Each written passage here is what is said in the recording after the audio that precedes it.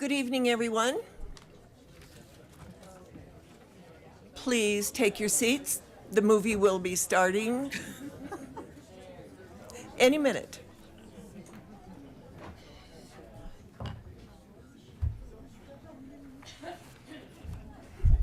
I would now like to call the June 3rd, 2025 Longmont City Council regular session to order.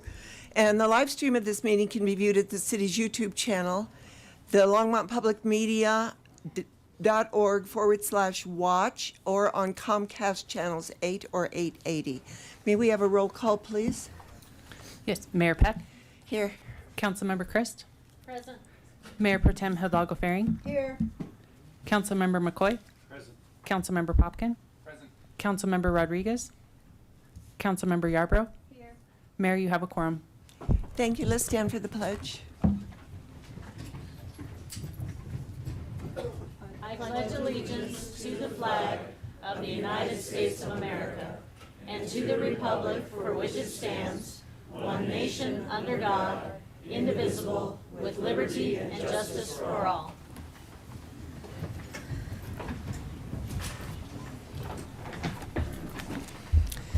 I would like to extend my heartfelt condolences to the family, friends, and loved ones of former Mayor Brian Baum. He passed away earlier this week. Mayor Baum served our community with dedication and commitment, and his contributions will be remembered with gratitude. Our thoughts are with his family during this difficult time. As a reminder to the public, in accordance with the Council's rules of procedure, the rules for providing public comment are as follows. Only Longmont residents and employees of the City of Longmont may speak during first call public invited to be heard. You must provide your address and on the sign-up sheet before the meeting, or I won't call your name. Each speaker is limited to 3 minutes. Anyone may speak on the second reading or public hearing item, and you're asked to add your name to the speaker list for that specific item before the meeting. And anyone may speak during final call public be invited to be heard. Members of the audience shall refrain from disruptive language, abusive language, applause, heckling, or other actions that interfere with the orderly function of this council. So I now am going to ask for a motion to approve the minutes for May 20th. Second. It's been moved by Councilor McCoy, seconded by Councilor Christ. Is there any discussion on these minutes? Seeing none, let's vote.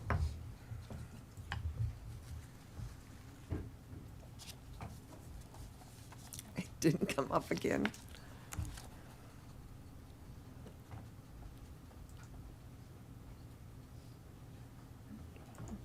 I'm a yay.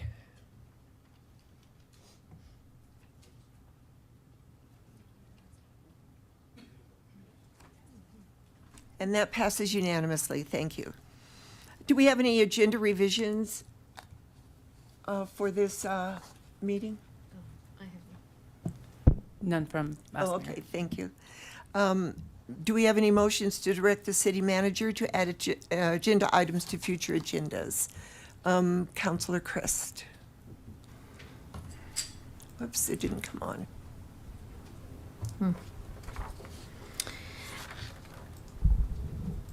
Last session, Councilor Popkin moved to create a renewal innovation overlay zone map. And I would like to ask or move that the staff include a grid overlay and locations of short-term rentals. Second. Okay, that's been moved by Councilor Chris to direct staff to create a grid overlay of our city to see where the short-term rentals are. And that's been seconded by Councilor McCoy. Councilor Popkin. Yeah, just a clarifying question, Councilmember Chris, not inherently opposed to your motion. Just is there relevance to the urban renewal zone that are you trying to connect that to the urban renewal zone, or is this entirely separate? I'm just not clear how you're thinking about the connection there. Well, two things. While they're creating a map, I would like to see the whole city. And the grid would help be a reference point so that we could see distance, space, and we could actually have a better conversation about what quadrant we're talking about and where. So, Gotcha. Okay, thank you. That's helpful. Just to clarify, the motion last week was really a set of options to what would go into the zone that we'd be creating. It was less about the mapping. That might be part of it, just to kind of show where. But it sounds like your motion is separate, but building on the spirit of that. exactly. Thank you. Okay. Seeing no one else in the queue to comment, let's vote. Oh, here it is.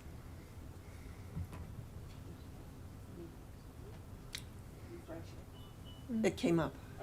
Hey, progress. And that carries unanimously. Thank you.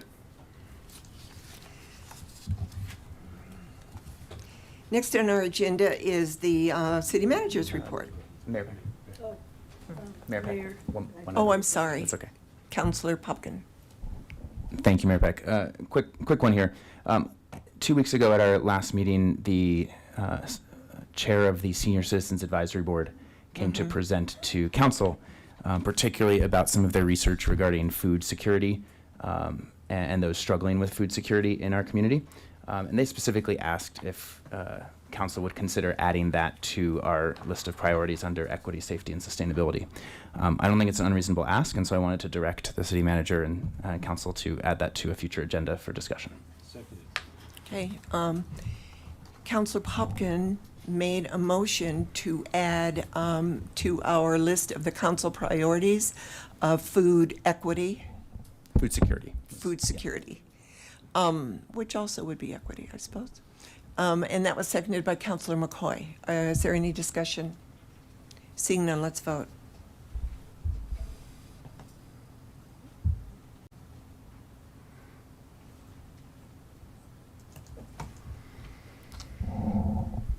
And that passes unanimously. Thank you. Oh, minus Rodriguez. No Rodriguez. Oh, that's right. So on our motion to pass the minutes, that motion needs to be amended that it passed 6-0 with Councilor Rodriguez absent. And on this past motion to add agenda items, both of those passed with 6-0 with Councilor Rodriguez absent. Thank you, Suzie. We're at special reports and presentations, and we do have a proclamation tonight.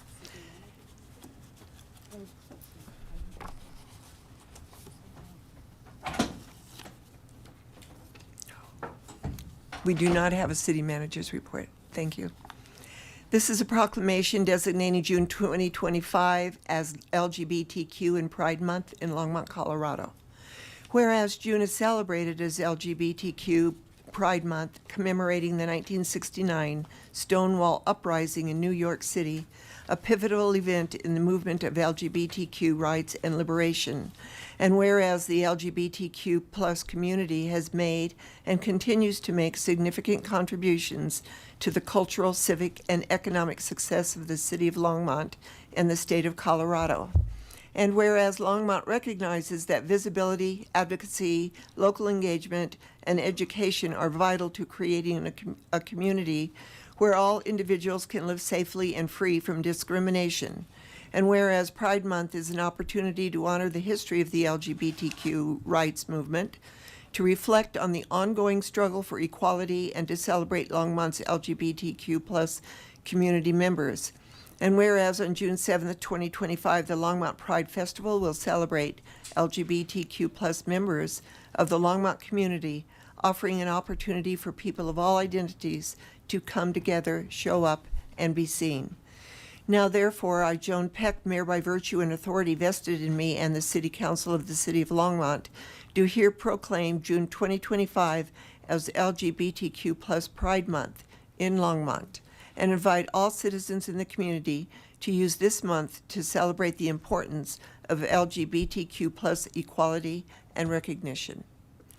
And is Marty Moore here?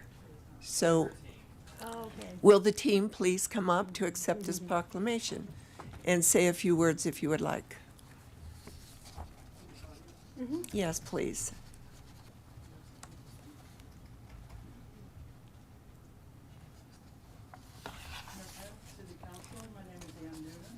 Sumner Street here in Longmont. I've been a resident since 1997, and I have watched this city grow and develop and create support for the LGBTQ community in a way that I wouldn't have expected back in the early 90s. So thank you for this proclamation. I hope everyone will come to Roosevelt Park on Saturday and enjoy the festival. Thank you. Do you want a picture? Yeah, we would love it. Yes. Please, a picture.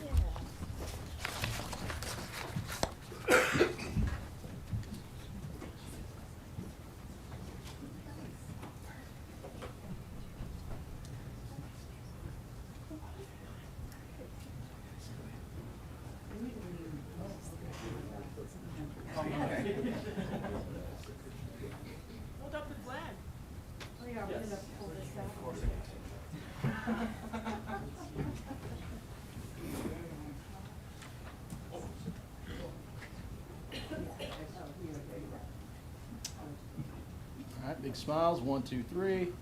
1, 2, 3. One more. 1, 2, 3. Thank you, guys.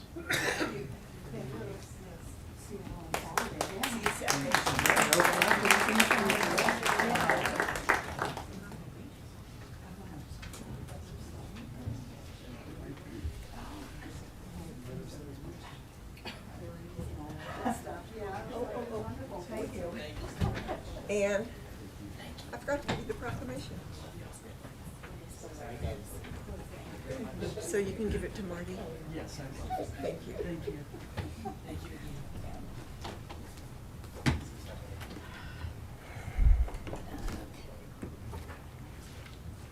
We're now at first call public invited to be heard.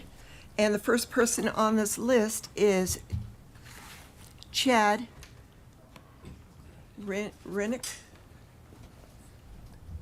Chad Renicky, Rennicky, okay. 907 Champion Circle. I ran out of time 2 weeks ago, so I put my fake name on number 2 so I'd get more time. Okay, Okay? Just kidding. that's fine. I bought it. You bought it, yeah. I'm here to talk about landing fees at the airport. I want to give you the perspective from the EAA, which is the Experimental Aircraft Association. I'm the president of our local chapter.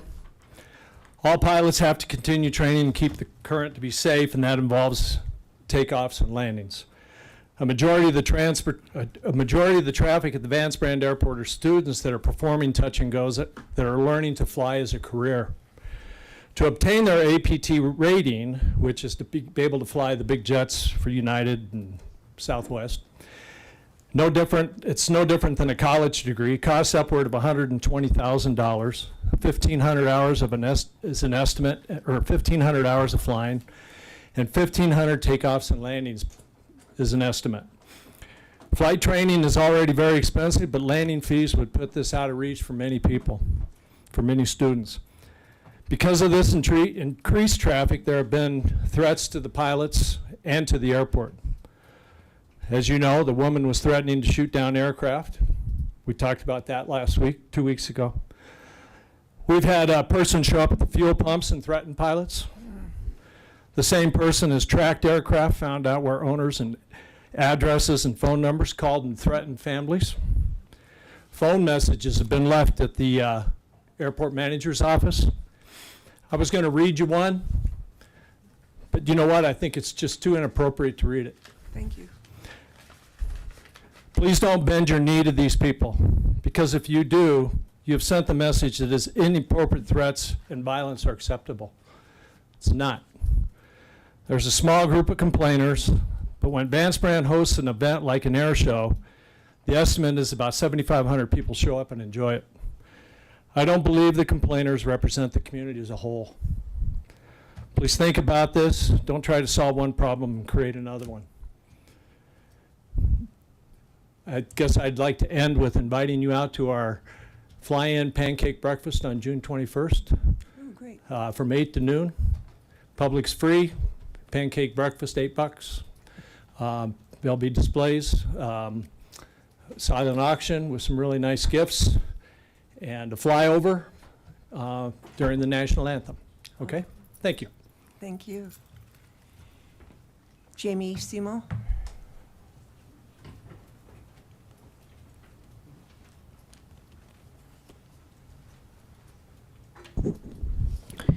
Jamie Simo, 517 Independence Drive. Mayor and City Council members, I am speaking tonight in regards to the Distl-Toll land swap. I ask you that you table this item and not refer it back to the Parks and Recreation Advisory Board, PRAB, for recommendation, at least until Burns and McConnell, the chosen consultant, has completed its Boulder County Compost Facility Feasibility Study, which is due to be released later this month. What's the rush? It is essential to take time to review, analyze, and understand the study's findings regarding issues such as financial viability, permitting, siting, and above all, management of contamination. To proceed without this information would be irresponsible and unjust to the members of PRAB who are tasked with deciding whether to recommend the land swap as being a net benefit to open space. As previously stated by Friends of Open Space, prior to consideration of this land swap, two crucial elements must be included. First, a contingency clause stating that should Boulder County choose not to engage in this compost partnership with Longmont, the entire land swap proposal becomes null and void. In the absence of this clause, the land swap and designation change do not provide any advantage to the open space program or the public. Instead, it represents an easy way to skirt city regulations and acquire open space land to build city infrastructure. This sets a bad precedent for our open spaces and is a violation of public trust. I thought it was interesting that Boulder County's own compost website states that, quote unquote, Boulder County is not exploring any county parks and open space property for a compost facility. This is obviously a result of the backlash to the proposed composting facility on the former Rainbow Nursery open space property. Why is Longmont's open space, especially open space in Weld County, not just as sacrosanct? The second crucial element that must be incorporated are the 11 protective measures suggested by former Longmont Open Space Director Dan Wolford, which City Manager Harold Dominguez indicated were doable at our February 5th meeting with him. At the February PRAB meeting, board members requested additional information before they could consider this land swap. This included, 1, more information from Boulder County regarding the timeline for building a facility and the criteria to be used in site selection. 2, information from Weld County regarding the process and hurdles in constructing such a facility. 3, the answer to the question, what exactly does Longmont want to build on this land? 4, more information regarding the environmental impacts of contamination such as microplastics. 5, the possibility of providing more land and/or bigger buffers to better protect roosting bald eagles at the confluence of Left Hand Creek. 6, timelines and expense estimates for the toll restoration that might shorten the original restoration estimate of 50 years. And 7, more information about future water storage at Toll. This is all necessary information PRAB members need before proceeding with a recommendation. This information has still not been provided. The disposition of open space ordinance requires this proposal be evaluated to determine if there is a benefit for open space. As of now, there is not enough information to make that determination. Therefore, this item should be postponed until after the county's feasibility study is released and digested. In addition, staff should revise this proposal to make it contingent on Boulder County's compost plan. Finally, the purchase of the Bigelow property adjacent to Distl, which was one of Dan Wolford's 11 recommendations, should hinge on the Bigelow property being designated as open space. Thank you. Thank you, Jamie. Sherry Malloy?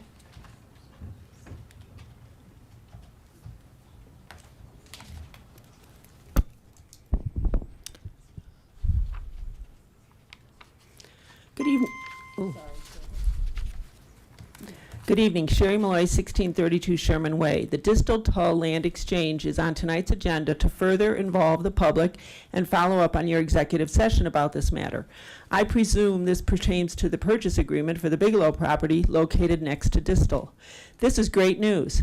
I trust you will demonstrate your commitment to open space by proposing a motion tonight directing staff to move forward with designating this as open space property. Last year, Boulder County hired a consultant to do a thorough feasibility study, including exploring locations, conditions, materials, operations, and costs concerning compost operations. This study is due this month. It is premature for you to take any action tonight until the county's feasibility study is available for thorough review and public engagement. Therefore, please make a motion to table this for 3 months.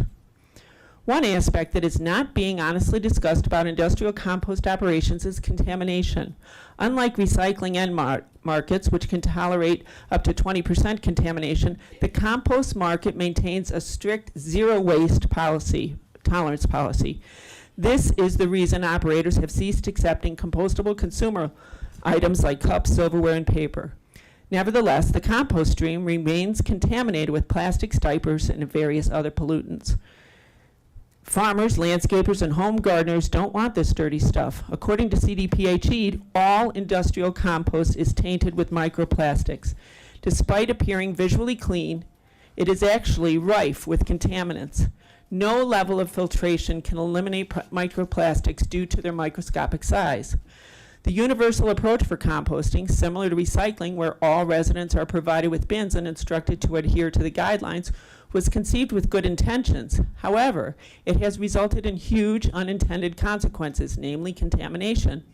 Achieving 100% compliance, which is necessary for a pristine end product, cannot be accomplished through education alone. Similarly, neither extensive screening nor artificial intelligence can eliminate microplastics. The current opt-in program in Longmont offers some of the cleanest compost available at A1 Organics.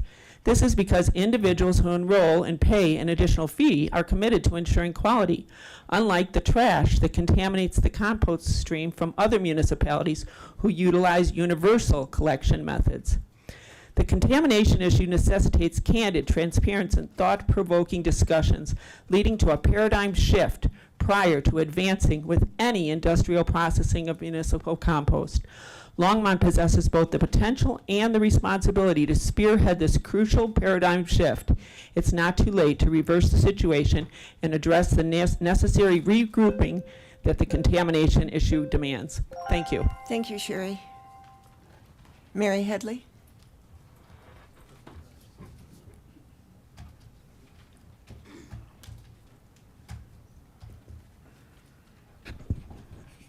I'm Mary Headley, live at 1615 Bowen Street. I'm here to talk about composting and the Distl-Toll proposal, which is centered around maybe using this land for a compost facility. I agree with previous comments that finalizing this swap prior to evaluating the upcoming feasibility study on a county compost facility makes no sense. As a member of SRL, Sustainable Resilient Longmont, I am an avid proponent of composting. However, I want our composting efforts done in the best way possible. In March, I attended a tour of A1 Organics organized by SRL. A1 is a Colorado family-owned compost-only business with a main facility in Keensburg. It started small in 1974, but has grown to handling compost for Longmont and most of the Front Range for many years. During this tour, I learned that A1 has 44 acres in Keensburg, so much unused land they could scale up production significantly. I learned they have an interest in expanding and continue to invest in new methods of composting. I learned they understand the frustration people have with not being able to compost paper products now and are running tests with CU Boulder on certified compostable materials in a new system. I experienced that none of the huge compost piles there had any unpleasant odor, but if they did, there are no neighbors for many miles to complain, or about expanded traffic either. After the tour, attending SRL members began discussing if it is more wasteful to allocate expensive land in or near Boulder County to build a brand new facility than use resources A1 already has. We wondered if investing in an all-electric truck fleet might cost-effectively mitigate the environmental impact of using A1. Another thing we learned is that contamination in A1 is not unique. All compost operations face this issue. This is especially problematic with clean-looking compost being contaminated with small glass shards and microplastics. A1 believes that the more that cities, such as Denver, implement pay-as-you-throw systems without adequately addressing public education and enforcement, the more contamination is a problem because people put trash into other bins from ignorance or just to save money. SRL members are now thinking a lot more focus is needed on getting people invested in valuing compost and correctly sorting their waste. I know local officials recently toured 2 composting facilities in California. I hope they have also seriously talked to A1 folks about how it could adapt to serve the county's new needs. I look forward to reading the upcoming composting feasibility study and hope it will provide good information to help us be more successful and avoid fiascos like the Rainbow Nursery Initiative. In conclusion, I am not opposed to this land swap happening eventually, given the right swap conditions and recommendations from the feasibility study, but for now I urge the item to be tabled tonight. Thank you, Mary.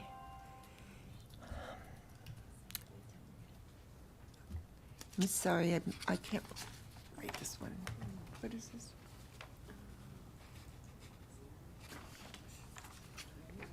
Oh, is that Nadine? Oh, it is Nadine Lester. Sorry, Nadine.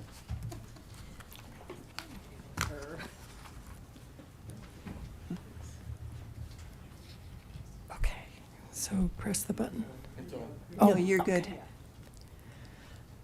Surprise, Nadine Lester, 1517 Mayfield Lane, Longmont, Colorado. I'm here to add my voice to the public input you're receiving about the Distl-Toll land swap proposal. I'm not opposed to the idea, and there are some very appealing aspects to the proposed changes, as explained in the packet.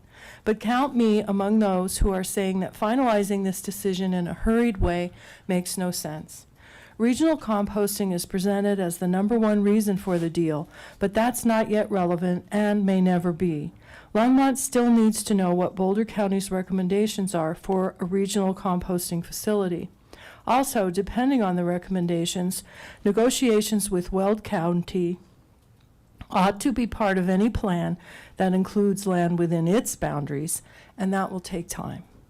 It turns out that there are some options regarding composting, new ideas about where to locate composting facilities and how to manage them.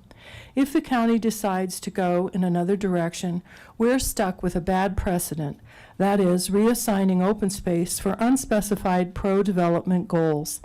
It ought to be obvious that if the county doesn't go ahead with composting at this spot, the whole deal should be null and void. Therefore, approving this proposal now is simply premature. I've read the information provided by the Front Range Nesting Bald Eagles Project about declining habitat for eagles in the Distl vicinity. I especially appreciated their map of the entire area, clearly showing the impacts to wildlife populations along the river corridors in both directions. I think the city staff and the Parks and Rec Advisory Board ought to peruse this information. Let's not label an acreage open space without considering research and recommendations from wildlife experts about this exact place.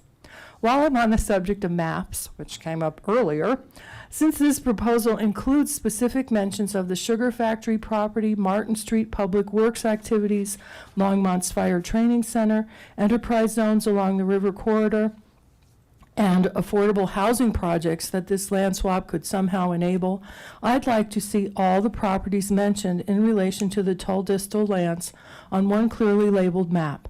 Throw in tonight's Bigelow family property acquisition, which could be a desirable addition to our city if it's designated open space. There are even more moving parts. The community ought to be able to take a good look at these interrelated projects and assess their merits before council approves anything that impacts our publicly financed open space. Finally, it bears mentioning that the environmental site assessment results from the city's own study back in 2019 recommended a phase 2 follow-up to determine the extent of contamination at this site. Thank you very much. Thank you, Nadine. Malcolm?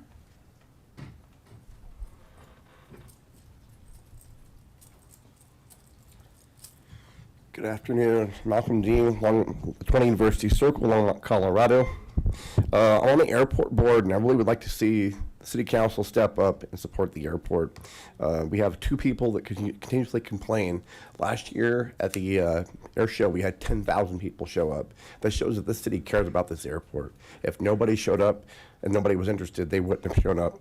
Let me give you a little bit of information about landing fees that I did some digging on. 3 airports in the last few years have removed their landing fees because they found to be detrimental to the airport operations. Capital City Airport in New Cumberland, Pennsylvania, March 25th, 2019. Rio Vista Regional Airport, California, August 20th, 2024. And May 8th of this year, Safford, Arizona, remove their landing fees for all aircraft under 4,000 pounds for touch and go operations and aircraft over 4,000 pounds.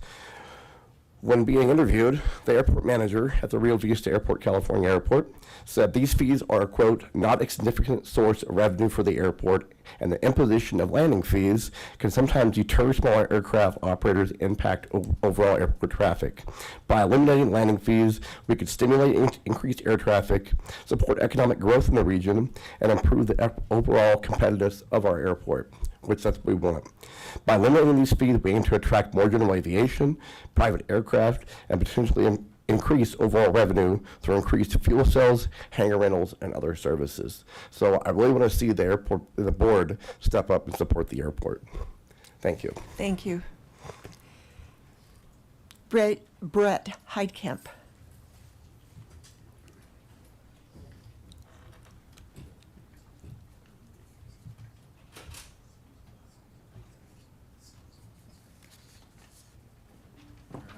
Matthew, your sign's crooked.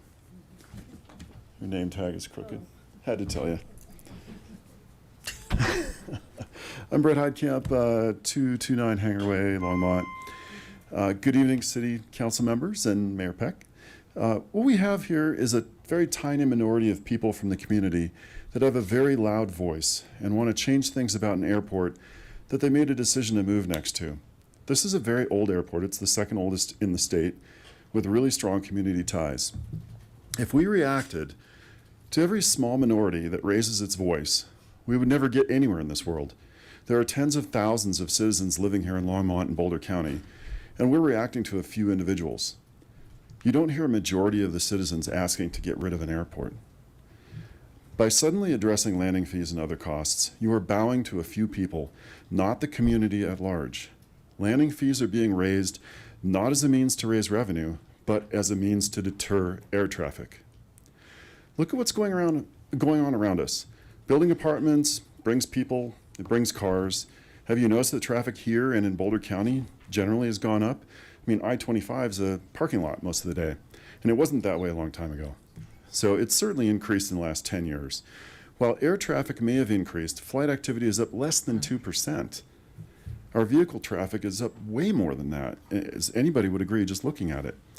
So do we want to deter people from flying here and spending money and supporting our community and our businesses? Do we want to be seen as an unfriendly and unwelcoming airport? The answer to those questions is no. We honestly have one of the worst FBOs. We have overpriced fuel. We have no crew cars. So to start charging landing fees and other fees would be a bit ridiculous.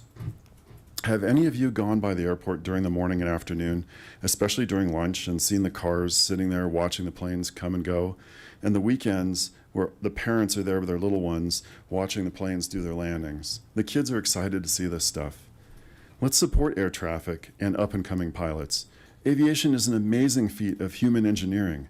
Can you imagine your lives without being able to fly to your favorite destination? The future pilot on your 777 out of DIA may very well be learning to land at Longmont this very week. I'd like to count on your support of this amazing community resource for the majority of all of us, and ask you to step back from listening to a very vocal minority. Thank you for your time. Thank you, Brett. Betsy Engelke?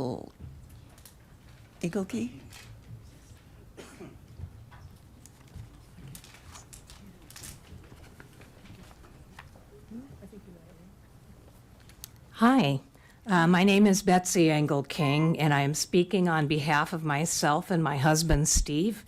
We're speaking to let you know we truly support this wonderful asset the city has in the Vance Brand Airport.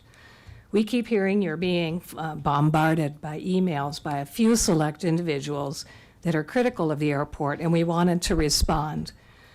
We fly out of the Longmont Airport on a weekly basis for the past 40 years, since 1986. And yes, we do follow those noise abatement rules, as do the other pilots in our hangar group.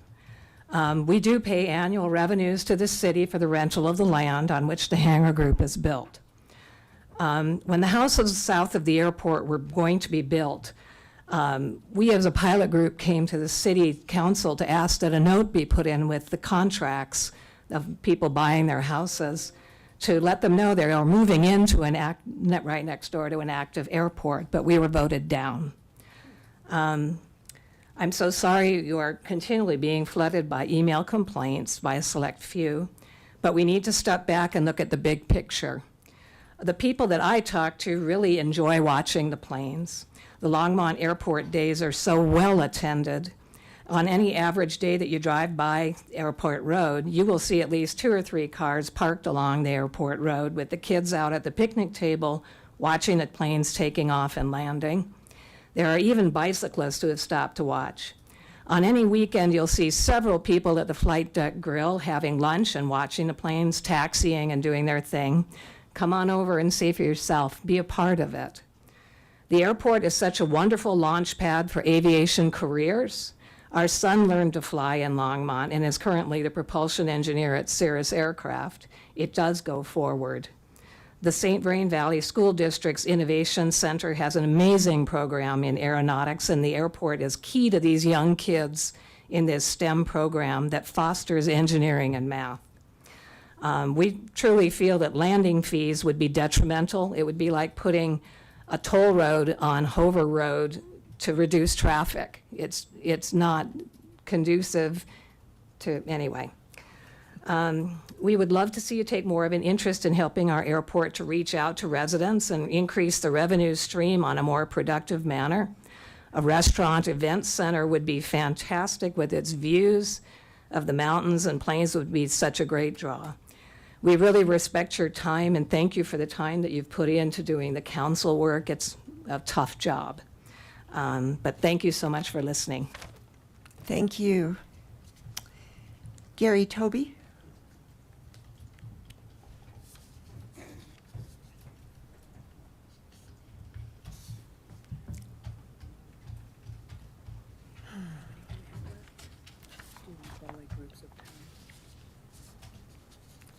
They don't. Good evening. I'm Gary Toby, longtime pilot. Wait a minute, are we? You're good. Longtime pilot, probably flew out of Longmont 50 years ago to all 4 corners of the country. Longmont is a part of international and interstate commerce, and obviously that's very important for Longmont and for every place in this country. I would say that if I'm flying from here to anywhere else in the country and I see a landing fee, I do not land there. I don't give it business. So it's one of those things that you have to put the big picture, as has been stated before.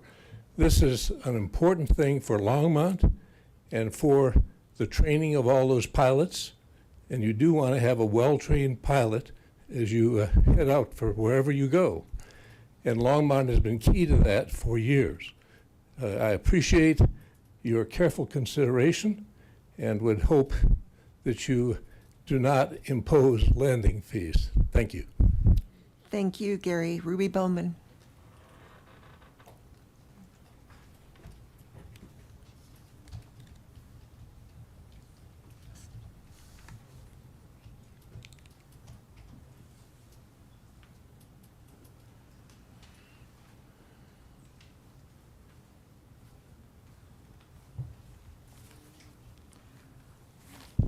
Hi, my name is Ruby Bowman, 1512 Left Hand Drive, Longmont.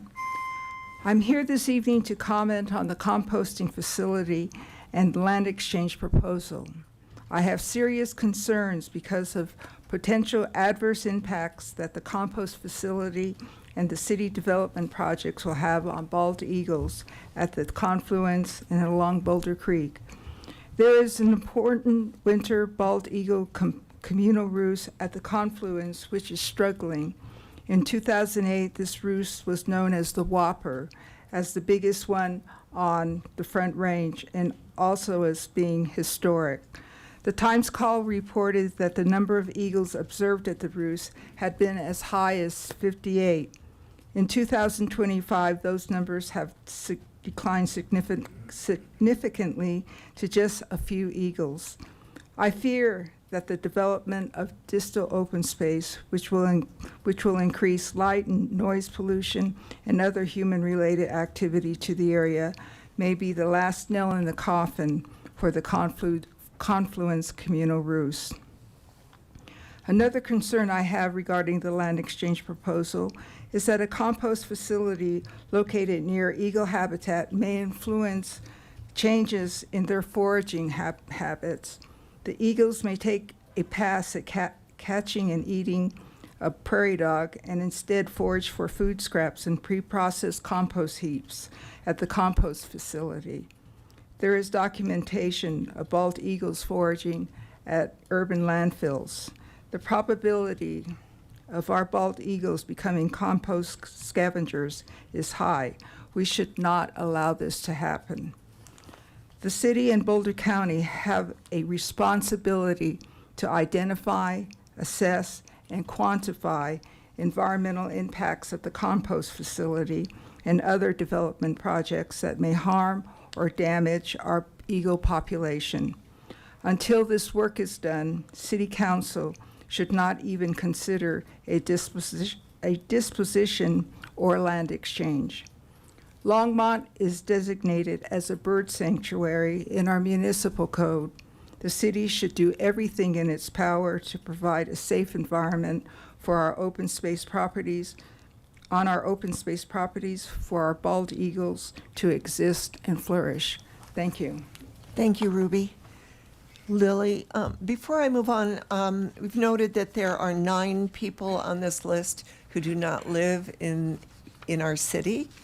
And the first call, public invited to be heard, is for residents only. So if you wouldn't mind, because we have 37 people on this, so it's going to take a while to go through it. Can I ask you a question? Yes. If you're designated Longmont and you get Longmont mail, doesn't that consider the ability to speak?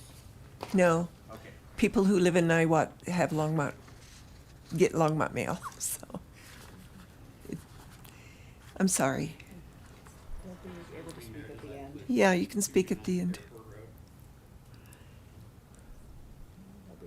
You know, that is our rule. It's been a while. It's been a rule for over a year. The next person on the list is Lily Ribeiro.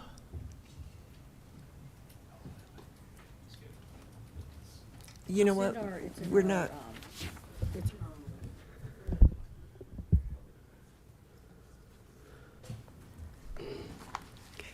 Hi. Hi, good evening, members of the council. My name's Lily Ribeiro, and I'm a local pilot. I'm a business owner. I provide affordable housing to senior citizens, and I wanted to first thank Councilmember Popkin for his quick response to my email last on April 13th. I think it was May 13th. Sorry, it was not April 13th. Where I expressed concern about the threats that were made against aircraft at Vance Brand and against pilots such as myself by somebody who claimed to be a local landowner near the airport. The individual in question said on a voicemail to our airport manager that she was planning to discharge a firearm at aircraft that were coming into land at Vance Brand. This is only one of many threats that have been made recently. A small group of individuals have regularly made threats to our airport manager, Levi. One such individual was responsible for 120 out of 315 noise complaints logged in 2024. This individual said things like, "I hope you crash and burn so I can toast my marshmallow over your burning body." Forgive me. That was just one of his 120 complaints from last year.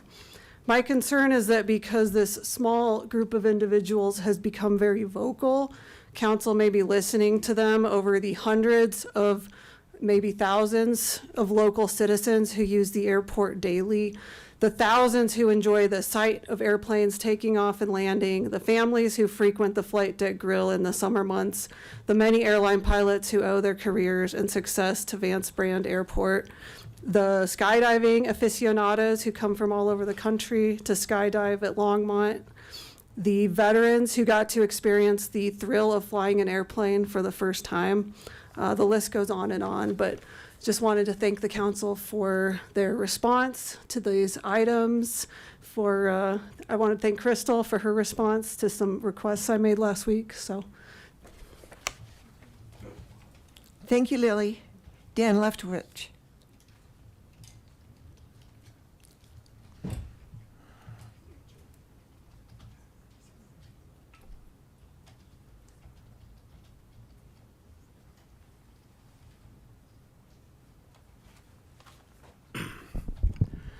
Mayor and Council, Dan Leftwich, 775 West Grange Court in Longmont. I have a pie chart that was produced by a Cora request that shows the total operations by registrant at Vance Brand Airport for the period January through April of this year. I'll hand it up at a break. Of all the registrants with at least 1% of the total operations at our airport, all but 3 are flight school operations from Rocky Mountain Metro Airport, flying to Longmont to conduct their business operations using our infrastructure at no charge. The 3 that are based here make up less than 10% of the total operations at this airport. The 2 operators that dominate the traffic at our airport are G&M Aircraft, they're from Rocky Mountain Flight School, and Spartan Education, both are from Rocky Mountain Metro Airport. I can list all the others that are from the same airport, but I won't do that. The FAA requires grant recipient airports to be as self-sustaining as possible. Does it make economic sense to allow for-profit businesses based at Rocky Mountain Metro Airport to conduct over 70% of the operations at our airport for no charge? In the first 4 months of the year, there were about 35,000 operations at this airport. Roughly 24,000 of those were attributable to touch-and-go operations. I'm not saying that you can restrict those. I am saying you don't have to allow them for free. These flight schools are not spending money in the community. They're not staying overnight. They don't even stop to buy fuel. To be clear, there should be no discrimination in the imposition of landing fees. All airplane owners using our airport should pay reasonable fees for the use of our infrastructure. At least 75, by my count, at least 75 airports around the country charge landing fees, and the sky hasn't fallen. Longmont should just step in with the mainstream and start protecting the health of this airport, the economic health of this airport, so the taxpayers aren't constantly subsidizing through the administrative transfer fee and through FAA and state grants. So if this airport is to become self-sustaining, landing fees are a good first start. Thank you. Thank you, Dan. Gordon Pedro.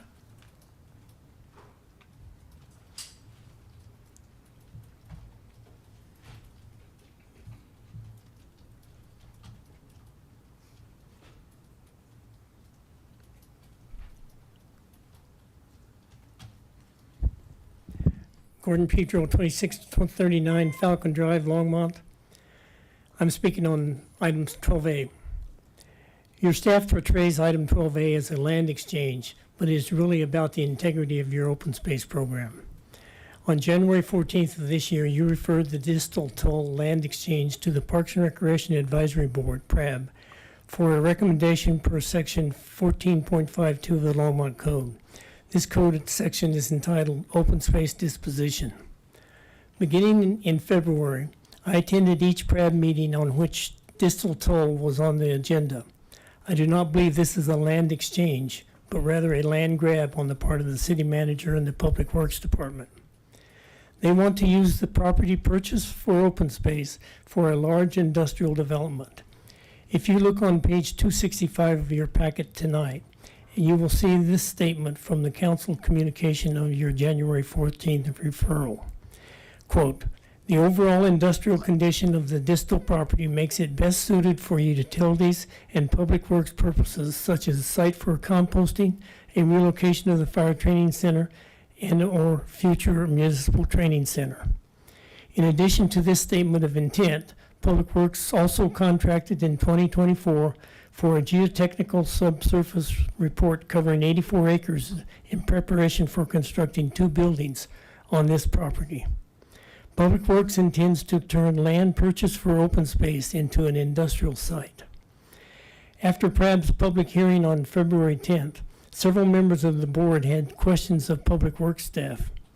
Did they get answers? No. They were notified at their March meeting that the City Council would again discuss this issue in executive session, and the item was removed from the PRAB agenda. Unless members of the PRAB are given the same respect and consideration that is provided planning and zoning or members of the Water Board, that is, they receive from staff answers to their questions, the process outlined in Code Section 14.52 is a sham. If this is the case, it makes the city open space property nothing but a land bank for the city manager or other city departments to raid whenever they can rationalize it under Section 14.52. Council members, that makes you complicit in a process that will whittle away at our open space. If this precedent-setting land exchange goes through, voters who support open space, 74% last November, and those who will elect city council members next November may not appreciate being misled. Instead of building trust, it may lead to distrust. Thank you for listening. Thank you, Gordon. Matt Davis?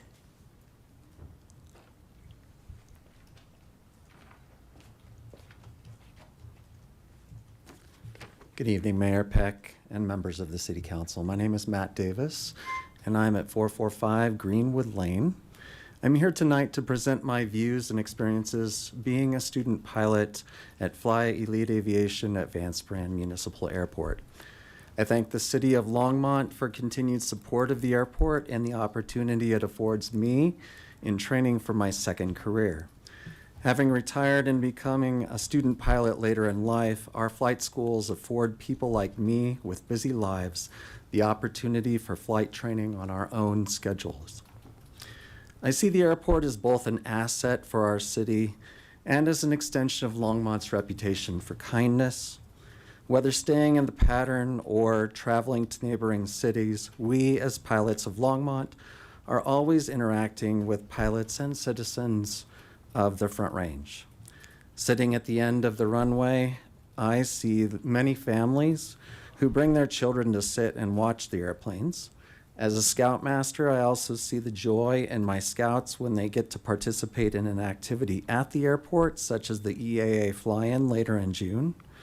As a student pilot, I have flown at other airports in Colorado, New York, and Kansas. While Vance Brand currently boasts a 4,800-foot runway, 2 flight training schools, Fly Elite Aviation and Aerosphere, an outdoor restaurant, the Flight Deck Grill, and many other businesses, I ask the council to consider future expansion of the airport to include a longer runway, and please don't tell my flight instructor that I asked for a longer runway, newer FBO facilities, more hangars, upgrade to the aviation fueling tanks and facilities, and a year-round restaurant and a convention center perhaps. I ask the Longmont City Council to preserve this valuable asset, protect the land surrounding the airport for the safety and happiness of all, and to consider expansion of the airport to further the development of the Longmont community. Thank you. Thank you, Matt. Ron Stewart.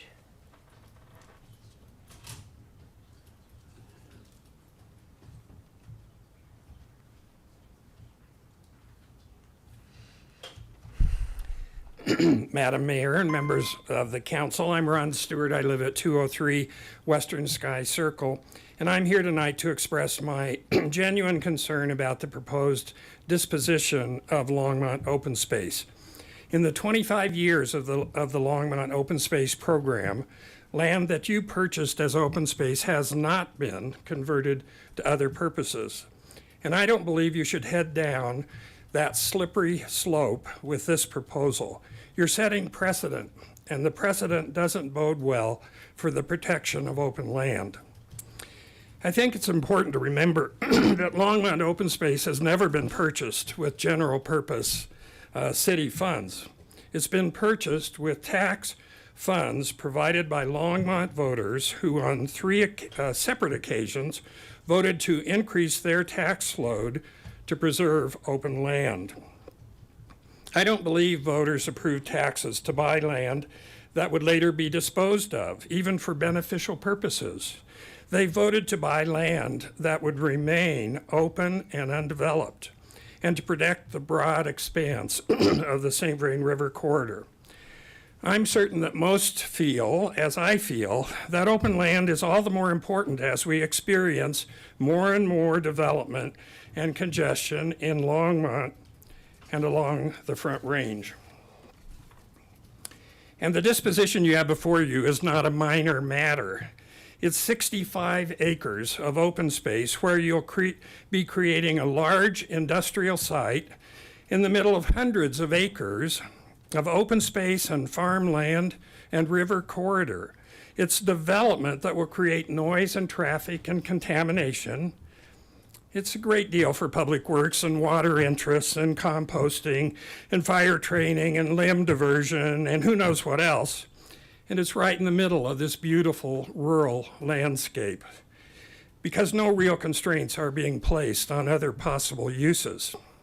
To me, it's a bad deal for open space and for those who live near this site, who, by the way, you should listen to carefully because it's in their neighborhood. It's their neighborhood you're impacting, including several who've been so public-spirited that they forever preserved their hundreds of acres of land through open space conservation easements. I don't believe voters increased their taxes to buy open land that would one day be converted to development. And if the city didn't think it was appropriate as open space, the Distl property, it shouldn't have used open space dollars to buy it in the first place. To me, this proposal violates the public trust the voters have placed in their city government when we repeatedly approve the open space taxes. Thank you. Thank you, Ron. J.D. Gleitz?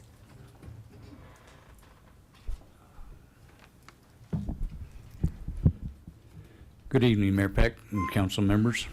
J.D. Gleitz, 1632 Sherman Way, Longmont. I'm here to speak in support of the airport.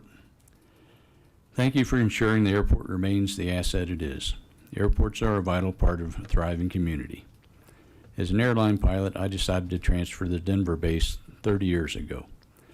Because of the annual Rocky Mountain fly-in in Longmont, I knew this would be a great place to bring my airplane. Tonight, I'd like to address some of the items I saw you were wanting to consider. Landing fees are not a great idea. It just adds another unnecessary expense. If one airport adds a landing fee, it might push traffic to another airport and force those airports to do the same. I rarely ever seen landing fees at small airports. Also, the expense of charging and collecting the fees, as well as the loss of business, does not make sense. Unleaded gas has gotten a lot of attention, just as the noise complaints have recently grown.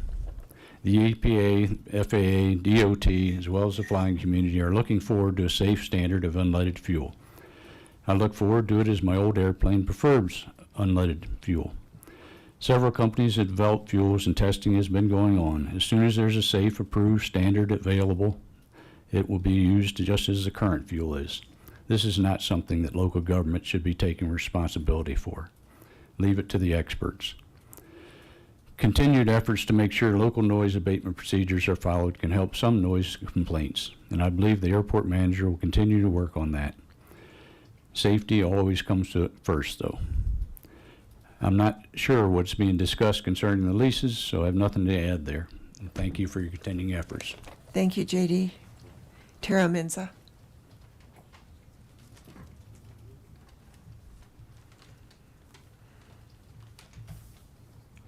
Good evening, Mayor Peck and Council. I'm Tara Menza, 2235 Parkview Drive. The City of Longmont was founded in 1871, and the Longmont Airport was founded 80 years ago in 1945. It is the oldest airport in Colorado that remains in its original location. It is named after a local hometown hero astronaut, Vance Brand, who was born in Longmont in 1931. The Denver Air Route Traffic Control Center also calls Longmont home. It is one of 22 American area control centers. Denver Center is the 13th busiest air route traffic control center in the United States. In 2024, Denver Center here in Longmont covered 285,000 square miles of the western U.S. and handled over 2 million aircraft. Longmont is an aviation town, whether we admit it or not. In 2024, the Longmont Airport recorded almost 10,000 spectators at its air show. If our beloved airport is so rooted in Longmont's rich history, why are we allowing the same 5 people to make the most noise about airplanes? Our amazing Longmont Airport was the center hub for disaster recovery efforts in the flood of 2013 that crushed our community. Longmont would not be where it is today without the logistical efforts our airport provided. It is the hub for wildfire mitigation in the local mountain areas, bringing CDOT and the Colorado National Guard here to train every year. Our airport is a center for aviation education in our school system, with the SVVSD Innovation Center Aeronautics program even building their own airplane here at Vance Brand Airport. Hundreds of flight students every year train at Longmont Airport for an aviation job. Without that training at our airport and airports like ours, there would be no United, Frontier, American, Delta, or any other airlines flying passengers safely. Let me repeat that word, safely, all over the world. You see, not only is our airport instrumental for flight operations that support our daily lives and our community, but it's also incredibly important to the success of our future. With Sundance coming to Boulder in 2027, it will bring an estimated $130 million to our economy. I would bet our local businesses here in Longmont want to be a part of that economic boost.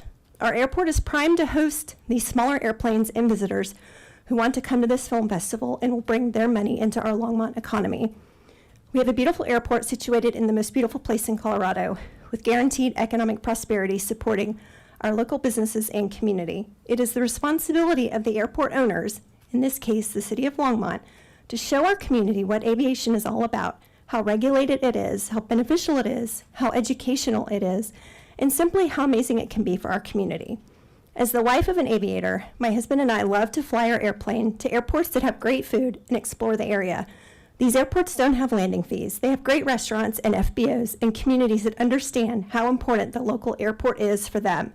And they support the airport and all businesses at the airport. Let's figure out a way to enjoy the sound of freedom and stop using the airport as a scapegoat for the 5 noise complainers we have in town and take this as an opportunity to make our airport shine. Thanks. Thank you, Tara. Ethan Green.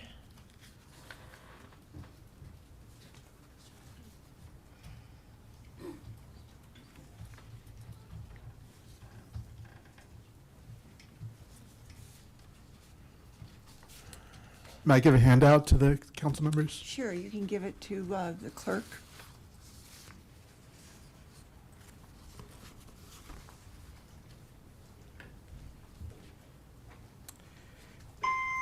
It's been the honor of a lifetime to put my master's degree in environmental leadership to work in service of this community as a member of the city's Sustainability Advisory Board. I want to commend the city for its recent tree planting efforts and for including tree planting as part of the hazards mitigation plan we've seen in council packet today. This is a great step forward for real climate resilience. But tonight I'm here to highlight a serious disconnect: the proposal to site a compost facility on an industrial disturbed Distl-Toll property, an unremediated site with suspected toxic contamination and with a critically needed environmental site assessment yet to be conducted. You have in your possession an important letter from Dana Beauvais and Front Range Nesting Bald Eagle Studies. Dana's decades of data show that the Confluence bald eagle roost has already lost over 3/4 of its population. This roost is legally protected, and any disturbance would be a clear violation of both the Federal Bald and Golden Eagle Protection Act and state Colorado Parks and Wildlife Buffer guidelines. But that's not the only red flag. The city's own Phase 1 environmental site assessment from 2019 identified multiple contamination risks, including stained soils and inadequate spill containment for diesel and oil tanks, and historic spills on site. The Phase 1's report's recommendation is crystal clear. Additional subsurface investigation is needed to evaluate whether potential releases from the identified recognized environmental conditions have impacted environmental media on the site. That means a Phase 2 ESA is required. The city cannot responsibly move forward with new municipal industrial uses without knowing if these lands are contaminated and what that means for water, wildlife, and public health. Composting is the vital part of sustainability, but it's imperative that we look at composting safely on clean, well-drained land that won't become a vector for toxic runoff or wildlife destruction. I urge you not to refer this land use reclassification to the Parks and Recreation Advisory Board, and instead direct staff to complete and publicly disclose a full Phase 2 environmental site assessment. Let's ensure that land use decisions are based on solid data and a shared commitment to steward these invaluable ecological resources, like our treasured local bald eagle population, for future generations. There's nothing more American than bald eagles, and if you vote to advance item 12A on your agenda and harm the bald eagles, you're not only anti-environment, you're anti-American. Thank you, Ethan. Matt Menza.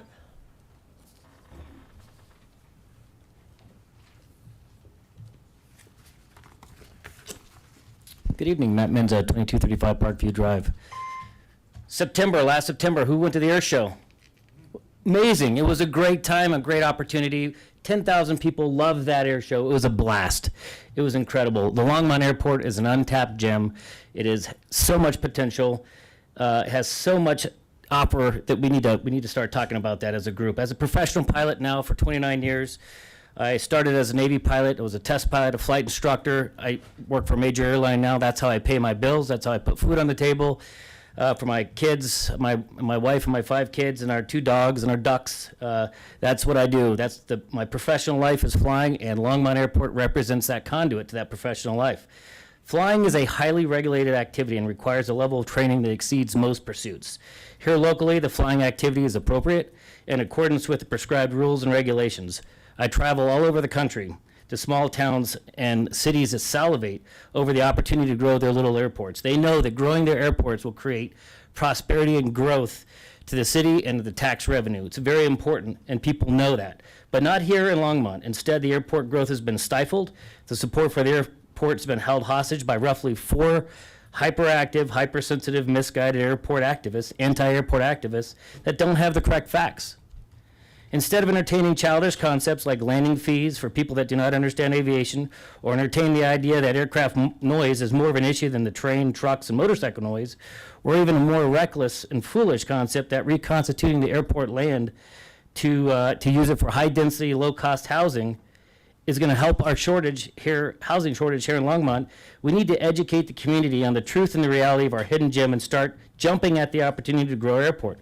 For example, the Sundance Film Festival is coming to Boulder.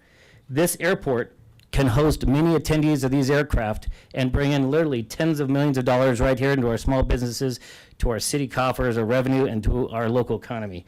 This is an opportunity that we need to jump at. And instead of focusing on the myopic group of people that think that the airport is more of a headache, we need to focus on the fact that we have an opportunity here as a community to grow this airport and to educate the community how wonderful it is. And we're going to have another air show in, another year? And we're going to have another 10 or 15,000 people out there going to enjoy it. And I really would like to see the community rally together and the small businesses to start supporting the hidden gem that we have. It's a beautiful place. It's a lot of opportunity. You've heard all the other reasons. I can go on for hours.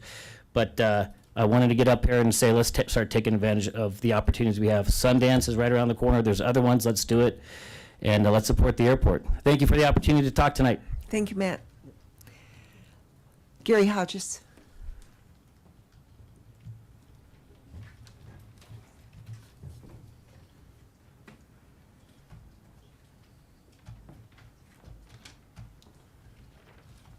Good evening, Mayor Peck and council members. Gary Hodges, 2148 Stewart Street. So, I think I'm going to speak on the Distl-Toll. To me, it seems a straightforward thought process. There's another gentleman earlier really touched on a lot of what I'm about to as well, but open space is not an asset intended to be freely developed or traded at the whim of elected officials. It is the widely understood purpose of the open space tax we pay, and that the public overwhelmingly supports, that purchased land is meant to be set aside forever, that it remains as protected space. And that is the common understanding of what open space means. So even if a compelling argument can be made in support of a horse trade, it doesn't change the basic principle, especially when a compelling argument for any trade or in fact a wholesale dissolving could be made for any open space property. And in truth, such compelling arguments are easily made. It only strengthens, and in truth, that such compelling arguments are easily made, it only strengthens the basic premise of setting aside land in perpetuity. Thank you. Land that is purchased by the people for exactly that, to protect it from trading, from development, or anything other than protection in the common understanding of the word. A compelling argument does not rise to a compelling reason to get rid of the land. So that's what I have on Distl, and I just want to comment on the airport. I've heard airport supporters speak many times at these council meetings, and I have to say that they're generally really compelling statements from them. I don't fly plane. I mean, I fly commercially, but I don't pilot anything. But it's interesting to listen to their comments. And just living here, it seems obvious the airport is an economic driver. Regarding landing fees, admitting ignorance on this, but it does seem like it might be a backdoor idea to achieve another agenda. And I think as a citizen or a resident of Longmont that it's just short-sighted to not support the airport. One thing I have been wanting to mention about the airport for a long time is something I've seen is housing at airports that combines hangars with high-end housing. And I haven't heard anybody mention that. And we talk about housing a lot. We talk about affordable housing a lot, but it's not very often that we talk about higher-end housing. And that is something that some people in the city do talk about. They wonder why council doesn't address that. And I wonder if that might be something that could happen at the airport. You know, maybe a dozen really nice houses that are out at the airport that have their own private hangars. So it's just something I want to throw out there. Thank you. Thank you, Gary. Martin Orner.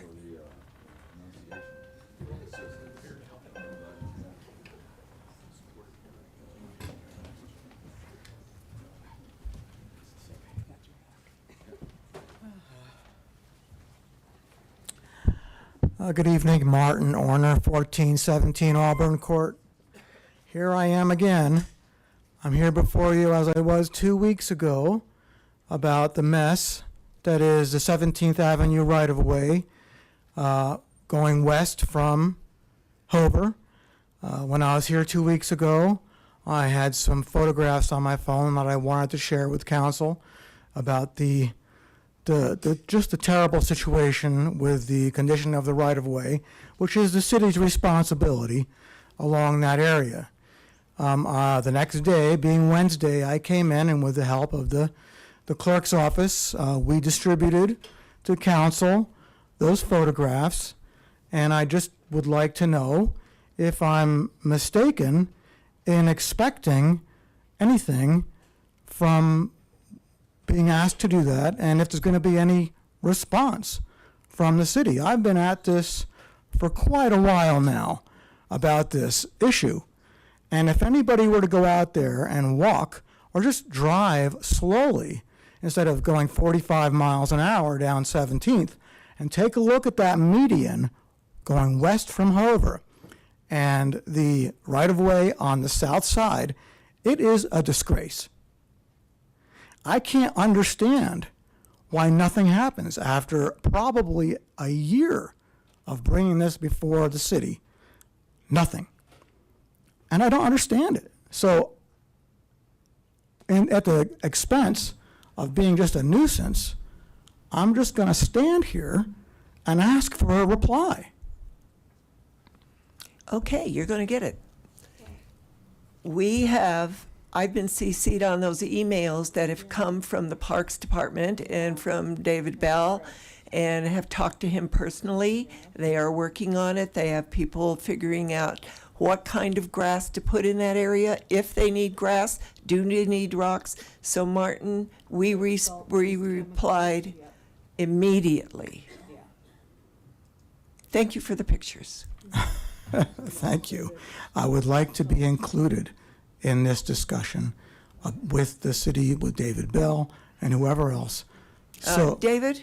So that I know that this is happening after all this time. It is. Of my time and the city council's time of hearing me come before you. So thank you. just for the people in the chamber, we do respond. Maybe not on your timeline, but when we can. The next person on the list is Roseanne Jenny.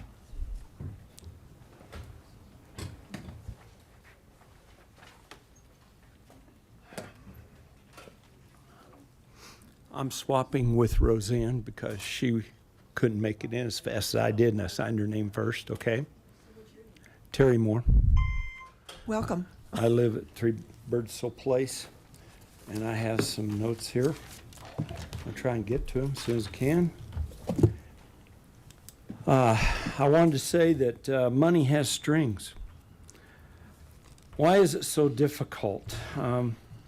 What could be the issue? Who does the LPC invoicing tool favor? Who does it aid? What is an invoicing tool? There are several people who are harmed by smart meters. Being sensitive to RF radio frequency is not a choice, it is a fact. And there's lots of doctors and lots of research that'll back that up now.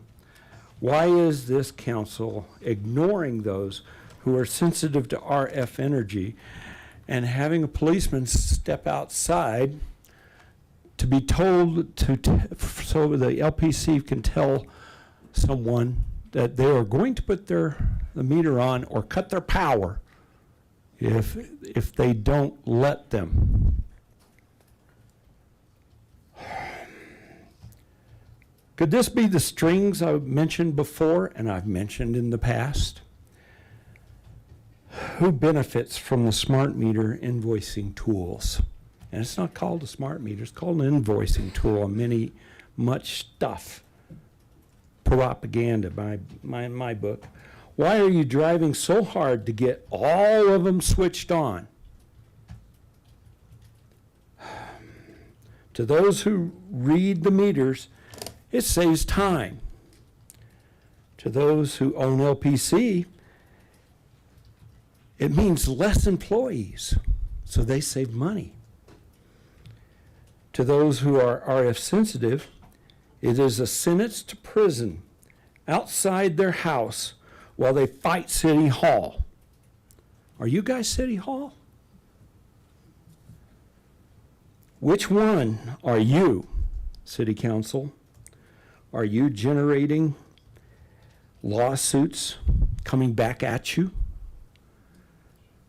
Did you negotiate reduced rates for less meter readers? I don't know. I have my suspicions. I don't like it. Thank you very much. Thank you, Terry.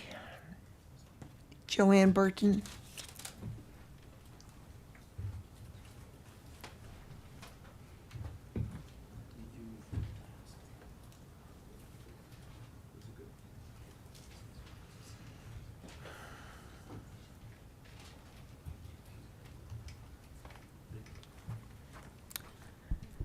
Hi, Council. Joanne Burton, 713 Snowberry. Thank you for your patience. As a homeowner and taxpayer, I am dismayed to learn that taxpayers are subsidizing the airport at the expense of the general fund. In the airport fund, it states, the Airport Enterprise Fund pays for all expenses associated with maintaining and improving Vance Brand Municipal Airport. My initial understanding was that the airport was financially self-sustaining. It's not, and it hasn't been. The city budget says airport fees and charges will be reviewed annually to determine whether all operating expenditures are recovered. The airport is supposed to establish fees and charges to cover their expenses. In 2018 through 2024, and now in 2025, the airport has not been meeting their full financial obligation. The airport's budget is being balanced with a 50% discount for the services provided to the airport by the taxpayers. The amount of taxpayers' subsidy for those 8 years is over $600,000. I don't believe taxpayers should be subsidizing the airport's shortfall. And honestly, I'm confused because I keep hearing the jewel of Longmont, and they have to rely on taxpayer dollars to operate this airport. So moving forward, how can the airport meet its financial obligations without continuing to burden taxpayers? One solution would be to charge airport operational weight-based landing fees. Charging landing fees distributes the cost of operating the airport across all aircrafts utilizing the airport. This idea has been suggested, and we know that the FAA can impose a two-part landing fee. Okay, as taxpayers, we pay additional fees when we use city services such as the rec center or the city golf course. The rec center charges $7 for adult residents. Golf course charges $30 for 18 holes of golf. I think the city council gets the point. Thank you, Joanne. Vic Pizzo.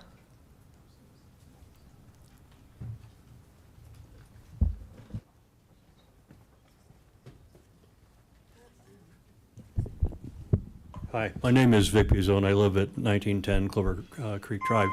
I just want to speak on the Distl issue, and maybe not for very long.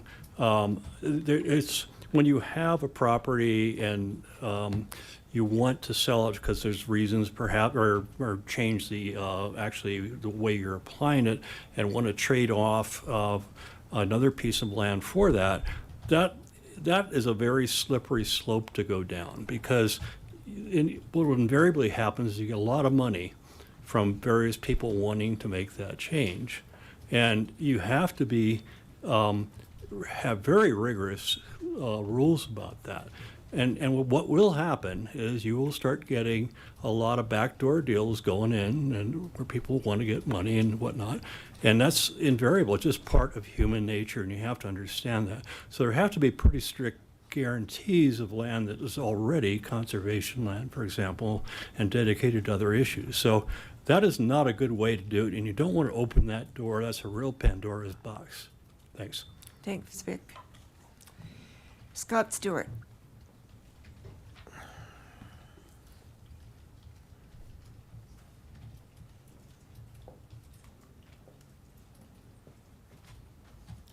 Mayor Peck, members of council, Scott Stewart, 229 Grant Street. What Joan had to say about airport financial responsibility, I completely agree with. Aviation community is strong, no doubt. I think we're receiving better data from the airport monitoring stuff that the airport manager has information on. That data needs to be shared with the decision-making people. Learning to fly as a career, I've heard some of the things I've heard from the airplane community. Learning to fly as a career, do we understand that 80% of the people that start flight lessons never get their pilot's license? It's 80% dropout rate. I'm one of those people that's critical of the airport. I think some people call it a complainer. Just to say, I'm totally not opposed to it. I've jumped out of helicopters, I've skydived a couple of times, I've flown a soar plane. That's what they call them back east when they're gliders. I've taken a flight out of Longmont Airport.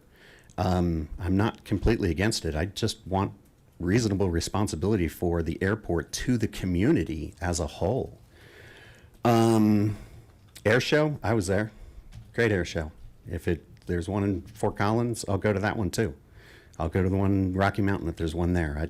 I don't care where it is. And I think most of the airport community all wants to go to Oshkosh, Wisconsin for the big air show. So there you go. Landing fees can be a significant source of income.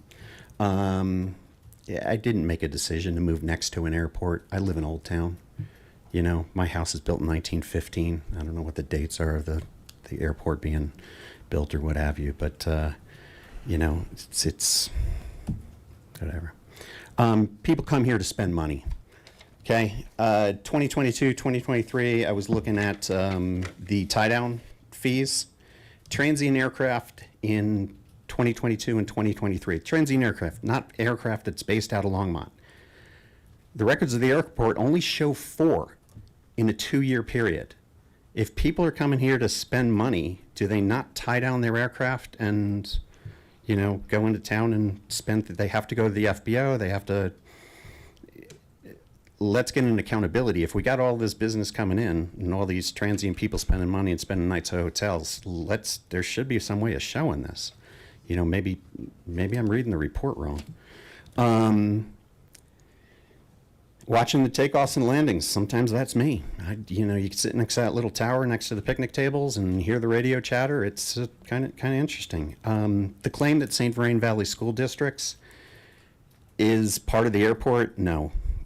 They started that program on their own, and the airport benefits more from it than the students do from this. Students can go to any airport. Thank you, Scott. Thanks. Steve Altschuler.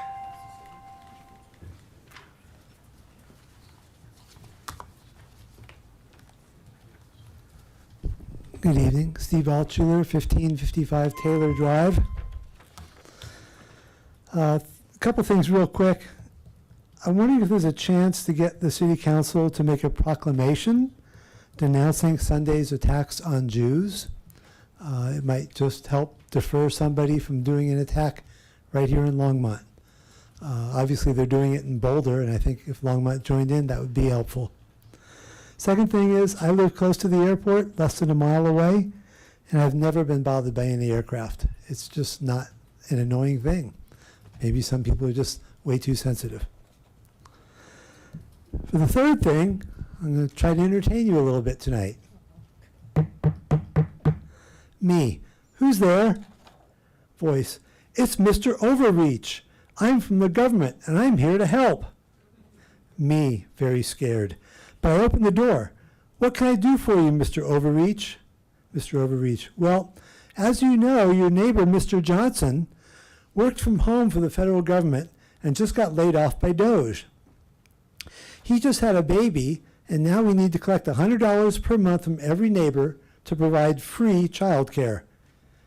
Me. What? How is that my problem? Mr. Altschuler. You know that the government has no money, so when something like this comes up, we have to charge the neighbors. By the way, we also have to charge you another $100 per month because he converted his house to all electric. And of course, that is 4 times more expensive than natural gas. Me. Anything else? Mr. Overreach. Yes. We have to charge everyone another $100 per month because the city put a smart meter on their house, and now Mrs. Johnson has headaches and cannot work. Me. By the way, did the Johnsons have a boy or a girl? Me again. Mr. Overreach, why are you rolling on the floor laughing? Mr. Altschuler, you're a very funny man. Doctors don't determine the gender of a baby anymore. That's entirely up to the school teachers. We should know what gender the baby will be in about 10 years, and we'll also need to collect another $100 per month to save up in case that child needs to transition to a different gender. Me. If the baby ends up not changing gender, do I get my gender tax fee returned? Mr. Overreach, why are you rolling on the floor laughing again?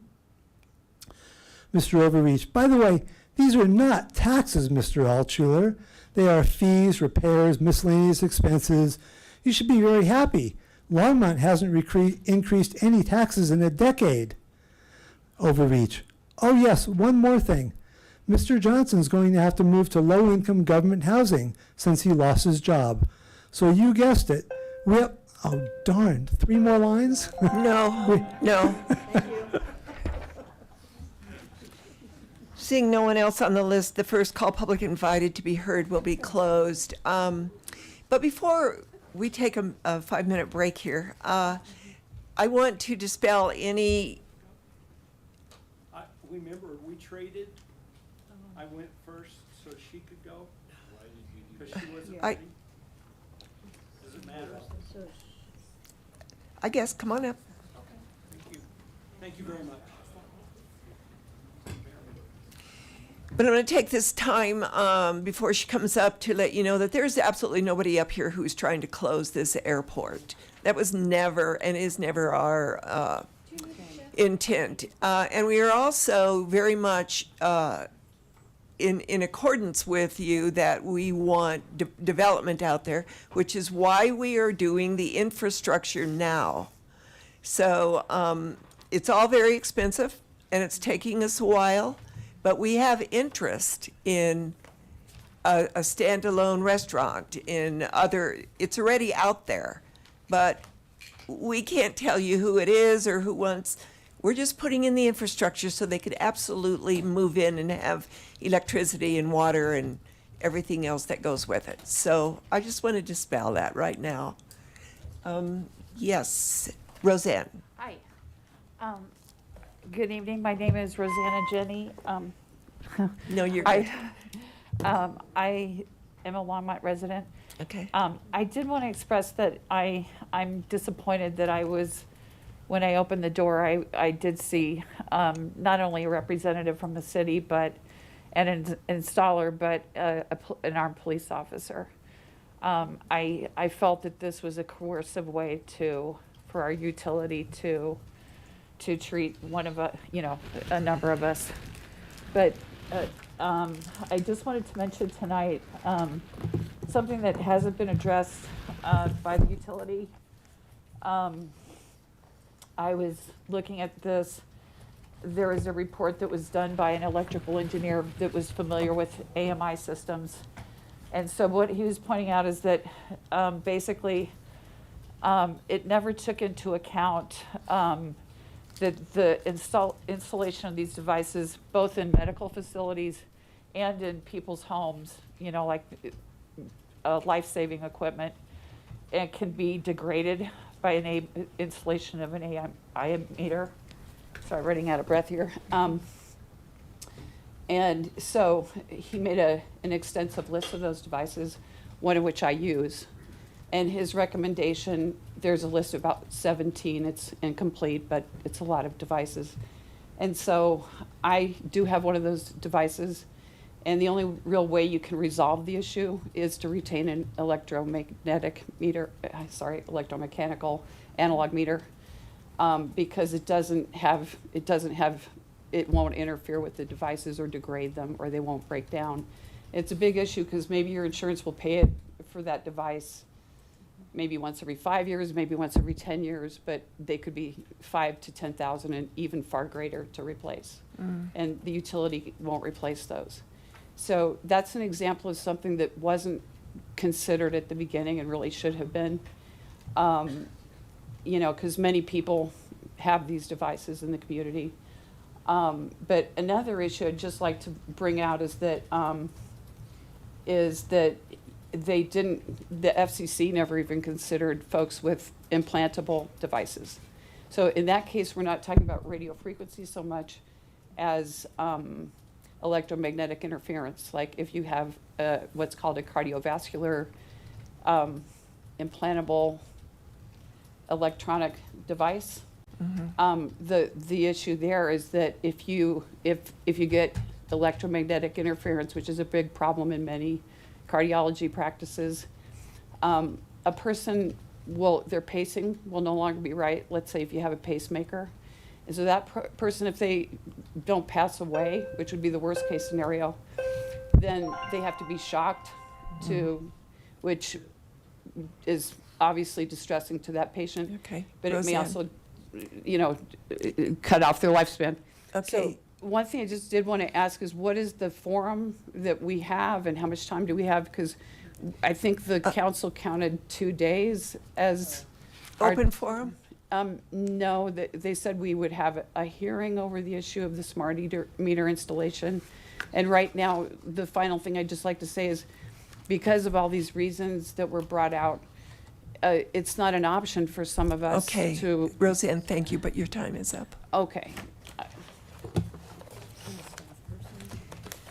And we will, can you give your let me make sure I have your correct address. Okay. 1115 1224 Venice? It's actually 1224 Venice Street. Okay. That was my fault. That was your, okay. I know where she lives. I just don't know the address. We'll have somebody contact you Okay. because I don't have the answer for you tonight. Okay. And I do have a, yeah, okay. Thank you. All right, we're going to take a 5-minute break.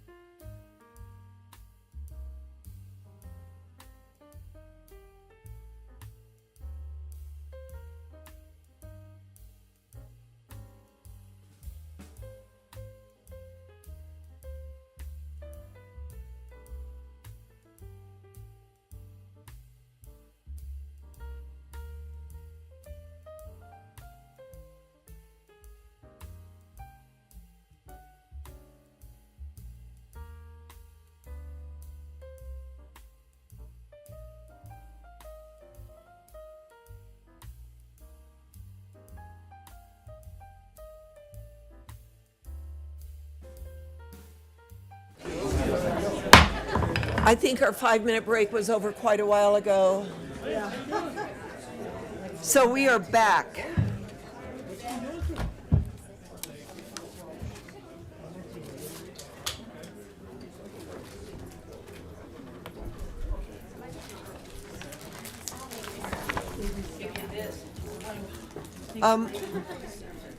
Okay.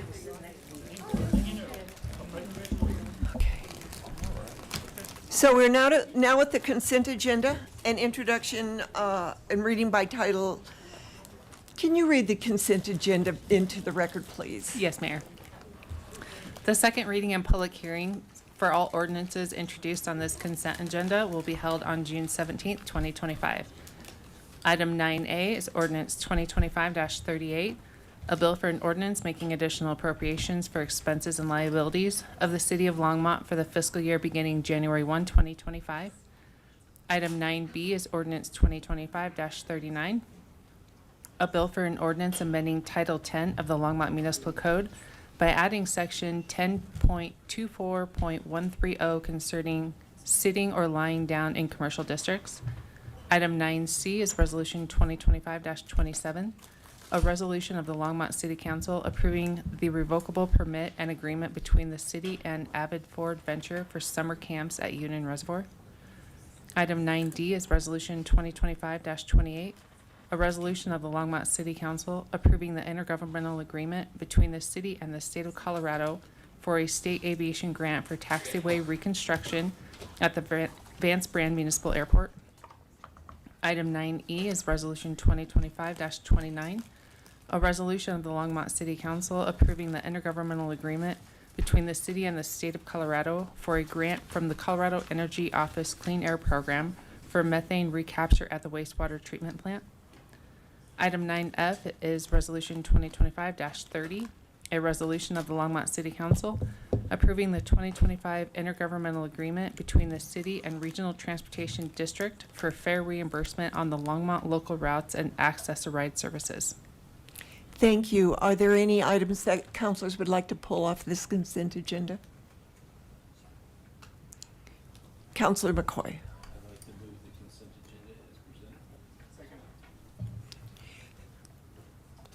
Okay. I was just checking to see if there were any other lights on for comments. Councilor McCoy moved the consent agenda, seconded by Councilor Popkin. Seeing no one in the queue for discussion, let's vote.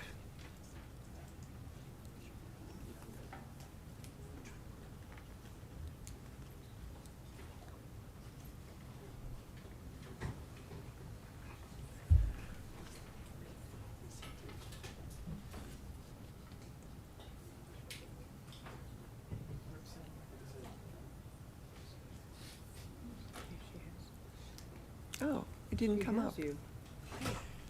So that passes 6-0 with Councilor Rodriguez absent.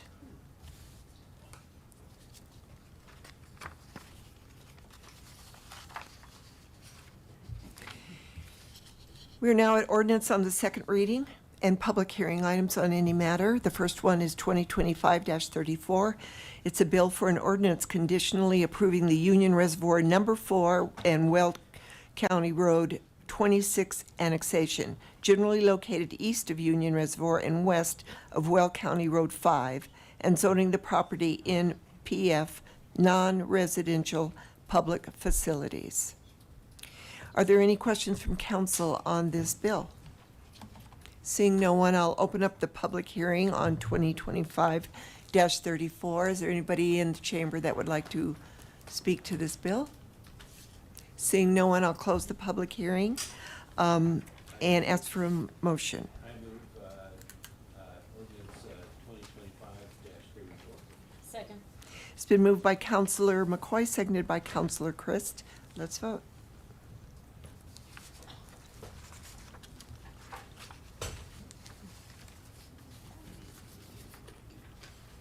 It disappeared, Crystal.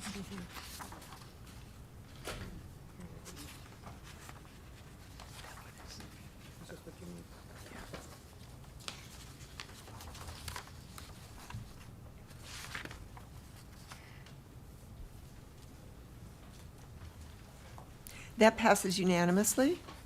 The second one is a bill for an ordinance amending the Title 15 of the Longmont Municipal Code concerning administrative approval of accessory dwelling units. And the bill number is 2025-35. We do have a presentation on this?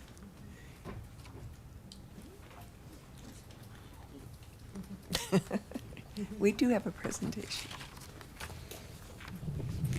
Mayor, members of the City Council, Don Burchett, Planning Manager.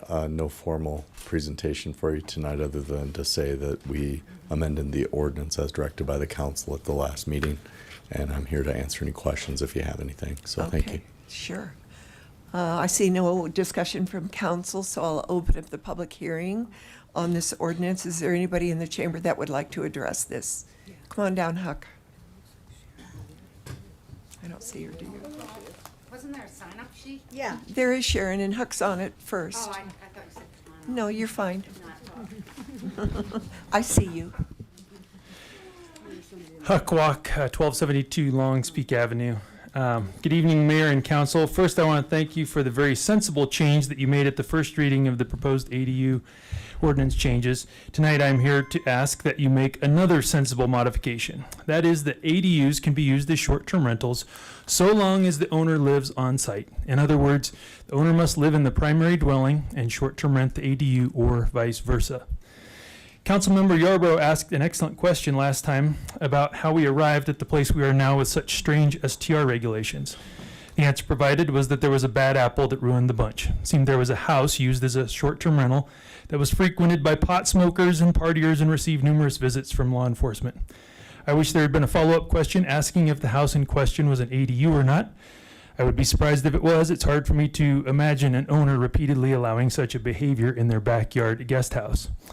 Nonetheless, the result was that council decided to ban short-term rentals in ADUs, which there are a grand total of 66 in Longmont, while allowing them in the other 44,000 housing units in Longmont. And this has never made sense to me and is why I call the regulations strange. It's not just that I don't like the regulations, but I can't make any sense of them. Also, at the last reading of this ordinance, Councilmember Popkin made an excellent point. Many people with ADUs use the space for visiting friends and family, and Councilmember Christ actually had some examples of that from her own family. And they might use it as an office or an art studio. This precludes the space from being used as a long-term rental, so why not let them short-term rent the space in the in-between times? By making the modification I'm proposing, you will be supporting Longmont residents who are also small business owners who want to optimally utilize the space they have to host paying guests when their space is available. And with the owner living on the same piece of property, you can be assured that they will address any conduct or behavioral issues with guests quickly. This change just makes sense. If there is one place to allow short-term rentals, it should be in ADUs where the owner is close by to manage guests. Now, I know you all want to have a more comprehensive discussion about short-term rentals, and you should, because you've been saying so for over 2.5 years since I've been bugging you. But tonight is your chance to actually fix at least one aspect of what has become some very strange and confusing regulations. Please make the change to allow ADUs to be used for short-term rentals if the owner lives on site. Thank you. Thank you, Huck. Sharon O'Leary.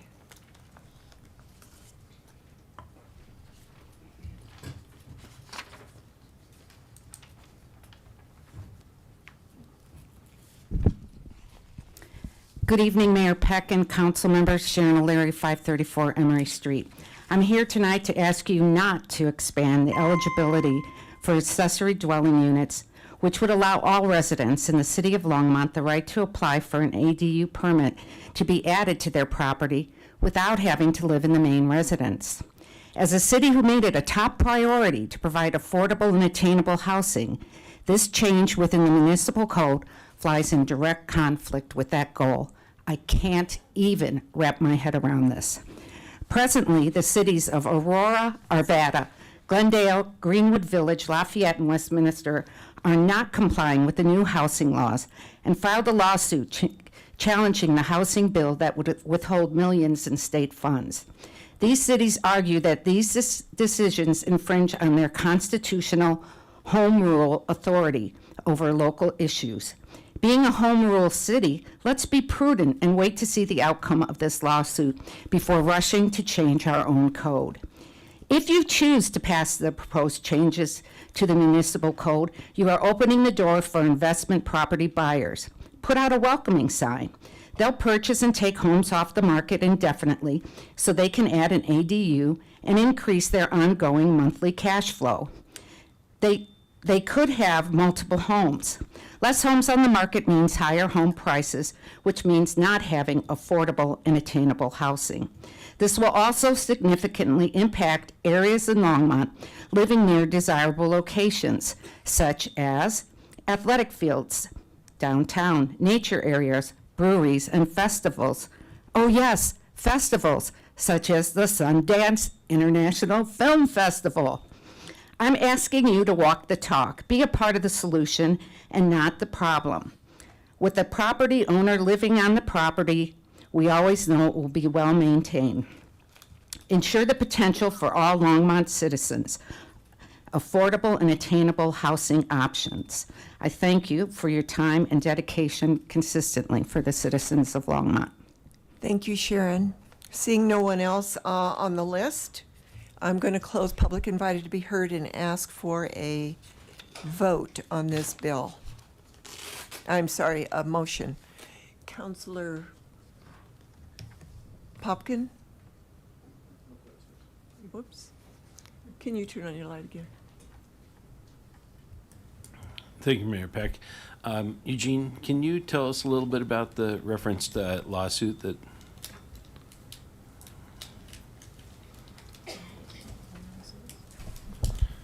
Mayor and Council, Eugene May. A number of cities, I think 4, sued the state regarding some of the state legislation from last year requiring ADUs, density around transit areas as an impingement upon home rule municipalities. And it's ongoing. And do we have any sort of idea of when that might be resolved? I think it was filed within the last month. I haven't looked at the procedural posture. It's probably going to be at least a year. Okay. Thank you. Councillor Popkin. Thank you, Mayor Peck. I have 2 amendments I'd like to propose for consideration. The first is was encouraged, well, not encouraged, but I was in conversation with our Assistant City Attorney on the potential amendment language, and it was brought to my attention that there's a potential redundancy here, and whether or not we want to have the short-term rental conversation tonight, we can make it easier in the future if we want to make changes. If we just eliminate certain language from this ordinance to then just rely on our current code as it already restricts and regulates short-term rentals. So the first amendment that I wanted to propose is purely in service of reducing redundancy in the language. So on page 10 of the ordinance, the amendment would be to remove lines 6 and 7, which just speak to the short-term rental and ADU regulation there, but it's already governed by our code. And it just would reduce redundancy in the future if we decided to make changes. So again, that's page 10 of the ordinance, lines, let me make sure I have the right lines there. I think it's lines 6 to 7. So it says, accessory dwelling units may not be leased or rented for tenancies of less than 30 days. Again, that's already governed by our code. In I will give you the actual code itself. That is Municipal Code Section 1502.080D, where it defines what a short-term rental is and includes accessory dwelling units in that. So that is, in my opinion, just more of a procedural amendment here. I'm sorry, can I just interrupt for a minute? Yeah. So you want these 2 lines deleted? Correct. It should not. It's true. If I'm getting this wrong, and we can consult the city attorney here if we need to, but it should not. It's already in the code, so this is a redundancy. If for some reason we did want to come back and make that policy change another time, we would just have to change the code as it currently stands. Correct. We wouldn't have to worry about another ordinance to correct there. Eugene, you want to weigh in on that, please? Sure. Mayor and Council, still Eugene May, City Attorney. There is a provision in Longmont Municipal Code 1502080 D2C that provides accessory dwelling units shall not be used as a short-term rental. The provision that Councilmember Popkin is proposing to delete is duplicative of that requirement that's already in our code in another place. Okay. Is there anybody on council that would like to weigh in on that?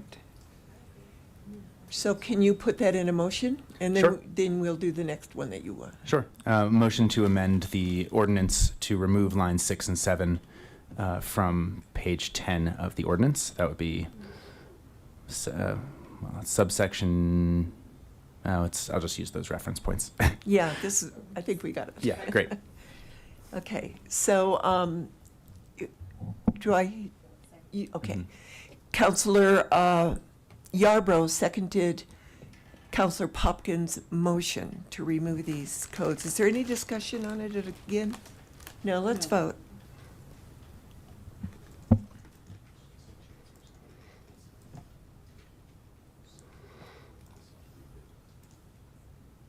And that carries unanimously. Thank you, Counselor Popkin. And your next one? Yeah, thank you. This one is a policy change, and it's related to that. I'm going to put it on the table, and we'll see if we have the appetite for the discussion tonight. But just in response to the conversation, I don't think it's an unreasonable proposition to consider the short-term rentals as presuming that we do have the owner of the property living on site as well. So you would like ADUs to be used as short-term rentals as long as the owner is on site? Is that what you're saying? Yeah, let me read more specifically. So the language I'm thinking of here is that it would basically create an exception to the restriction on short-term rentals and saying if and only if the owner of the principal dwelling resides in their principal dwelling as their primary residence and provides proof of residency consistent with Section 2A of this ordinance on an annual basis. Okay, Counselor Popkin would like to move. So I'd like to motion to amend. Okay. Correct. Well, this would actually be, I don't think that's to amend it. I feel like we have to vote on this first. We did, didn't we? Did we? I didn't vote on it. The first one? Yeah. He amended it. No, we haven't voted on it yet. This one. So He's adding another layer. as a point of clarification, we It's a voted. different motion. Yeah, as a point of clarification to council, we voted previously on a motion just to remove 2 lines that were duplicative in the code. So we have a motion, we have a second, and now we're in the discussion part of it. I just see waiting. Second. Okay? I don't think we have a second yet for this. I was clarifying the motion for. Oh, I'm sorry. Unless I missed that, in which case I'm sorry. Well, okay.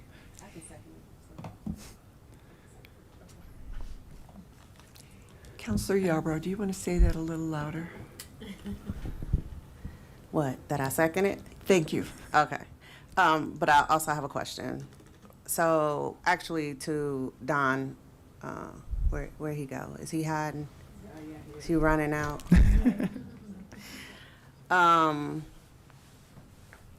So for this motion that Counselor Popkin is asking, this is totally separate from what we were supposed to be voting for, ordinance 2025-35, right?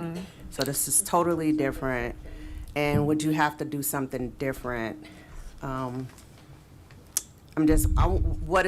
are the consequences of us deciding on this tonight for you? Because I'm sorry, we have come back and forth on this how many times, as the other Huck has said. So. Can I add to her question? Of course. Because Counselor Popkin just made a motion that we have redundancy because the code basically says they cannot be used as short-term rentals. So would this even, it was conflicting language. So I'm a little confused why we would put that language in this amendment when the code says something different. Am I totally misconstruing this? Mayor Peck, Councilmember Yarborough, I think that there's a couple things that are going on here. So it is true that the ordinance before you tonight is specific to accessory dwelling units and how they're going to operate within the city of Longmont. And you did strike an item that was duplicative in another section specific to short-term rental. So we have two separate sections of code that dictate how we handle two separate uses within our city. So by removing the language, that's not necessarily a problem. It can be a problem when we're trying to help customers often that people don't know to look to see other restrictions in other sections if they're not repeated in a section. That's often why we repeat them in sections, is that people do not have to go from one section of code to another to see how a use can be restricted within the city of Longmont. But it's okay that that's removed. We'll just make sure that on our handouts that there's information related to that if that stays. As far as how we would handle an amendment to allow short-term rentals in ADUs if and only if the main house or the property owner lives in one of them, is that from a general standard, we would assume that just as we have in the past with the contradiction that we had in our ADU and STR regulations, that the last rule that you pass would be the one that we would work to enforce. So if you say that it's okay for people to allow them in ADUs, then we would go ahead and we would start doing that. But we would be back to try to clean up the code as soon as we could to make sure that we don't have anything that's contradictory. Okay. So is it the cleanest way to do it? It's not. It's going to cause us some angst a little bit, but we'll work through it. We're big kids. We can figure this out. We can make that work. But it's not how I would, if you were asking my recommendation of how to handle it, I wouldn't do it that way. But you can. Asking. I want your recommendation. You're the one having to deal with it. But Okay. we can make it work however the council chooses to move forward. Thank you. I'm sorry, we should have asked you first. No, Yeah, I'm here to serve you. You're I good. know, but, everybody thinks we're a headache, so, sorry. I would like for us to pass the ordinance, 2025-35 as is. We've already made the amendment. Me personally, I would like to hold off to see what the issues or what we have to clean up before we approve anything for STRs, because we don't want to be doing this again and at the end of the year or next year. So when we do it, I want it to be clean. I want it to be correct. I don't want staff to have to go back and forth, and Huck have to keep coming here, retire. He might as well run for city council. So I just want us to do it right when we do it, but let's at least pass ordinance 2025-35 the way we have amended it 1,500 times. Let's pass that one. We've already passed the one taking out the duplicative language, and I say I would like for us to hold off on this and look and see what we have to clean up to get it the right way. So when we do pass it, it's no problems at all. I'm not against STR, but I do want it the right way. So that's my 2 cents, 5 cents. If you all want to add a quarter, go ahead. Councillor Christ. So I agree with what you're saying. I just have an add-on question, and that is, now that we've amended this again, does that mean we have to have another second reading? Okay. Then I concur with Councillor Yarborough. Councillor Popkin. Thank you, Mayor Peck. Don, I appreciate you clarifying all that. I also want to do it cleanly and clearly. So with that, I'll withdraw this second motion here for the amendment. And in fact, I will make a motion now to approve the ordinance as amended already.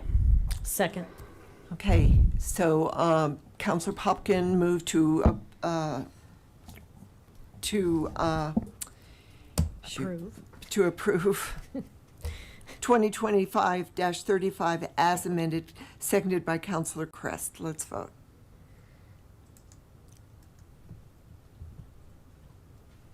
And that passed unanimously.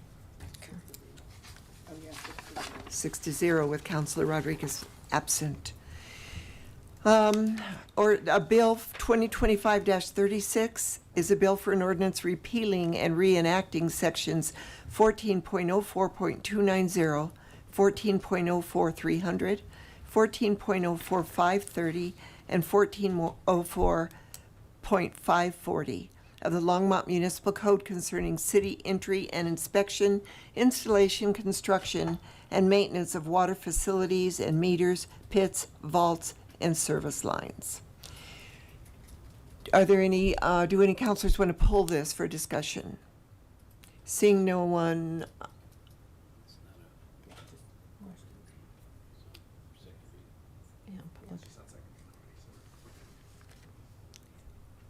We're fine. This is another second reading. I get confused enough up here. So, seeing no counselors wanting to pull this item for discussion, I'm going to open up the public hearing on 2025-36. Is there anybody in the chamber that would like to speak to this? What? Oh, did you have, well, your mic was on. I was just telling you to turn it off. Yeah, if there is no public I'm sorry. comment, I would just move it. Ma'am, yes, Okay, please, come up. Leave your mic off if you're don't have a question. I'm sorry. She's gesturing, and I'm looking at her. I know. Telling you to turn off the I mic. know. Can you turn on the mic? Thank you, Harold. I heard in the titling of the bill at law, yeah, that something about the maintenance aspects of that the city is responsible for. I was just kind of curious, what is the city's responsibility on those things?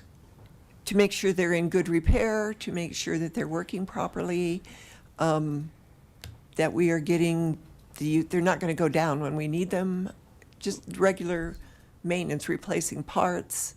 What happens if something goes wrong and something causes damage? Go ahead, Harold. Thank you. So the code revisions are being proposed to section 1404 to promote the relocation of water meters from inside homes to water meter pits. So right now we have a number of homes. The first home I lived here actually had the water meter inside. And so this is part of that. I'm going to ask Chris, if you want to come down, or John can come down and help me answer some of these questions. But generally, if we're performing work and something happens, just like in any other case, we would ask the person to reach out to risk management, file a complaint, and then we would work it through our process. Okay.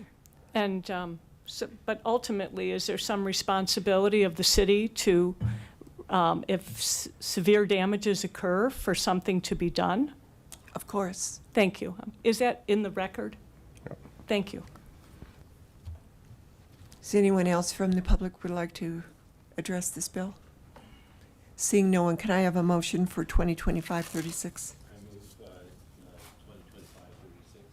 Second. It's been moved. No, it's Diane and. Oh, it's already on? Yeah, it was. Okay. And it disappeared.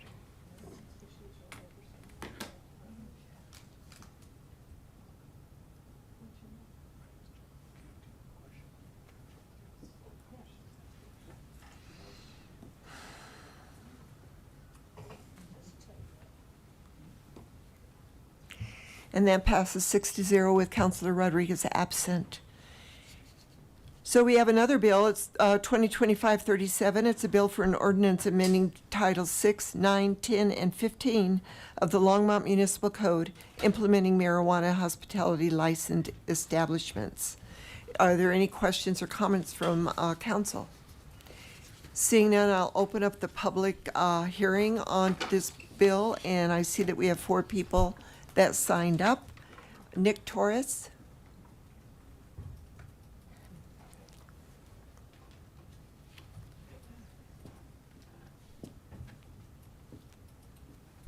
Good evening, Council. Nick Torres here representing the American Lung Association. The Lung Association and other public health partners do not support the proposed ordinance carving out exemptions in the smoke-free air law for marijuana hospitality establishments. Public health groups strongly oppose the provisions in state law that allowed for these local exemptions. We opposed Denver adopting the exemption. We voiced opposition when Boulder was exploring such a change, and will continue to oppose other Colorado municipalities exempting marijuana from their smoke-free air laws. It used to be a radical idea that everyone deserves to breathe healthy, smoke-free air in public and on the job, no matter what that job might be. When the state was considering these changes, health groups did polling on this and found overwhelming public support for including marijuana in smoke-free air protections in public, an astounding 86% actually. The idea that a worker deserves to incur a certain amount of risk simply for working in the hospitality sector is inequitable and anti-worker, frankly. Restaurants, bars, and other public workplaces are smoke-free for a reason. Secondhand smoke is harmful to lung health, whether from tobacco or marijuana. And working in the hospitality industry doesn't mean that a person loses their right to work in a safe environment. Smoke from marijuana combustion has been shown to contain many of the same toxins, irritants, and carcinogens as tobacco smoke. Smoking marijuana clearly damages the human lung and leads to symptoms such as chronic cough, phlegm production, wheezing, and acute bronchitis. Secondhand marijuana smoke can do as much damage to the heart and blood vessels as secondhand tobacco smoke. Complications related to cardiovascular disease have been associated with marijuana use and reported over the last 3 decades. Workers in these businesses will be working long shifts in these establishments in jobs, honestly, probably not offering health insurance. And so there are costs incurred to our community, to our society for these unhealthy public workplaces. I just also wanted to correct the record a bit following one of council's previous discussions. An odor management plan required for a dispensary is entirely different than when we're talking about air quality and the negative impacts of secondhand smoke. In fact, there's no ventilation system that can meet industry standards for clean, healthy indoor air. According to the industry standards for building ventilation by the American Society for Heating, Refrigeration, and Air Conditioning Engineering, the only means of avoiding health effects and eliminating indoor secondhand smoke exposure is to prohibit all smoking activity inside and near buildings. Even so, there's no criteria to even evaluate these plans in the application. Nick. Thank you. Alberto de los Rios.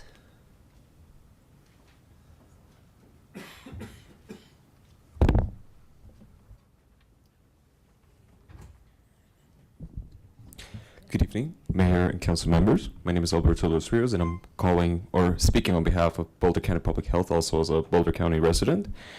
And I want to support amending the ordinance as it is currently written. While patrons of these businesses consent to expose themselves to smoke, that decision doesn't happen in a vacuum. We need to consider the unintended consequences that impact surrounding tenants, employees, and businesses, especially multi-use or shared buildings. Smoke doesn't respect property lines. It creeps through HVAC systems, walls, gap vents, and shared utility spaces. Even with advanced ventilation, it's extremely difficult to contain the smoke entirely within one unit. That means the exposure risk is then beyond just the customers or employees choosing to enter these spaces. It reaches the businesses next door, above, or below. Retail workers, restaurant staff, office employees don't get a say, and yet they get exposed. We do not allow indoor tobacco smoking in indoor settings for these very reasons. And the science now shows that marijuana smoke carries similarly, if not with greater risks. Multiple studies show that it contains many of the same harmful toxins as tobacco smoke. For nearby multiple businesses that don't allow smoking, whether for health, safety, or customer comfort, this kind of intrusion is unfair and avoidable. This isn't just a health concern, it's an economic one. No business wants to lose customers or employees because of their workspace smells like a cannabis lounge. And small business owners shouldn't be forced to choose between staying in an affected location or eating the cost of relocation just to avoid secondhand exposure. This is about environmental justice, workplace safety, and the right of adjacent businesses to operate in a clean and healthy environment. I urge Council to prioritize the well-being of all businesses and workers in our community, not just those operating in consumption lounges, and I please ask you to amend the ordinance accordingly. Thank you. Thank you, Alberto. Abby Tracer.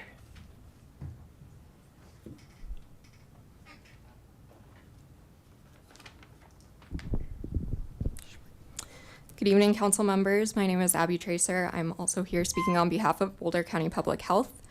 As Longmont moves forward with marijuana hospitality businesses, it's essential that accompanying regulations protect not only patrons and employees, but also the broader community. While the proposed ordinance is a thoughtful starting point, there are several areas where stronger local safeguards would better align with best practices.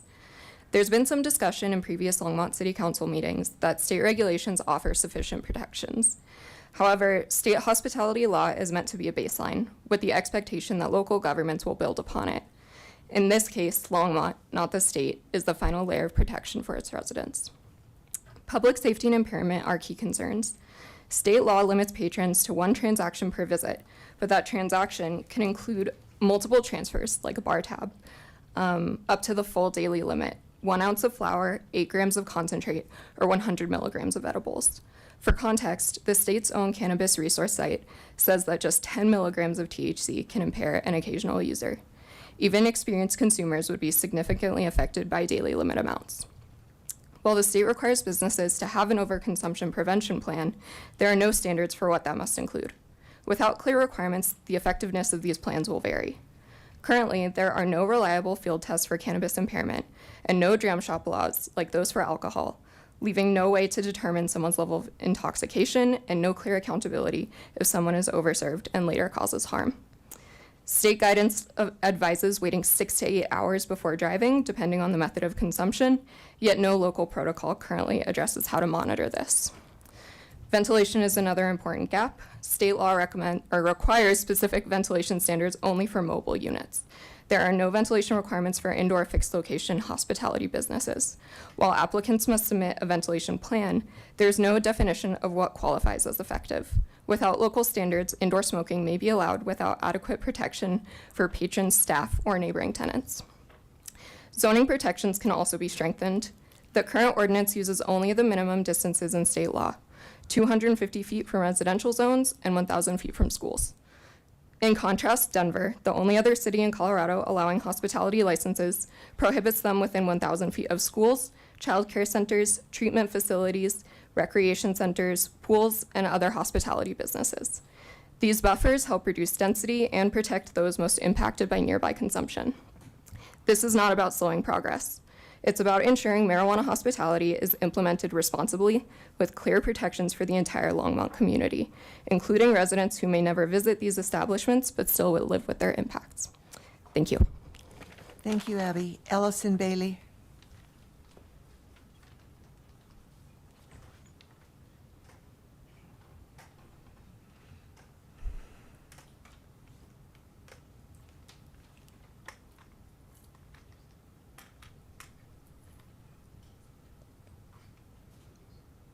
Thanks. Good evening. My name is Allison Bailey, and I am a Boulder County resident and from Boulder County Public Health.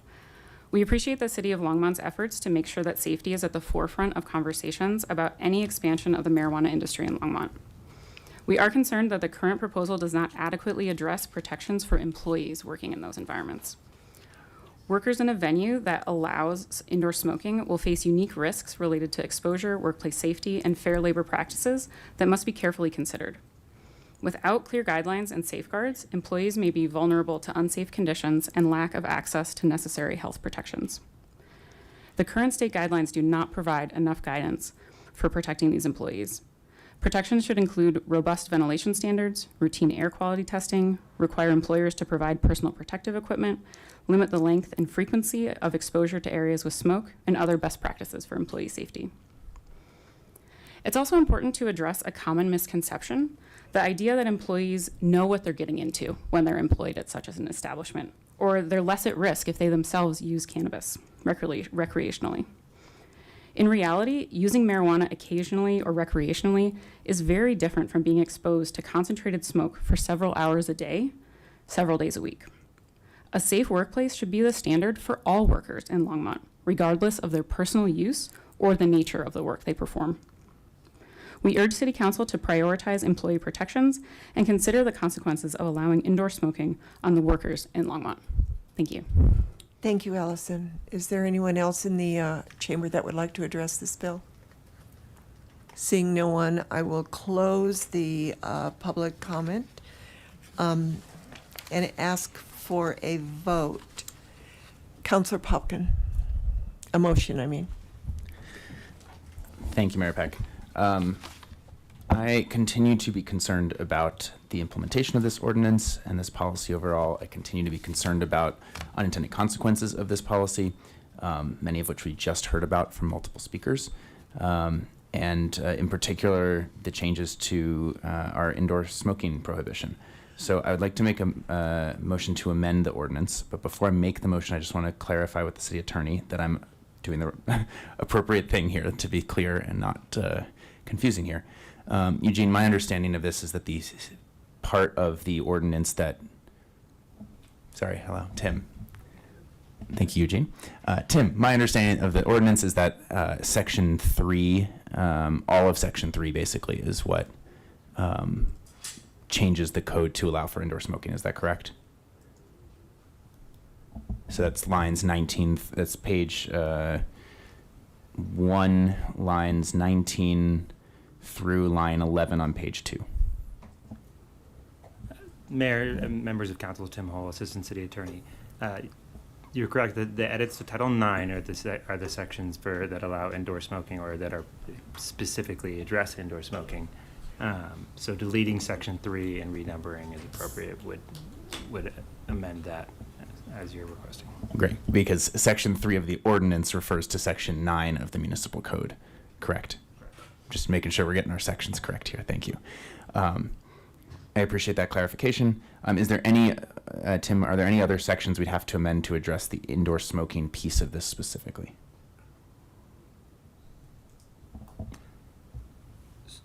So the next section, amending Title IX,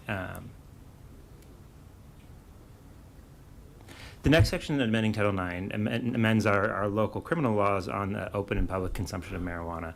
I don't believe that we would need to amend that if you were to allow other forms of consumption other than smoking.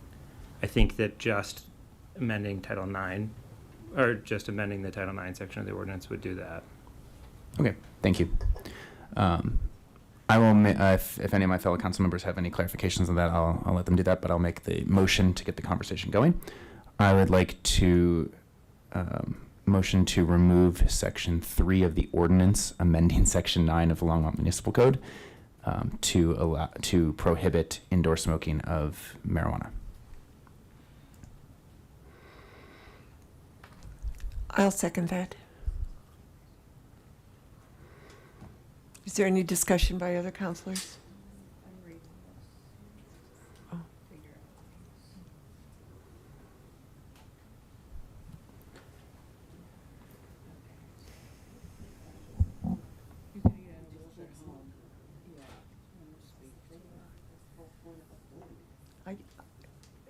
You need to. I'm not doing any amendments. I'll vote for this. I'm not amending nothing. Okay.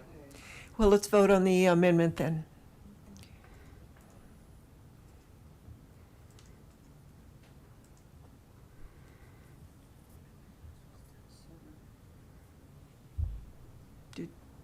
It's not coming up for me. Hold on. Ah, okay.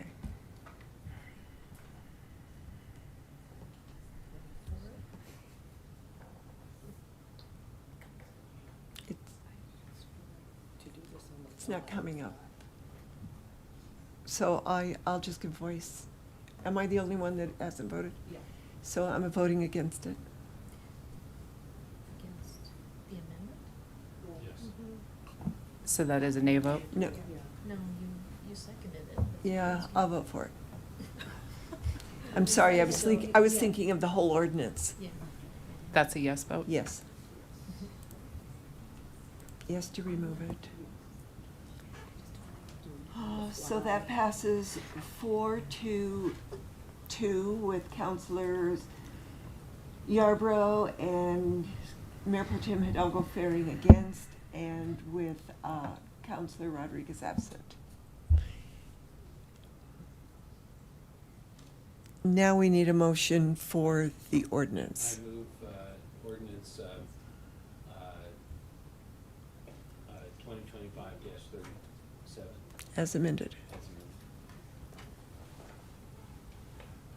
Do I have a second? Councilor Popkin? Not a second. I just want one more comment here. Thank you for the Can you, support. it needs to be seconded and then we'll discuss it? Oh. Is there a second on this motion? Second. To move the ordinance? Okay. The motion was made by Councilor McCoy, seconded by Mayor Pro Tem Hidalgo Faring. Do we have any discussion? Councilor Popkin? I'll keep this brief. I've said this before on the record. Overall, I appreciate the amendment to this ordinance. If it passes, I think that makes it a better policy. But I do not support this ordinance at this time. I don't think it's the right time for Longmont to experiment with this policy. I've consistently voiced my opposition to this for public safety and public health reasons, and I stand by that today. So I am in opposition to this as well for the same reasons, the public health, public safety. Until there is a way to monitor the amount of THC in a person's body, then I don't think that we should be adding more unintended consequences. Seeing no other comments, let's vote. Oh, shoot. I gotta.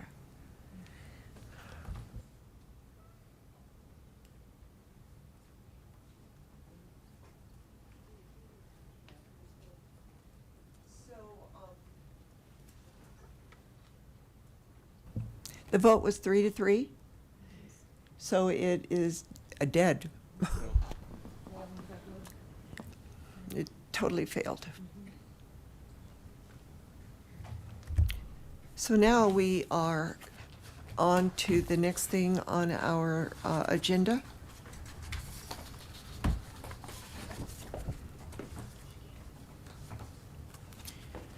Where are we on this thing?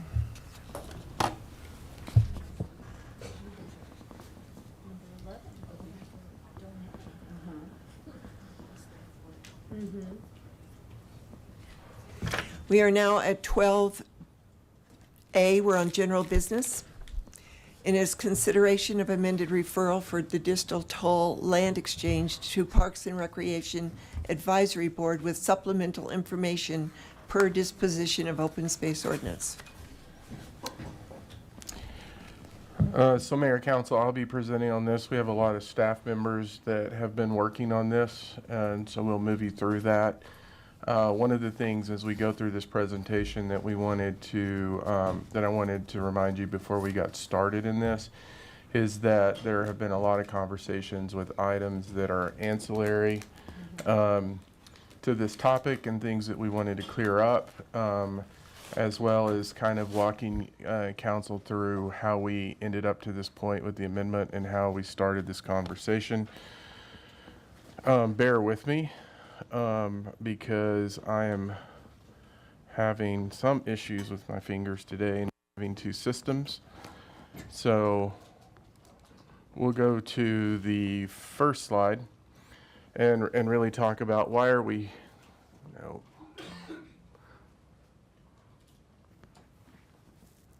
what happened?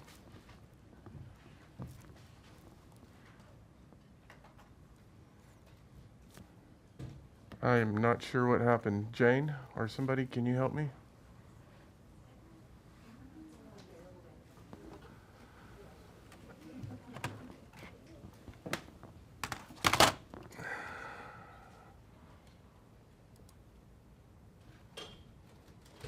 It's there. So Why are we here today? So the council made a motion on April 9th, 2024, directing staff to work with the county in partnership to look at opportunities for a compost facility. On January 14th, 2025, we brought an option to the city council. The city council directed staff to refer the land exchange to PRAB. And then as the exchange was presented to PRAB, there were some items that were moving quicker than we actually thought they were going to move.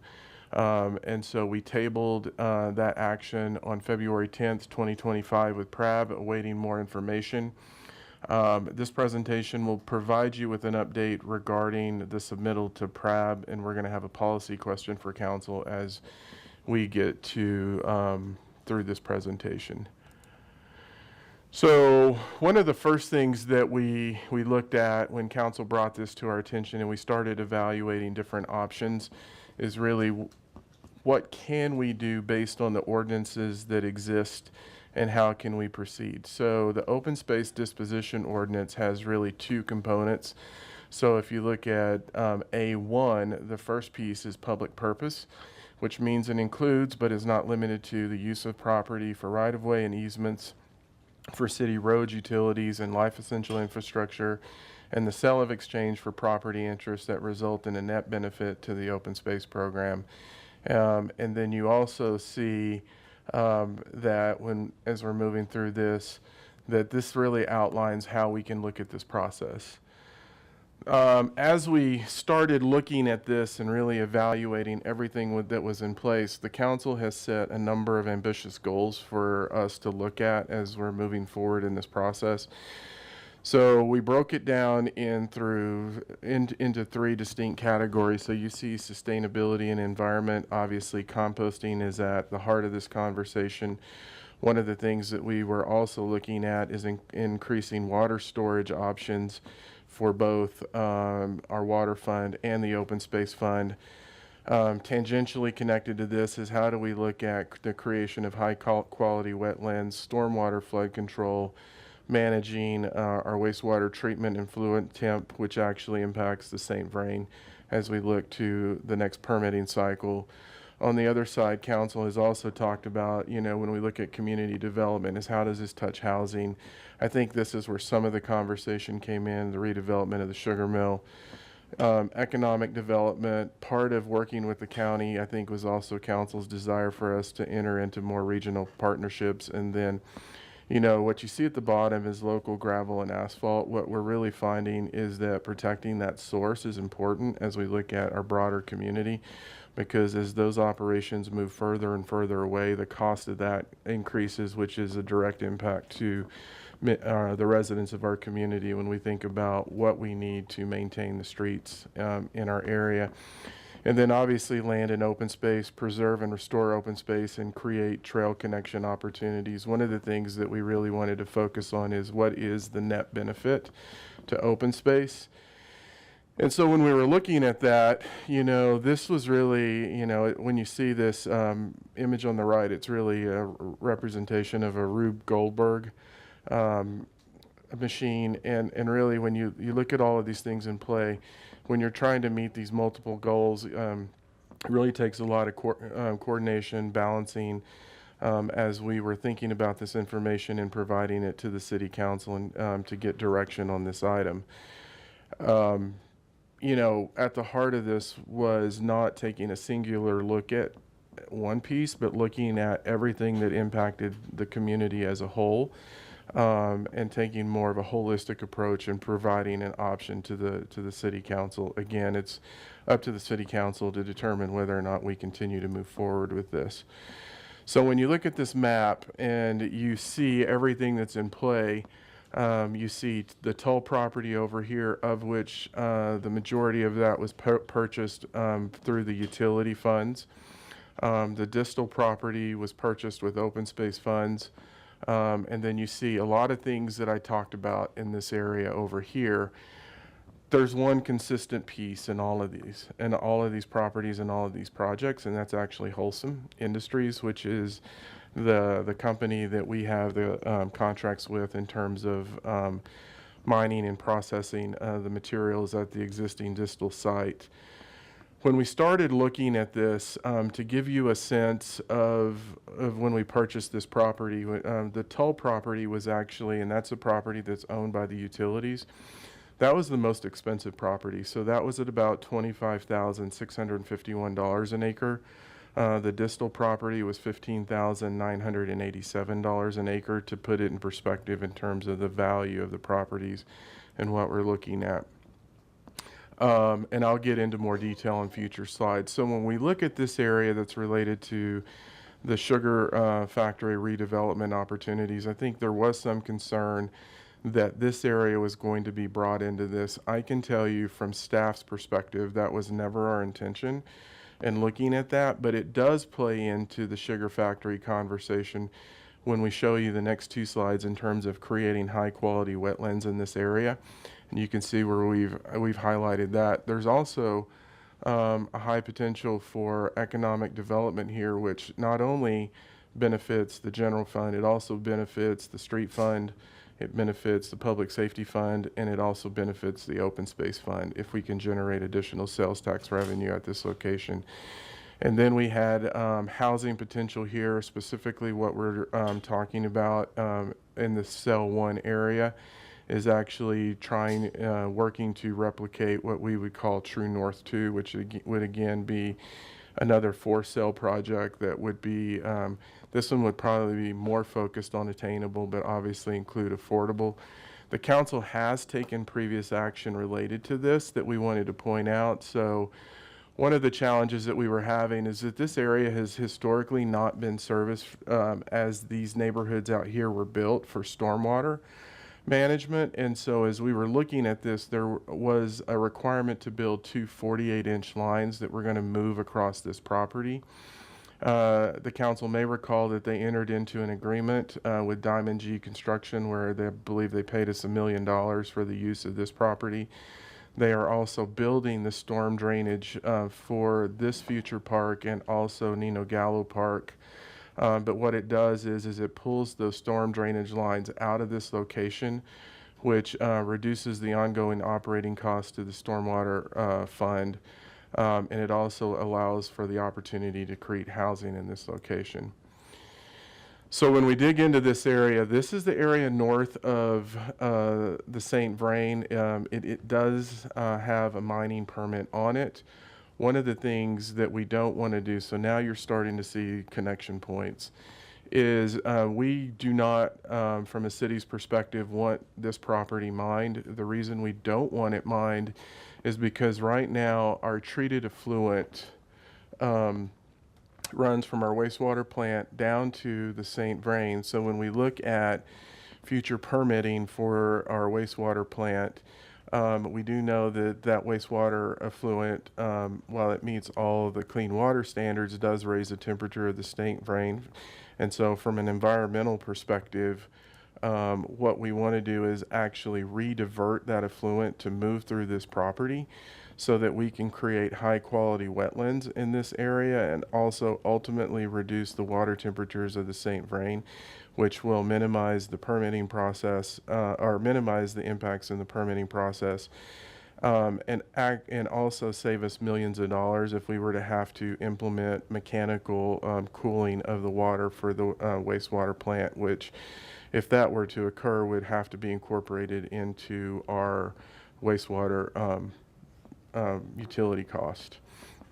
The next piece is we have actively been talking about this parcel, and once it's mined is actually also creating high quality wetlands in this area by diverting Left Hand Creek.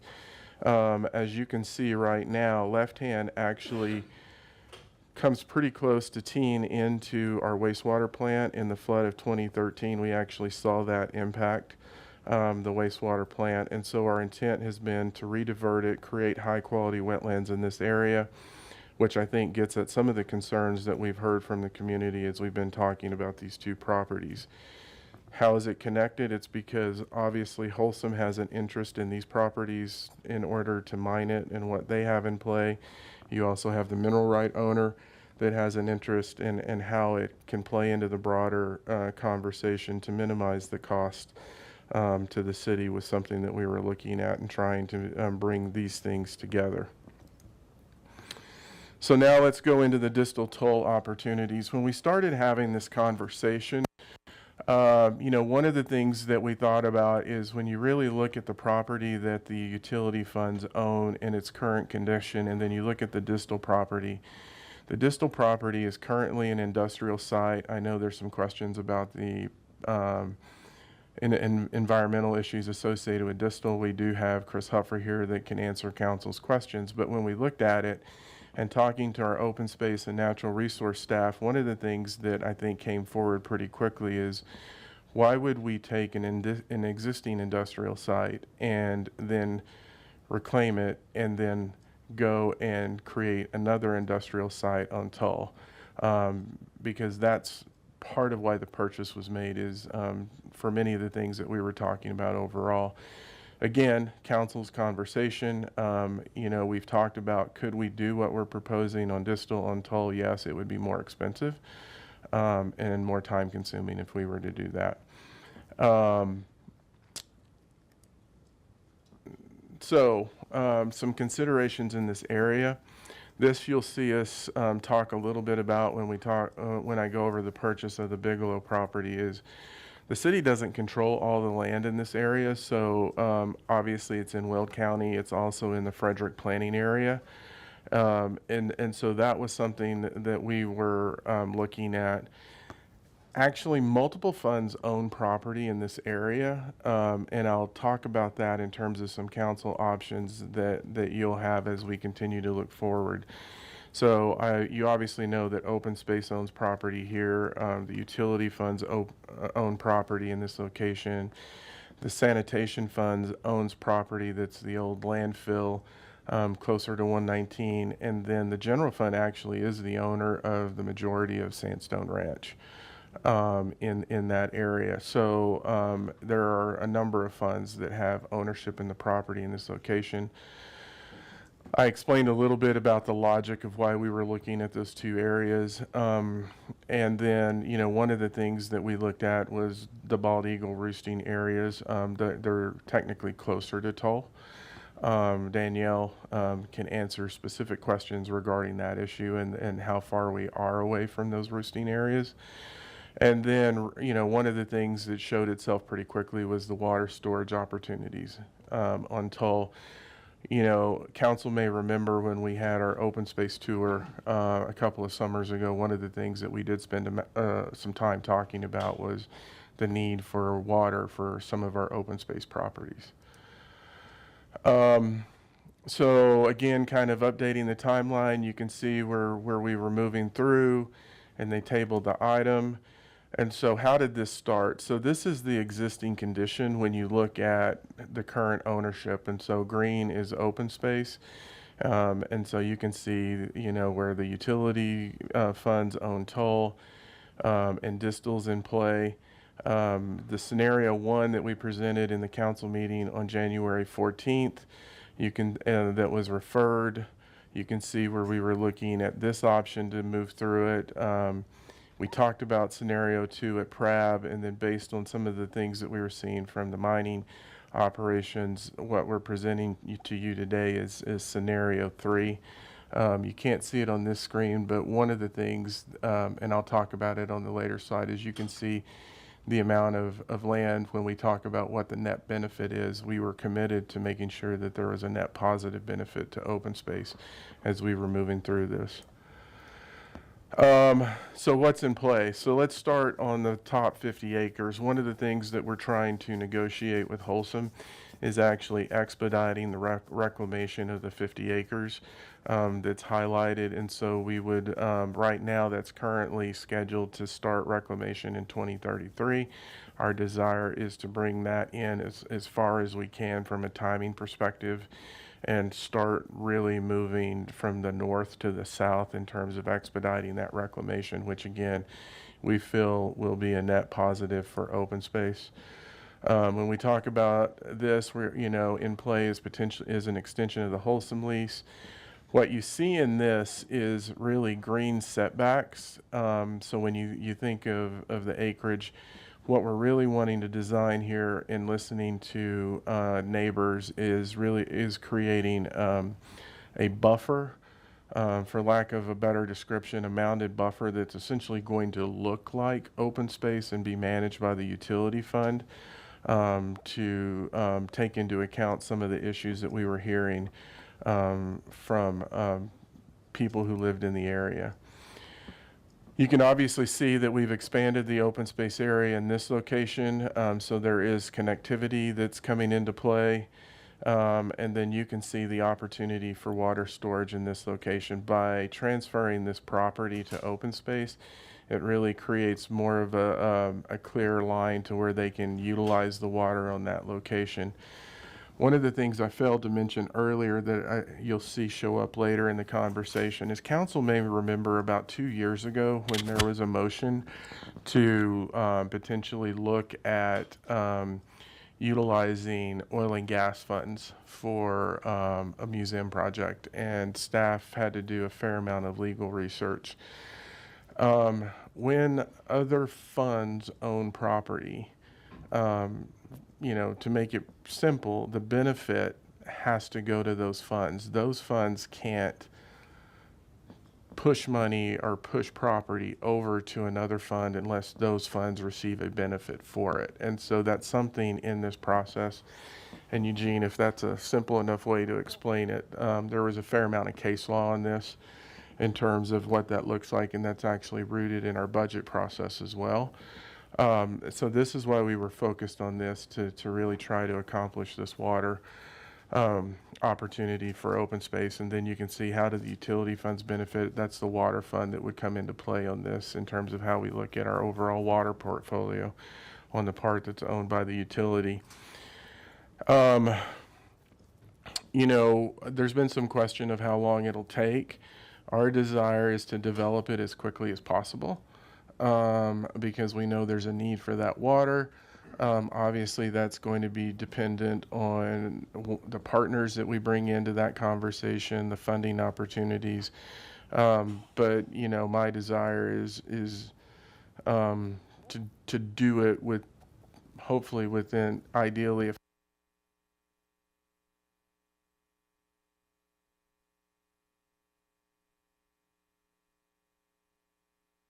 to do that within a 5 to 6 year time frame, but it could reach out to potentially 7 to 10. But if we can bring the right partners in play, we can do it in a much shorter time frame. And then obviously the expansion of the open space immediately adjacent to Boulder Creek and really protecting that environmental area. So this slide really gives you a sense of, based on council directions, what we were thinking about in presenting an opportunity for you all to consider and how you wanted to direct us to move forward.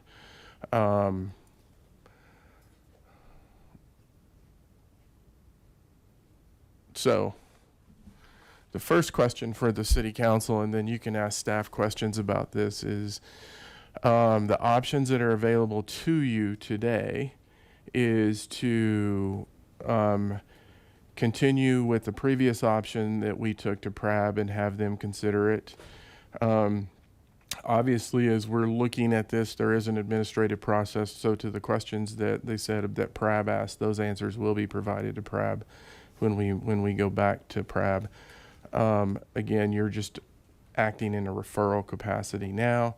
And then depending on what happens in council's direction, if it were to come back to you, we would provide you with that same information. So one option is to continue with the previous proposal that we sent to PRAB for them to consider. Another option is to refer the amended proposal, scenario 3 that's on this screen. Another option for council is to not refer anything to PRAB and direct staff to not move forward on this project. And then another option is for council to table this for a future date to consider. So this is the first question that we're going to ask you all. And again, staff's here to answer any other additional questions. Thank you, Mayor Peck.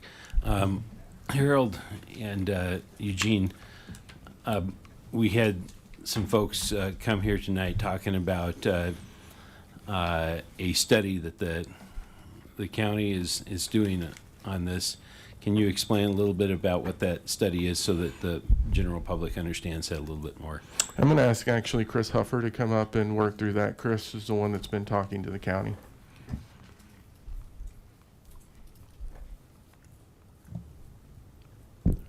Mayor, members of council, Councilmember McCoy. Yes, we've been talking with Boulder County, and we've had different people come to council to give you a brief overview of what they're doing. But my understanding of their process right now is that they have a three-part process. They have gone through the first part, which was looking at the different options and what type of material could be taken to a composting facility. Then they had a public hearing on that where their consultant presented and took public input at that point. Right now they're looking at options for financing and ways to structure a composting deal. And then the third point is looking at different sites. So I understand that they're getting very close to finishing their second step in the process. I have not heard from them recently on how they are going to proceed with site selection. So that's my understanding of where they are today. And I think generally the county has indicated that they're very interested in the site. It really becomes kind of a chicken and the egg in the sense of how much due diligence do they do, not knowing whether or not the site's really on the table. And I would be remiss in adding there's probably a fifth option that if council wanted to direct us to move forward on this, council could also say that it's also contingent upon moving forward, that the county moving forward with a composting facility. So that's another option that council has available to them. So Chris, you mentioned that there was a public comment period, or when was that? How was it advertised? And was it the county that did it? Mayor Peck, yes, it was the county's meeting that they held. I want to say February 25th, I think is. Early on. It was a little while ago. And that was their meeting. They hosted it. It was their consultant that put on the presentation. Okay. Do you know if there is a future meeting planned for the community? I believe that there is, but I don't have any details on what that looks like. Okay. When you get them, if you could let us know. Yes, certainly. That would be great. Councilor Popkin. Thank you, Mayor Peck. Harold, thanks for walking us through this Rube Goldberg contraption here that the city has been working on here. Couple clarifying questions for you. The referral process to PRAB, I think this is the first time I'm going through this on council here, and so I heard some concerns from the public about kind of waiting for the report timing before we make a decision on this. If I'm understanding the process correctly, if we are referring this to PRAB for consideration and advice, we wouldn't be deciding on this tonight. No, you're merely pushing this forward in the referral process. Then PRAB would have their public hearing process on this. And there's another slide where we're going to ask you about some timing questions. We really weren't sure where council wanted to hit timing, but no, then they would make the decision, make a recommendation on the referral process. Then it comes back to council for you to actually make the determination as whether or not you want to do the land swap. And so then, if there is a report that is a forthcoming county report coming out in 3 weeks or 2 months, most likely that referral process would probably come back to us post that report being released, or it depends on council's direction on this. So we're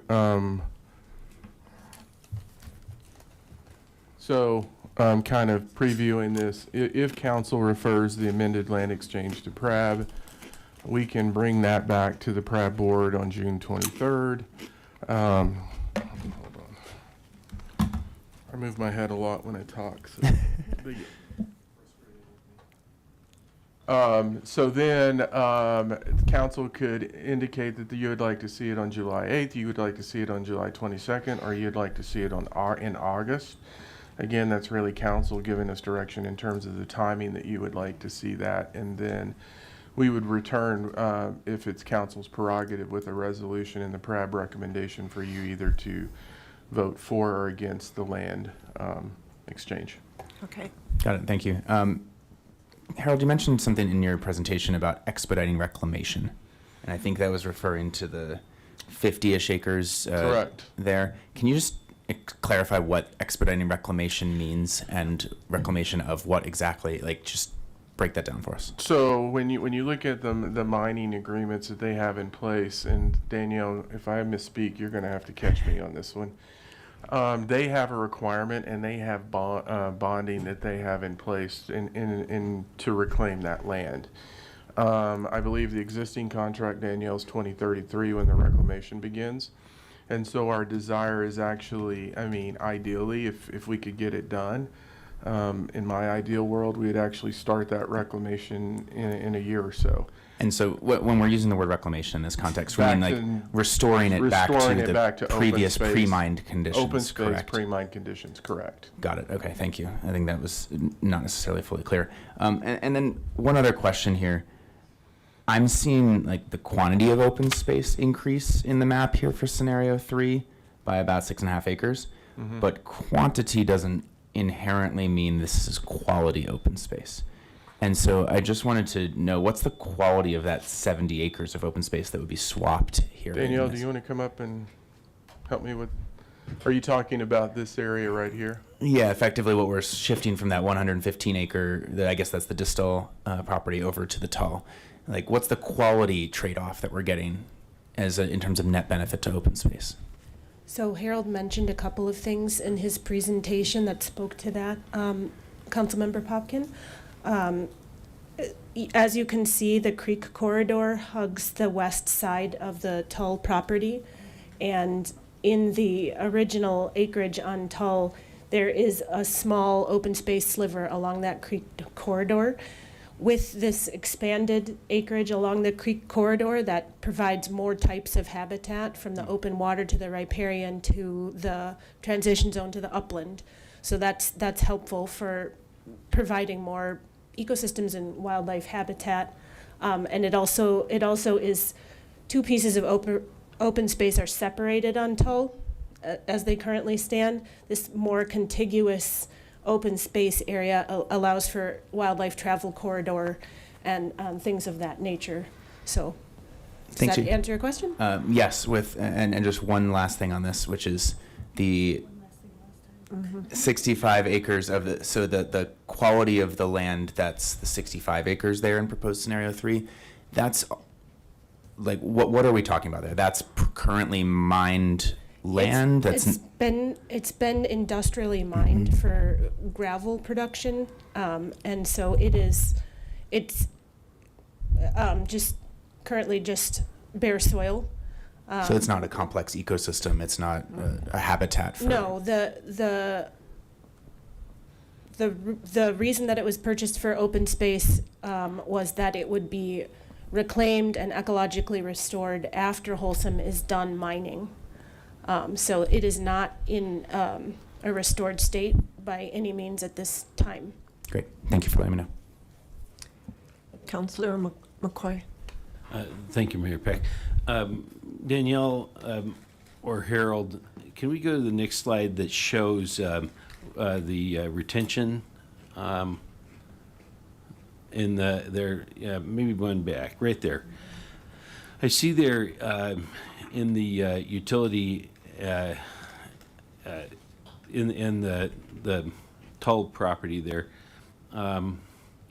that right there where the 7 is, kind of sticking out where the water kind of goes over that. What happens there?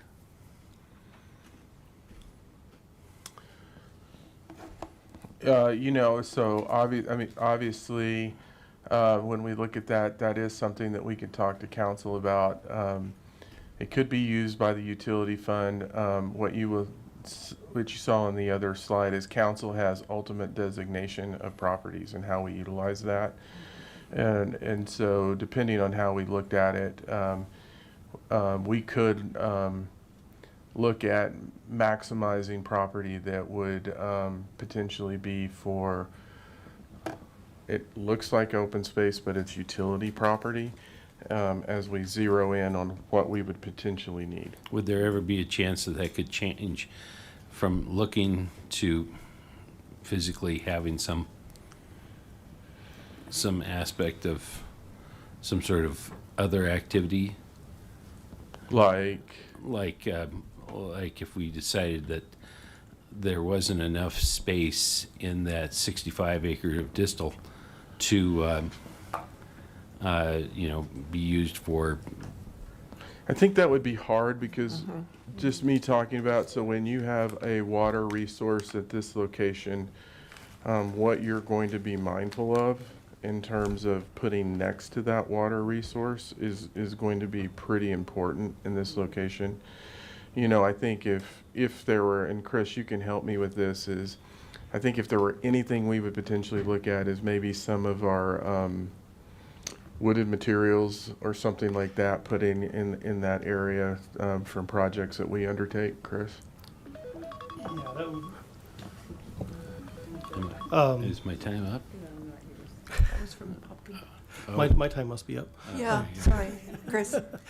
Utilities and Public Works has a need for disposing of clean fill material, which is, while that was in operation, we would put our fill material there, and then we'd be reclaiming that. We intend to reclaim that as like an upland type prairie. Oh, upland prairie? Yep. So the intent is to reclaim it. So never to be specifically open space, but. Correct. So remember when I talked about the fund requirements and what we have to deal with? It's similar to what we're seeing at the sanitation property that they own on the old landfill, where it's essentially managed as an upland prairie, but it's owned by the utility fund. Okay, so okay. Yeah. All right, thank you. And I guess one other question, sorry. Just so everybody's clear, whatever the decision we make and everything, let's say we do just refer this on to PRAB, nothing is locked in until we hear back from them and then start talking their recommendations. Well, as I stated to council, I think council has a policy decision that you can make on a couple of levels, where you could say, we're going to refer this. Then it's going to come back to council for you all to make a decision. Council could also refer it to PRAB saying, we want to refer it to you. If it's not composting, then the referral goes away, or your council can refer it and council can make a decision if they want to do the swap to then put a condition on it where it's conditioned upon composting occurring at that look. So you can set up points in time. Let's say we weren't selected by the county, and that's that distal 65 acres there. What happens to that? If council put the requirement that composting has to occur on that location, then it would go back to the way it currently sits. And then when we looked at the municipal operations, we would look at those municipal operations on toll. All right, thank you. Mayor Pro Tem Hidalgo-Ferring. Thank you, Mayor. I do have some questions about the eagle roosting and research on that, I would like to make sure that we have Boulder County commitment for composting before moving forward. Everything that I've heard in RCAB, conversations I've had with the county commissioners, they are supportive of this. I wanted to have that contingency, as well as referring it to PRAB, but having making sure that we have they have all the information they need to make the decision. So there was a study, or there's a feasibility study from the county, is that correct? I think they presented part of one. Okay. And then are they still working on more comprehensive? And then do we know when that will be coming back? We can find out. Okay. You know, I wanted to know, you know, does it delay operations if we wait for that before referring it to PrAP?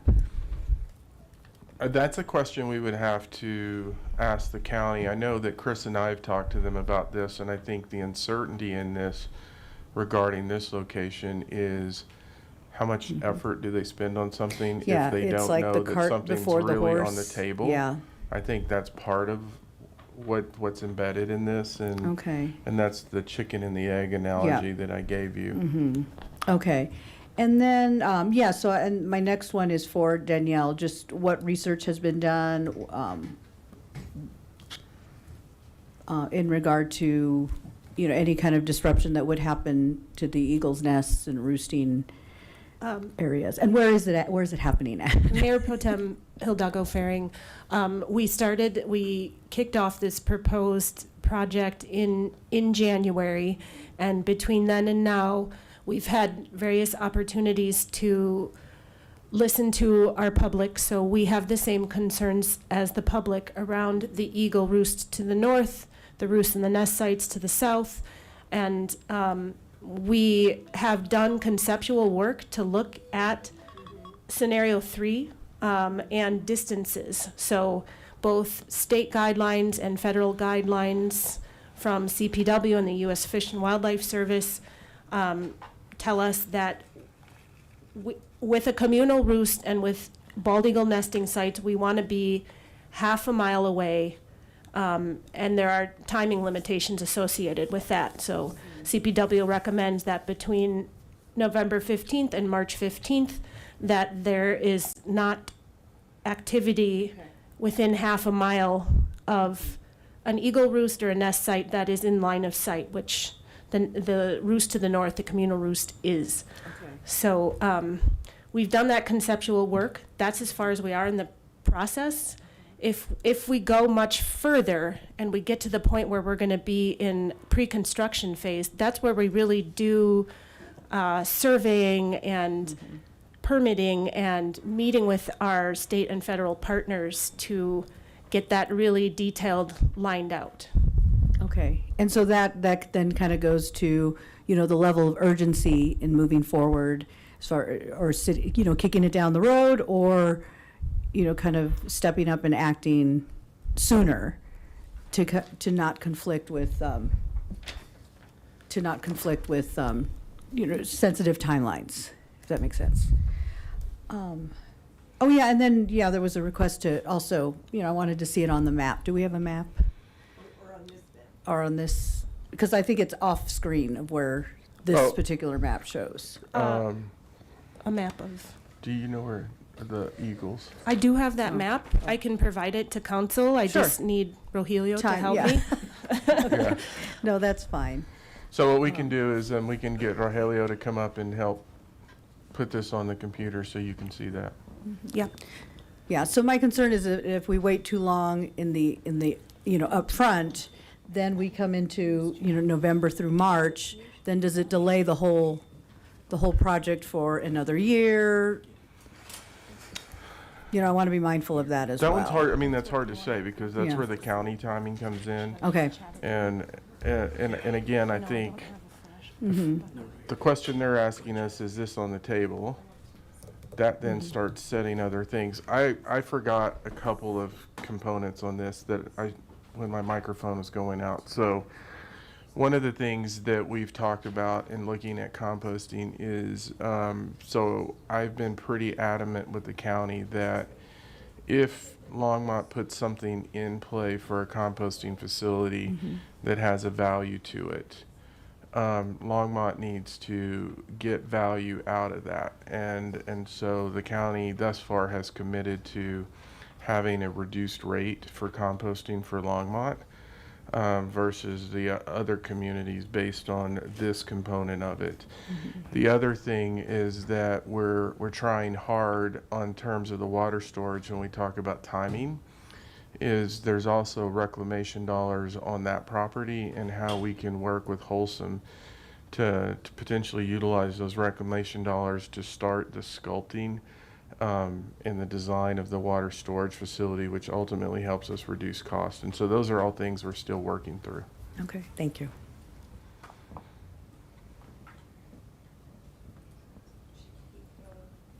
Counselor Yarbrough. Did you get it? Thank you, Mayor. You pretty much asked some of the questions, most of the questions, but Danielle is flying away, so.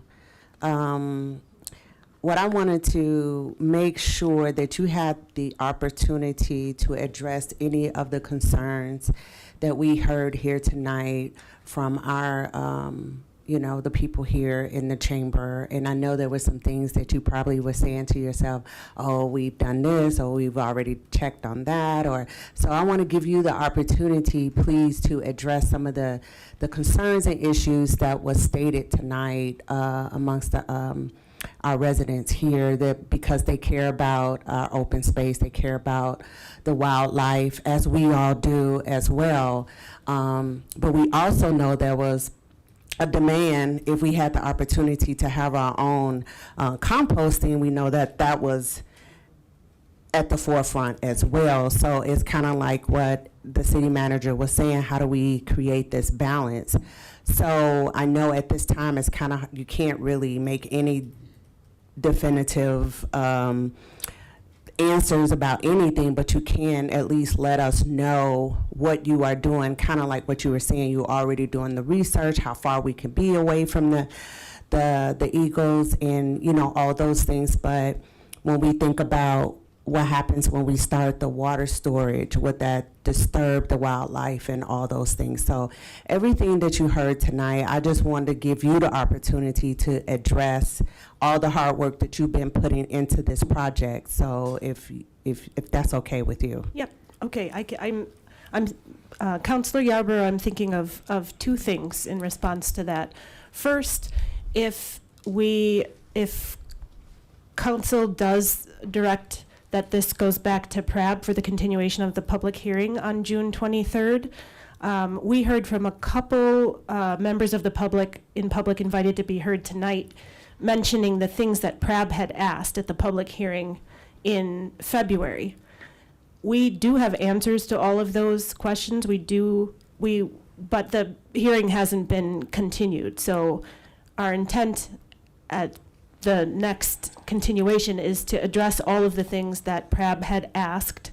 But one of the things was also pointed to in this presentation tonight.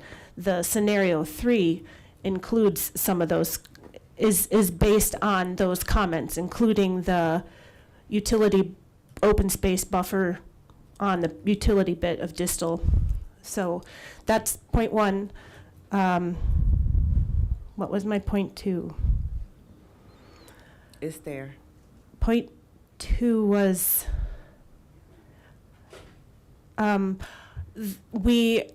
because we're still at a conceptual phase, that's where we are with the water storage question. And what does that look like in terms of developing water storage on open space? How does that look ecologically? What does that do to the habitat in the area? We would put out a RFP and get a consultant on board to do that design and to work with them to develop it in a way as directed by council. Awesome. So part of that okay. is not on this site. We actually have dealt with this issue as part of flood recovery. So when we were doing work west of town where we had to build a temporary, where was it, Chris? It was pellet ponds, where we had to build something out there. There was actually an eagle's nest. And so we have to work with the state and the federal government in terms of when we could build it, how we could build it. And they really dictated those processes. And I think we even had to put stacks of hay bales to protect the line of sight. Now, obviously that was different because that was flood control, but we do have we have experience in dealing with that. Yeah, so I just wanted to make sure that the public knows that we're just not any, meeny, miny, mo picking properties, and we are very intentional with what we're doing. We're doing our research. I mean, not me, I'm not out there. Are you out there, Susie? But Danielle and your staff and Chris are out there making sure that we do things the right way and that we are not harming our wildlife and are destroying our open space. I definitely wanted to make sure. I have this crazy question while Rogelio is doing this. So are we going to get some, what was it, Councilor McCoy, sheep out there to graze the... Remember that?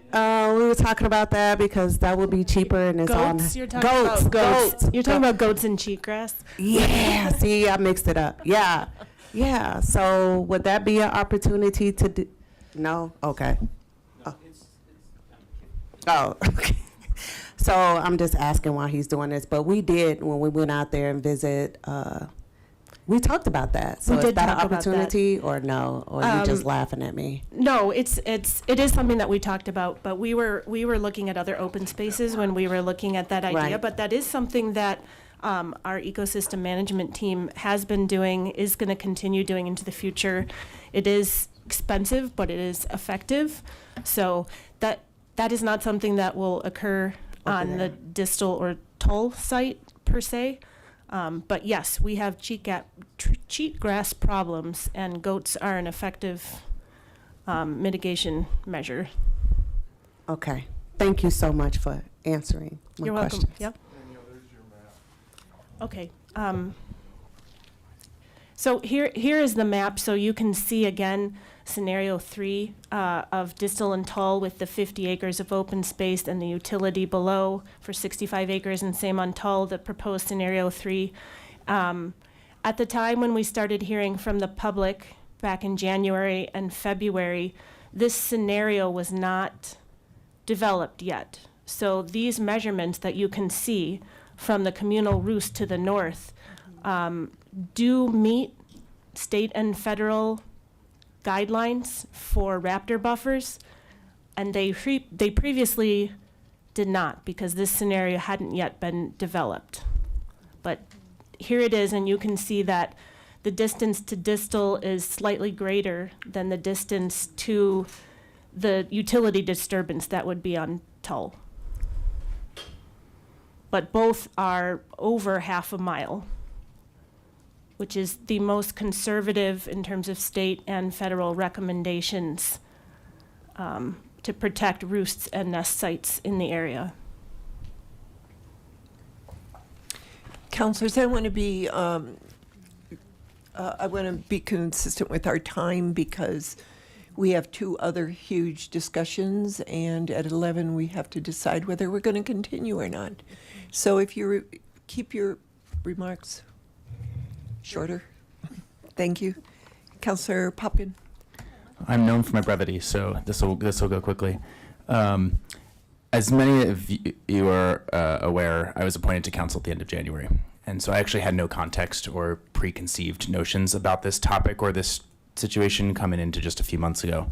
And given the complexity, I just want to kind of own this.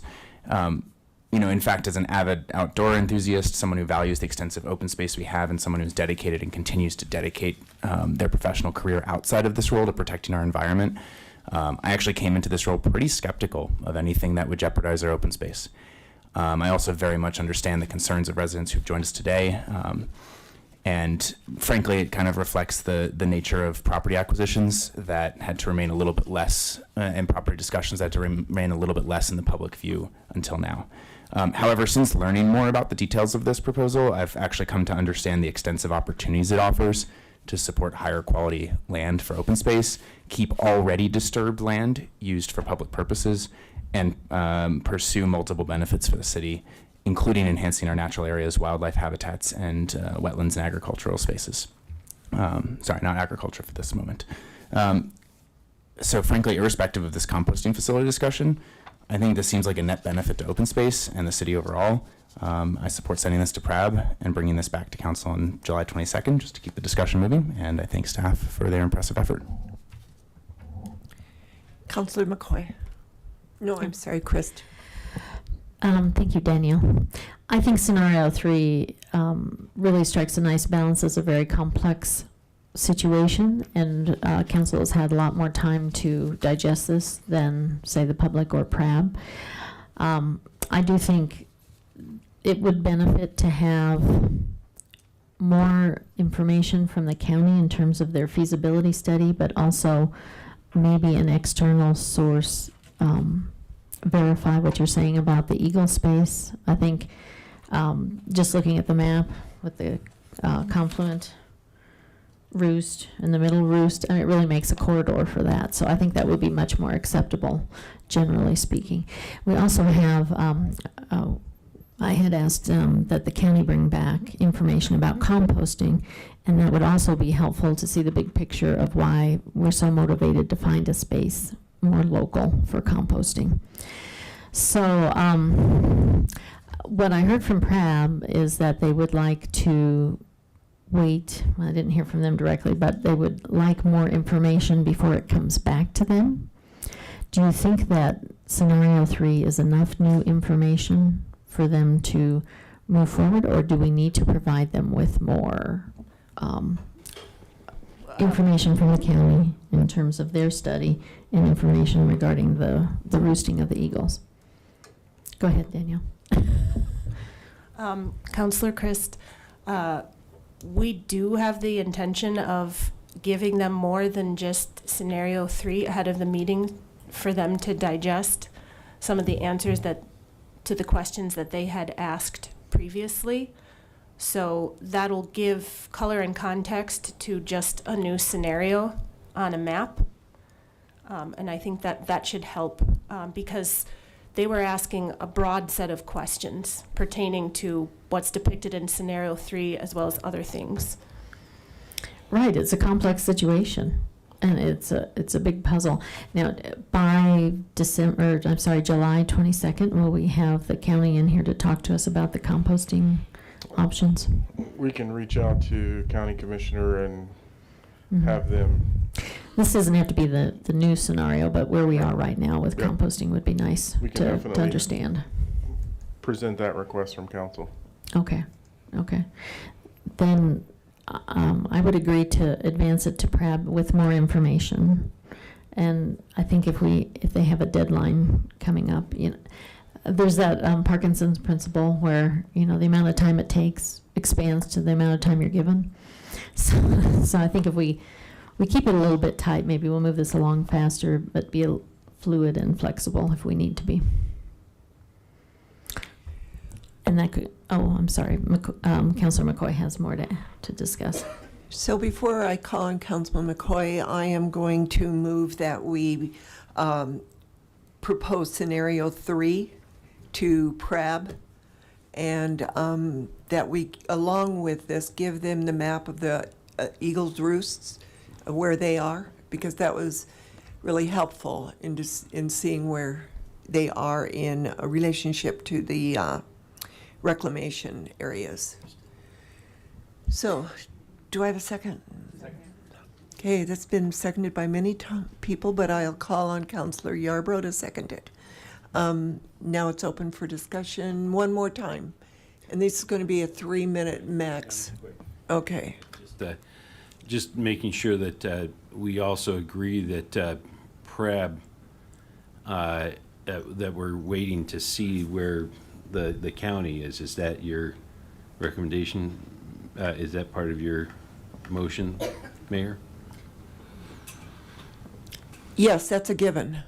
We have to do this before the county's going to weigh in, from my perspective. Well, you have to wait for the county to weigh in, or the? No. Take it to PRAB. And when the county's ready, they will weigh in. But they need to know if this is going to be the scenario or not. Oh, okay. If we're not chosen, then Right. what you're trying to say is the county doesn't choose us for the compromise. Right, then but- we're not going to move forward. Right. Right. And PRAB has to okay this before we can do anything. Right, and I thought we were waiting for that second phase. No. No, all right.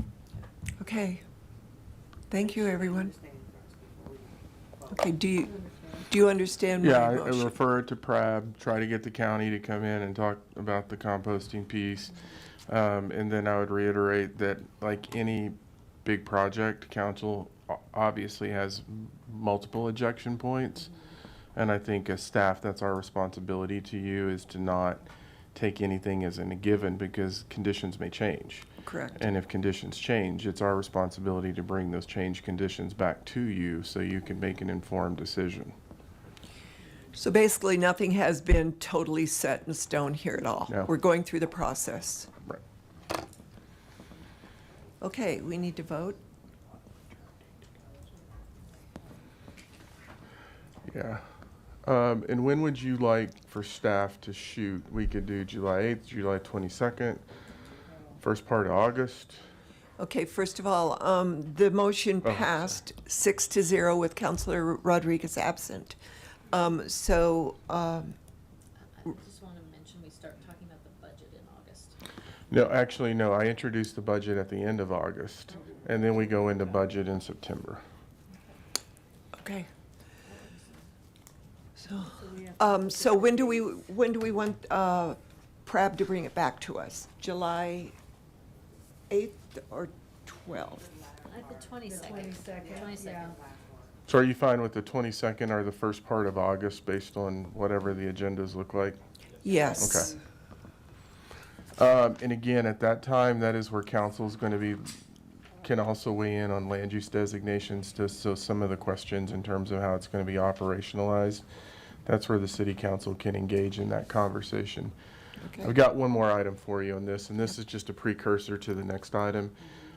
It is connected to this process, and the question is, do you want to authorize the mayor to sign a purchase agreement for the Bigelow property consistent with the terms of the letter of intent? So, on this one, the proposed acquisition of the Bigelow property is 17 acres. That's $35,000 an acre for $595,000. We have done a phase 1 environmental on this one. So why are we bringing this forward to you all? Obviously, this is a parcel that the city has wanted to purchase for quite some time. One of the interesting pieces, or why are we interested in purchasing this parcel? A, it is privately owned. At one point, I have heard, I can't verify, that there were some discussions that individuals wanted to build potentially homes on that location. What we didn't want is for somebody to take possession of that and then continue that space that's in the middle of the property that we have. It does provide the city additional space for how we can look at this, and we ran through different scenarios in how we purchased this. We initially started examining the open space funding, and there's currently not any open space funding available as we look at other opportunities. Obviously, as we look to the future, we would have to have funding available in open space. We would have to get a reauthorization of debt at some point in the future with a vote, and then we would have to restructure debt in order to create that capacity. So what we were able to figure out is that we would do a proposed funding of this of 50% from the sanitation fund. So why the sanitation fund? If in fact this is for composting, that provides a buffer. So the intent, like the other parcel, is to be operationalized as open space, prairie grass, in terms of what Chris talked about. But that's going to be owned by the Open Space Fund, and that's one where we can't transfer it because of the legal issues that we talked about earlier. The other 50% of that is from the general fund, that we're utilizing the funding that we had as one-time funding that we didn't allocate in the budget process to come in with that 50% to do it. That property, the city council can designate as open space because that's general fund purchase property, which would be similar to what occurred on Sandstone Ranch, where it was general fund property. So council could designate the 50% of the general fund as open space, but ultimately, as we were looking at composting, it really is an additional buffer in terms of that operation that we were looking at. So the question of this is for you all, and you'll have to look at that next resolution of, do you want to authorize the mayor to sign the purchase agreement for the Bigelow property, consistent with the letter of intent that's included in your packet? I think you have to read the resolution number into that. It is Resolution 2025-31.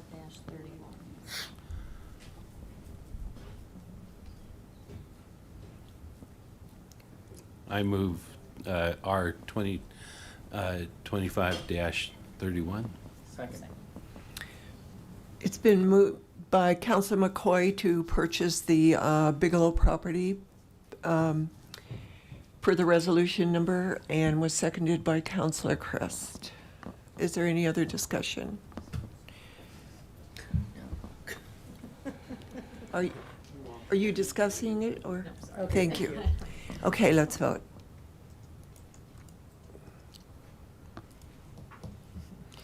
And that carries 6-0 with Councilor Rodriguez absent.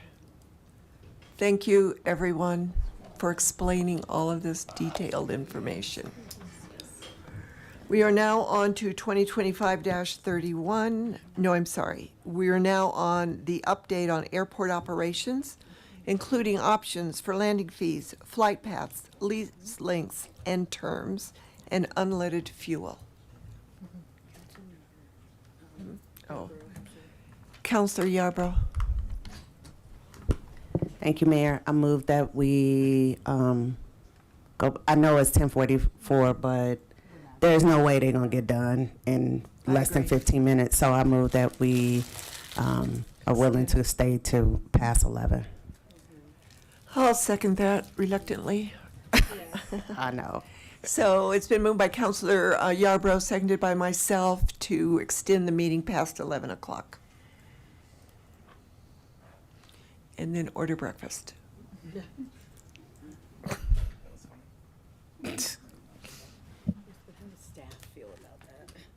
don't know.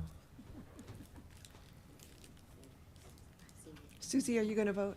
Oh, yeah, I didn't have it on the right thing, yeah. And that passes 5-1 with Councilor Christ opposing and Councilor Rodriguez absent. Whew, that's a lot.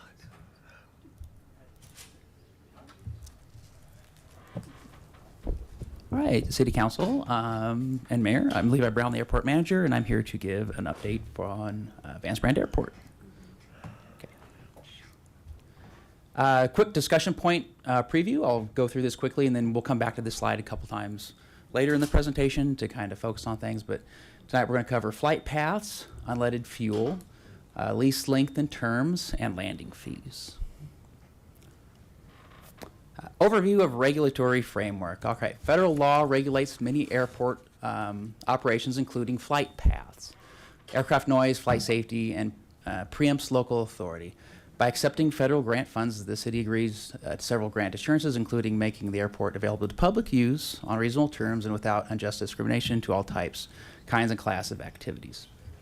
The city cannot implement restrictions on aircraft flight operations and is limited to implementing regulations on airport ground operations. So it's a little pretext going into our conversation. Flight paths. Flight paths are typically standardized and changes are within the FAA's sole authority. So any proposed changes that we would do with flight paths, potentially around the Longmont Airport, would have to be approved by the FAA. Proposed changes would very likely not be approved, as at non-towered airports, those flight patterns are mostly standardized. And we do have a slide of that, which kind of shows you what the flight patterns look like around our airport. This is congruent with what a standard flight path at a uncontrolled airport would look like, and indeed at most any airport, even that is controlled. Council direction, right, so back to that first slide again.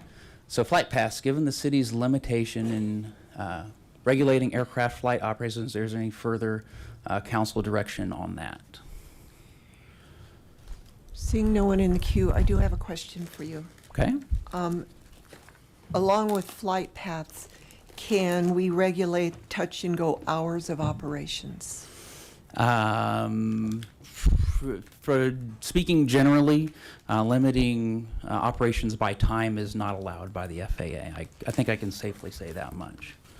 For more detailed information on that, I would probably default to specialized legal counsel when it comes to that. Eric? Yeah. Okay. All right, thank you. Can you answer that? Is that true? Yeah. I think Chris is seeming that's what he would say. Oh, okay. Councilor McCoy? Okay, I'll be brief. Thank you, Mayor. Levi, thank you. You know, I've heard several times over the years that I've been on and off again council that the safest spot to do aviation activities is around the airport.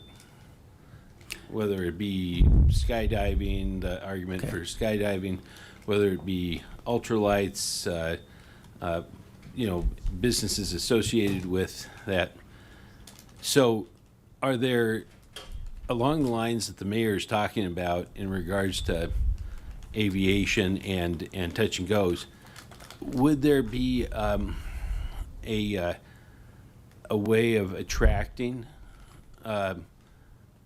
businesses or designating an area for balloon let off at let's say 5:30 in the morning until 7:30 in the morning, which we see you know, at different times of the year, that operation going on somewhere. It's starting somewhere. It's originating somewhere. We're not talking about landing zones.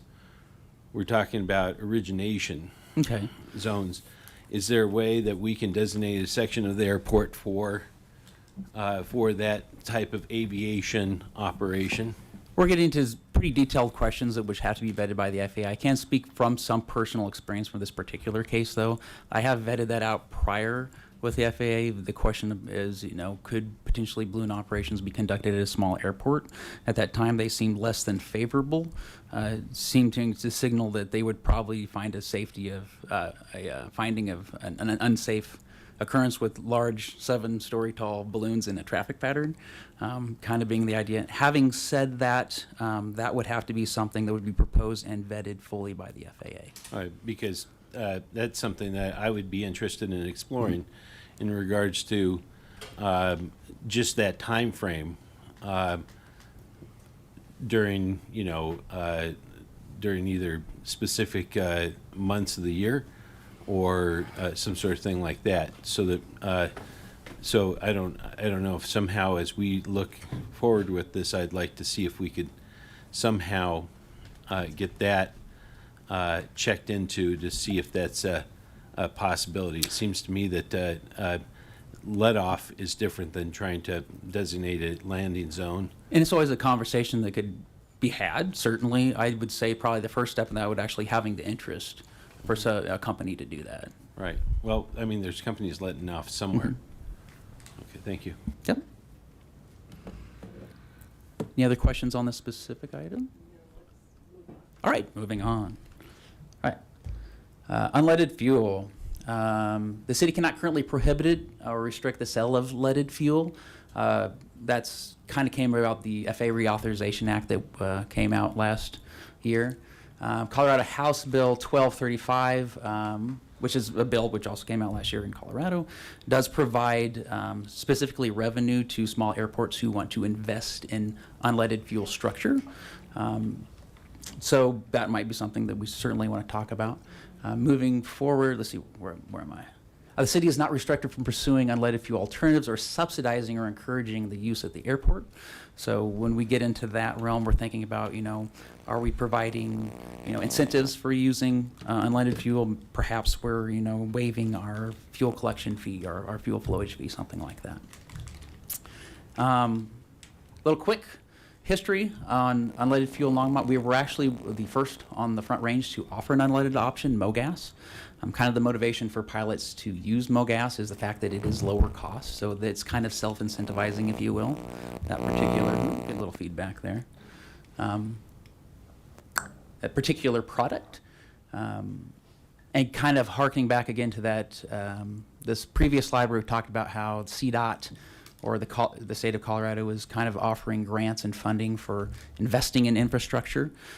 Our current infrastructure at the airport is coming pretty close to end of life, so it's kind of good timing for us if we want to start looking about how we want to transition from not only our current system, but our type of fuel that we're switching to also. So it's kind of good timing in that respect. So second question, council direction, unleaded fuel. Does council want to pursue unleaded fuel alternatives such as state funding opportunities for new infrastructure when available? Yes. Yes. Okay. Councilor Popkin. Yeah, I just want to not only second all of my fellow council members, it sounds like, on that, but also say I would go further to say, like, aggressively pursue this as an option and explore different structures to incentivize it if needed to, like, really make that a reality. And I'll add one more piece of this, which is another version of unleaded fuel is our other fueling types altogether. And so I don't see any reason why electric aviation should not be part of this, and investing in electric charging infrastructure for planes shouldn't be part of something that we pursue. If I recall correctly from previous briefings, there are at least 2 or 3 other airports on the Front Range that have some electric charging for planes. And something tells me, like, connectivity matters in creating a network to allow people to more seamlessly go between airports as well. And so providing that would help us lead the way in electric aviation innovation. Yep, and that's a conversation that we have been having with the city and with the electric department too already, is what kind of conduit space we're looking at, what kind of lines are we going to be laying and stuff like that. So that conversation has indeed begun.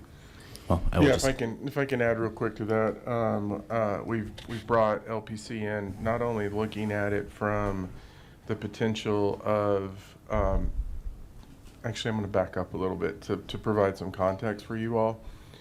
So when we talk about, and you'll see it in a later slide, when we talk about investment at the airport and we talk about the 60,000, that really is a council decision that said we want to reduce the ATF because that's actually allowing us to generate money within the fund balance as a match for different projects at the airport.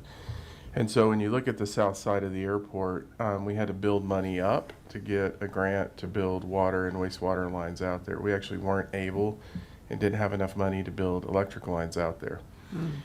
We're starting to have conversations with LPC when we look at things like the potential for a distributed energy resource and potentially looking at carport type covers for hangars that actually have solar panels on it that could be used as a distributed energy resource. We're also talking to them about the need for potentially additional space for a substation when we look at that area. Those are areas within the FAA guidance where if the airport is getting a benefit for something, then it gives us some negotiating ability with LPC to say, for example, we won't charge you a ground lease if by putting the conduit in, we can also service development on the south side of the airport and do things like that. But it's also really how do we position ourselves for electric aviation. When we just consider when you own the electric utility, that's probably something that will accelerate that as potentially part of the process. But what you're going to see in the later slides is really the biggest challenge we have at the airport into why we haven't been making improvements is because the airport doesn't have the funding available to make those improvements. And so that was really the ATF conversation that has been referenced on a few occasions. Yeah. Storage for solar as well, the whole package. Yeah, it'd be battery, solar, distributed energy, potentially working even with Platte River Power. Okay, thank you. All right. So you got your direction on the unleaded fuel? Yes, I think we're good on that one. yeah. Okay. Right, lease terms. So I've got quite a few slides on this. I'll try not to bore everybody by reading slides, but I will make sure I cover all my bases here. The city's current ground lease template duration is 30 years, so a little bit of a history back on that. In 2020, City Council changed their rules so they could allow 30-year leases. It turns out that was kind of an issue with us because we were doing 30-year leases with 30-year option to renew, what the FAA saw as 60-year leases. So in 2023, we actually dialed that back to the 30-year lease again. So there's a little bit of history on the current lease term lengths we have here. The city has flexibility in the lease term as long as the provisions are applied consistently among similar situated airport users. And that's, let's see. Yeah, if leases are too long, the FAA could actually consider it as a disposal of land. That's actually, I kind of got ahead of myself. That's what we were dealing with before when we were doing 30-year leases with 30-year option to renew. They actually commented on our leases and said, we see that as a disposal of land. Shorter lease lengths allow for more frequent review of issues, including tenants' compliance with airport rules and regulations and hangar maintenance. And this is kind of the crux of the argument, is the lease should be treated as a negotiated document, and the lease length could reflect the amount of investment put into the parcel. Many airports include reversionary language. Most generally, those are applied for new parcels and new development of structures.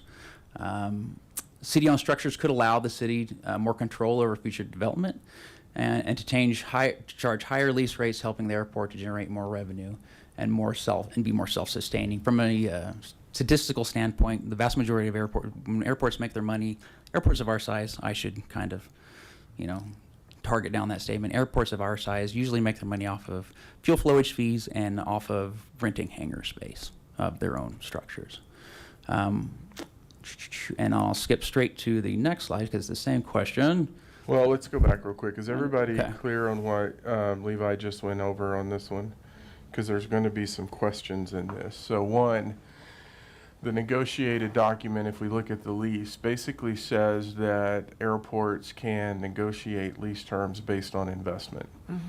And so, for example, if you were building a large commercial hangar where you're investing $2 million into the facility and you're hiring X number of people for a commercial operation, that does give you the ability to look at a longer lease term versus something that is $100,000, and so that is something that airports could do. So I think that's one question that's going to be coming to you. The second question is, does council want to look at the reversionary language where that would come back to the city? So I just wanted to make sure you all were clear on the questions that are going to be coming forward. What kind of improvements are we talking about? They would have to take those improvements with them if they didn't want to revert back to the city. So what are we talking about? It could run the cap, anything. It could be significantly investing in an existing structure. It could be, developing a whole new structure. It could be anything, and that kind of harkens back to this idea that every lease is really a negotiated document. Okay. Everything's unique. Well, I think your question was on the reversionary language. Yeah. And so Yeah. I think what Levi's referring to in the reversionary language is it says at the end of the lease term, the asset reverts back to the airport. Or you can take the asset with, I think. Not if it's a sunroof. Is that correct, Chris?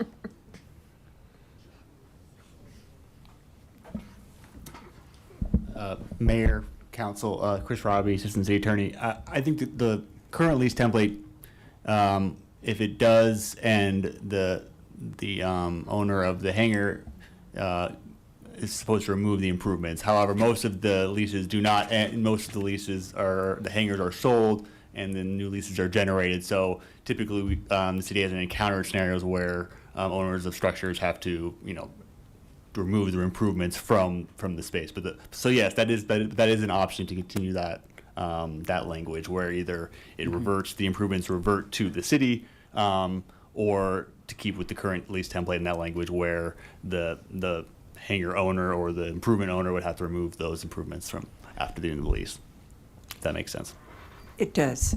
And I would make an argument for at least maintaining that language because I've utilized it in the past for owners who needed to clean up certain parcels at their own expense instead of our expense. So I would certainly advocate for maintaining that language at the very least. Yeah. Okay. Councilor Popkin. Thank you, Mayor Peck. Thank you, Levi. I just wanted to check on the process here. So in terms of the recommendation or the direction on revisiting the lease template, does that involve going back to the airport? Like, does that involve going to the airport advisory board to get their input on this? Is that part of that process? And how that would work? include that. And I would highly encourage, in fact, we've already started the process of, when we're looking at doing new leases, to contract with advisors to do that. They're experts in this field that, this is what they do, is they go through airport leases. Sure, and I'm not saying that having the airport advisory board, oh yeah, look at commas and stuff in this, Yeah. but move on some of the broader decisions Yeah, is related to indeed. lease terms, Yep. just to have public input through that process too. Indeed. Thank you. So we need to weigh in on this. Counselors, do you want to, can you go back up to that one? Oh, this previous one? Yeah, to the reversionary language where the improvements revert to the city at the end of the lease. So Counselor McCoy, can you include your answer in, okay? Thank you, Mayor Peck. Chris and Levi, is there any concern about kind of a reason why, we don't see this today, but if there became a situation where a tenant kind of got controlling, aspects of almost every lease on there and decided to sublease, is there any issue that we have, any recourse or limitations on somebody, some industries saying, hey, we're going to buy up all these leases and then sublease them as some sort of venture? So I'm not sure if I understand the question. The concern is a company could buy the hangers The on the hangars airfield? and then sublease them back to people, or is there a limitation on how many leases any one I entity can't can- think of any limitations. Can you think of I don't know any? if there's any advantage there, but I don't know. Yeah, it's not an occurrence I've ever come across in the airport world. So that would be I'd have to kind of look more into that, I suppose I should say. And to go along with what the mayor asked, I think this is something we should look into.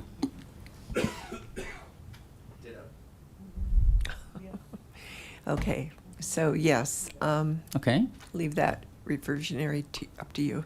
Yeah, so that answers our third question. Then, does City Council want to direct staff, advisory board to provide recommendations updating the airport leases terms, including lease length, and then as we spoke about, reversionary also? Yes. Okay. Yes. All right, the last one we have to cover tonight is landing fees. All right, landing fees can be legally permissible but cannot be unjustly discriminated in their application. Landing fees need to be justified by cost and expense related to airport operations. So a little background again on the research we did. 54 research airports in Colorado, 13 do have landing fees. Of those 13, 5 were general aviation airports such as ourselves. Airports with landing fees typically apply those fees based on aircraft weight and many exempt smaller aircraft. This is just a quick breakdown of kind of the landings that we had last year at the airport to give you a general idea of when we're talking about landings at the airport, kind of what we're looking at.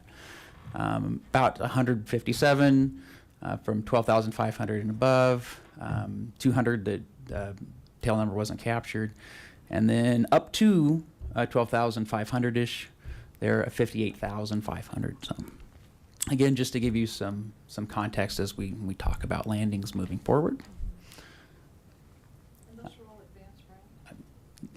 And this is Vance Brand Airport. Landing fees and airport expenditures. So last year at the airport we had 58,000, let's read my own notes, 991 landings. And we had projected annual deficit over the next 2 years after considering all revenues and expenditures is 60,615. I think Harold wanted to jump in here. Yes. So when we talk about this is really looking at the operating expenses over the next 10 years. I think that's what Sarah said. This does not include the capital needs at the airport. So obviously when you think of what are the capital needs, generally we have a road that goes around the west side of the airport that is not paved, and so we have issues with, as vehicles are traveling on it, bringing foreign objects and debris onto the taxiways, and so that would be a capital project. We talked about the need for electricity. That would be a capital project. And so when you think of the number, it's actually the needs of the airport are much greater than just this. This is just the operating deficit. Okay. So, operating, does that go into funding for, let's say, interns or, no, that's not capital? No, it's not capital. We have to manage the budget to try to build capital up, but that's why we said it's tough. Operating is, that's why we have one person at the airport, is when we look at the operating expenses on an annual basis, there's not enough funding. We made some adjustments where we're partnering with our operations group. Is that operating dollars? So there is some capital. Okay, but not major capital.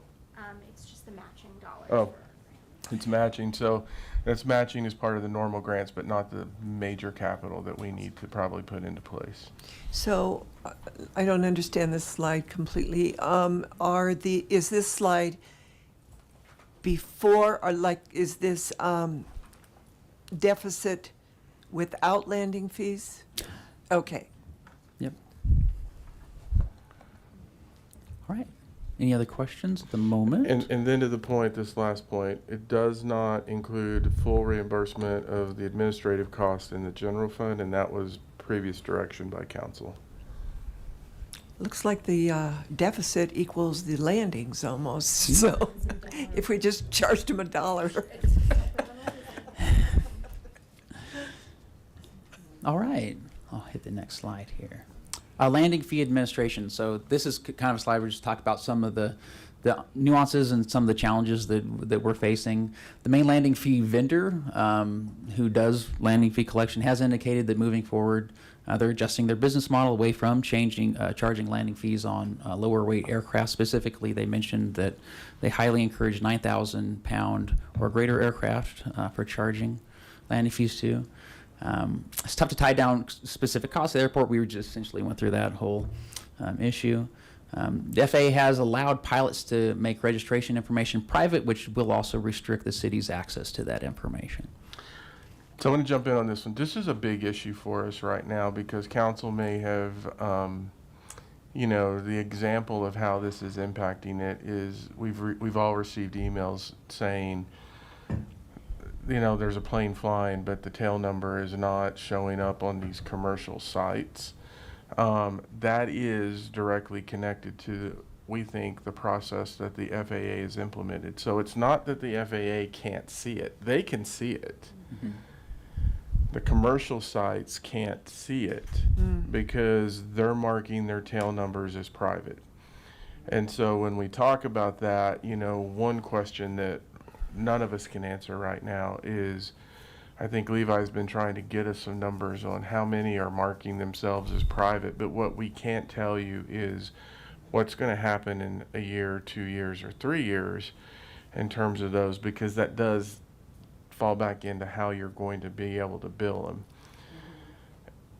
The other question comes in is, well, how did the large airports do this? Well, towered airports are different because the towered airports provide the data to the airports in terms of the planes that are landing and who they belong to. I don't know. I'm trying to remember back to when I had a towered airport. I don't think they give you the tail numbers. They just tell you Mayor Peck her plane has landed 20 times in the last week or something like that. Is that correct, Levi? Yeah, with towered airport, it's a little bit different. We rely upon technology to kind of track aircraft, if you will. And again, that is very new technology that's just kind of fleshed out. Traditionally, towered airports, they have air traffic controllers in it. When an airplane flies in, they're essentially required to tell them their tail number on top of that. And also from a traditional standpoint, the concept of sending landing fees, let's say in the mail, is also kind of a new idea. Traditionally, it's been done. Let's say you fly into the airport. It's a towered airport that has a landing fee. You land, you go up to the FBO. The FBO collects the landing fee, and it's you're interfacing directly with someone. So we're kind of on the cusp of this way of doing this stuff. And getting back to our main vendor, and they're kind of they're the only ones in the industry that are really doing kind of the work like that right now. Okay. Councilor Christ. It would be nice to know what the full shortfall is in the budget. But as the mayor pointed out, it's about $1 a landing that you're short, just in the numbers that you gave us. But I'm wondering, is it permissible to offer, for instance, if you have rent at the airport, that you don't pay landing fees, since you're already paying rent for a hangar there? How the landing fees are structured kind of depends on us. There are airports that I know from research I've looked into that they exclude based aircraft. So if you're based at the airplane, they don't. You don't get a charge. There's airports that exclude things for other reasons. So there's some flexibility there, to my understanding. Of course, all this is contingent upon approval by the FAA. Okay. And so just as a guesstimate, if we're saying we have a bigger shortfall than is mentioned here, are we saying it's maybe 5 times that? If we pull out all the people that are paying a rent, would that cover it? Oh, so I'd have to sit down with Sarah and crunch some numbers before commenting. I should be looking at Sarah going, what do you think what is the metric there? So we can make some decisions. Yep. Does 5 sound right? I'm looking at Sarah. Yeah. I don't think you have the data either, and I don't either. We'd have to really flush it out. Yeah. Yeah. Yep. Yeah. Okay. Thank you. Okay. Councilor McCoy. Okay, thank you, Mayor Peck. Levi, you mentioned when I was filling in as the liaison that there was an option of having a tower, a unmanned tower at the airport. Tell us how that would interface with what you just described in regards to the landing fees, if there is a tower of which you... Okay, that's kind of an unknown quantity. Also, I can speak a little bit to that. And a remote tower is a new concept. There was a pilot program started a couple of years ago by the FAA. There was a tower in Virginia. There was one up in Fort Collins. The one in Fort Collins is the last operating one right now. They are still pushing that process forward. The city's actually lifted the budget for that. They kind of lost their funding from the FAA, but they're moving that forward, a remote tower. Getting approval from a remote tower from the FAA would be, it's not an option right now. Fort Collins was part of an experimental program which allowed them to get it. That doesn't mean it won't ever be an option.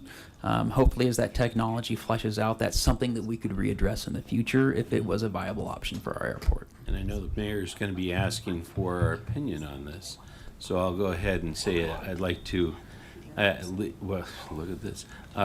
Make sure I pass on my thoughts that at least we should look into exploring what that looks like. We certainly could. We do some preliminary stuff. I would probably comment that it wouldn't do a whole lot of good to do super deep stuff because, again, it's an experimental program with the FAA, so there's no paperwork, there's no process or anything like that for a remote tower yet. So I'm going to direct staff to look at let us know if there are any other vendors other than this main landing fee vendor to explore, or what am I doing? Different landing fee options, excluding medical flights and any flight that is addressing climate change, fire, flood, etc. Emergencies.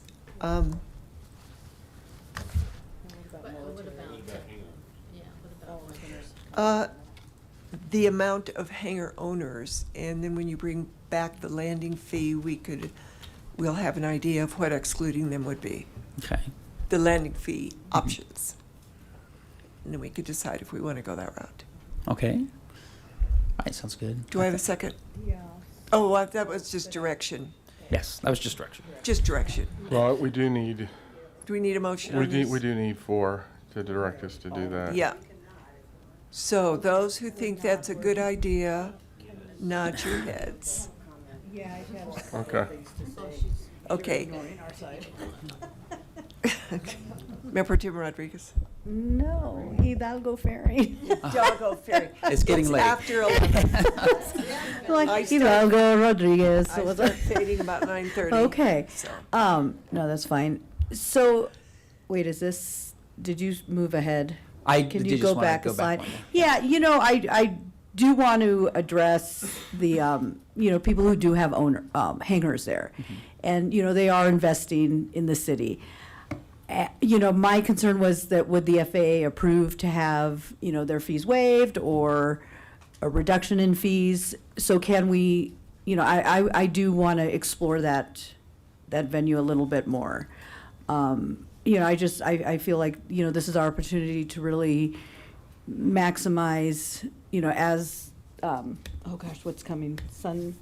Sundance Festival, people who are, flying into the airport, that might be extra, so we can tap into some of that revenue that would go back to the airport. What are some ways? So, I do want to consider, folks who already are leasing space and, find ways to give a little more TLC, because I think there's going to, like the runway and stuff, we're going to have to kind of look at that and even explore that tower option.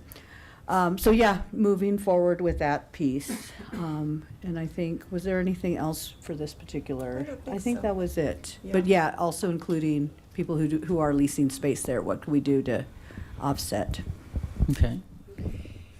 Counselor, wait a minute. That's me. Yarbrough. Yes. Okay, you're on. Thank you. Well, I would love to move forward, but I need to know some things first.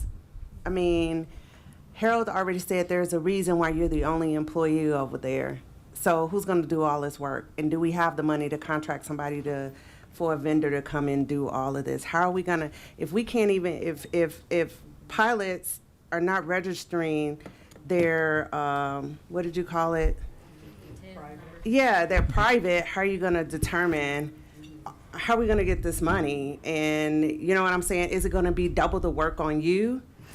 That's something we can vet out as we look into the options. So, we have a general idea that the vendor that we've been looking at is straying away from doing this kind of work for various reasons.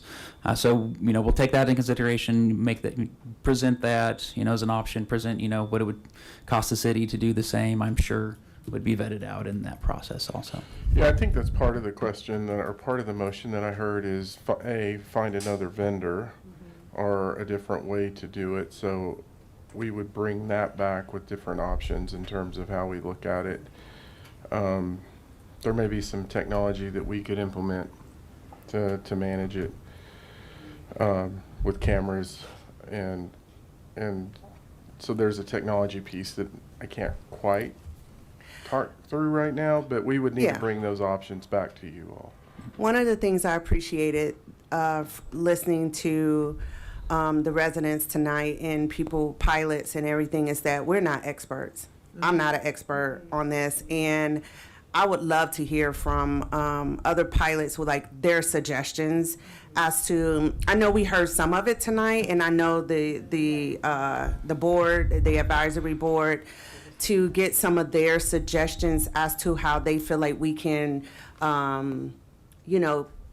make more money with the airport, especially since many people brought up the Sundance is coming in 2027. I would love to hear the ideas of our pilots who are already there. And I'm pretty sure many of them sit around calling us crazy because we don't know what we're talking about and what we're doing. So I would love to hear from them, their ideas and how they would like to implement it and how it would be efficient and sustainable. I mean, it's okay to move forward with everything, but looking at all those, the consequences of as Harold, you always say, the unintended consequences of moving forward, where you put in your time, looking for vendors, if they're not doing it, so maybe is this going away or, and I know we may have other things, but please don't forget about our pilots and maybe do a survey or something and ask them what they what their suggestions. And that kind of ideas are. speaks to the last slide I had, which was, of course, this would all go through the airport advisory board. There would be a public process. Anytime that the airport changes its rates or fees, we're actually required to post it on our website so people can see what it would potentially be. So there's time for comment for stuff like that also. Yeah, and that could certainly be part of it too, yeah. We're required to do No. that.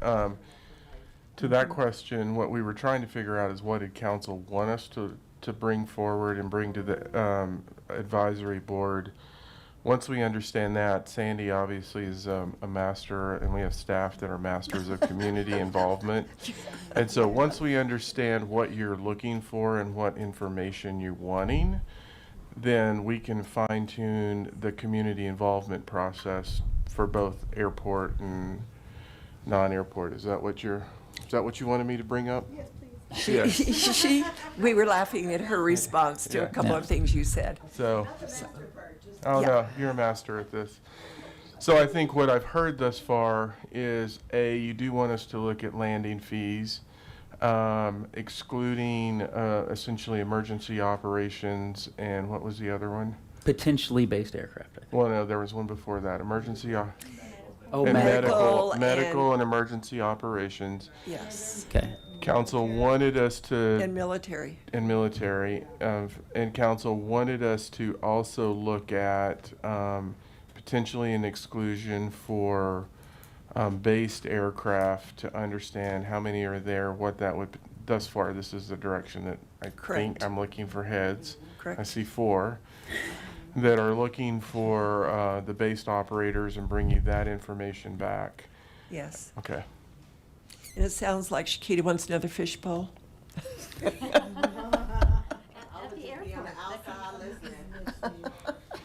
Me too. Okay, is that it for everything that you needed? That's mostly Direction? the last bullet point was just to also comment that FAA, they've actually reached out. They say they definitely want to see any proposed fees prior to them being implemented. And of course, they are the decisions makers essentially when it comes to that. So they would have to be vetted through the FAA. And Levi, from my perspective only, if the FAA comes back and says, for various reasons, we can't do all or part of this, that's what I want the residents to hear also. That we are listening to them, we get it, but it's not totally our decision. Yeah, and they definitely have a lot of sway in it. Yes, they which do. was just kind of vetted out at Broomfield Airport. That was just vetted out. Yep. So for perspective, same process we went through, and we were looking at the drop zone fees. And council did say, yes, work with the FAA. That's incredibly important because we actually did end up in a Part 16 on that, and that Yes. FAA review was, I think Eugene and I can both say, was critical to us being successful in the outcome of that Part 16. Okay, great. All right. Councilor Popkin. Thank you, Mayor. I echo a lot of the comments of Councilmember Yarborough on this, and I really appreciate her thoughtfulness on that. I want to add just a couple other elements of this. I think as we're thinking about the implementation of landing fees, I think we want to treat that consistently. And I think that's really important here. And if that means looking at, to Councilmember Chris' comments here on the hangar, like people who are already leasing hangar space from our airport and figuring out what's an adjustment there, I think that's probably the better way to do that. So we're treating and implementing the landing fees consistently if we go down that route. Secondly, I think, it's weird that we don't have an updated master plan for the airport we just listed fixed base operator, restaurant, event space, fueling and charging infrastructure, new hangars, new infrastructure around that. That all costs money, and there's sequencing and there's strategy to do that right, and to do that in a way that actually supports like a modern airport. And so I guess I get caught in the space of like, I don't even know what what investment we're trying to hit here. And not that landing fees are the solution to that either. And so then we have a different financial equation to solve for. And then we want to look at other fees. There was a couple suggestions that I got from pilots via email in advance of this conversation on special event fees. And I think that we should, I don't see why we wouldn't want to consider that, and it sounds like that has been done at certain airports too. So I'd love to, not to add too much more to the plate here, but I think if we're investigating that and we're thinking about how that would be implemented, love to add that into the mix here, because maybe there's a way to implement that and learn from how special event fees have been done, either to help or help or support kind of our conversations around whether landing fee implementation is feasible. So there are ideas out there. I didn't come up with the special event fee, pilots did, and I'm listening to them on that. Yep. And so I think it would be incumbent on us and appropriate for us to look into how we would roll that out, what revenue we get from that, and how the hell it starts to achieve some of our infrastructure investment goals. Yeah, and those are fees which are charged at other airports. There is some history of that, and certainly something that could be well vetted out and rates and charges review. Great, thank you. Yep. Thank you very much. I think that's it. Yeah. And I love your comments, Phil. Yeah, keep up the good work.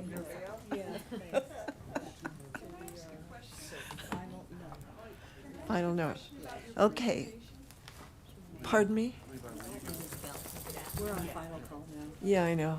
You showed the flight patterns. So A half a mile west of 60 feet. we are now at final call, public invited to be heard. Is there anybody in the public that would like to be heard? Come on up, line up, name and address. Thank you for waiting. No, I want to have a chance to speak here. Should I go ahead, or? Yes, please Okay. do. My name's Adrian Nye, from the Colorado Pilots Association. I just wanted to raise one issue about the landing fees that haven't been mentioned tonight. Okay. There's a safety aspect to it. The landing fee companies that like Vector Airport Systems that manages the landing fees for you, they use this system called ADSB. Uh-huh. And I just wanted to explain a little bit about that and why it's a safety issue.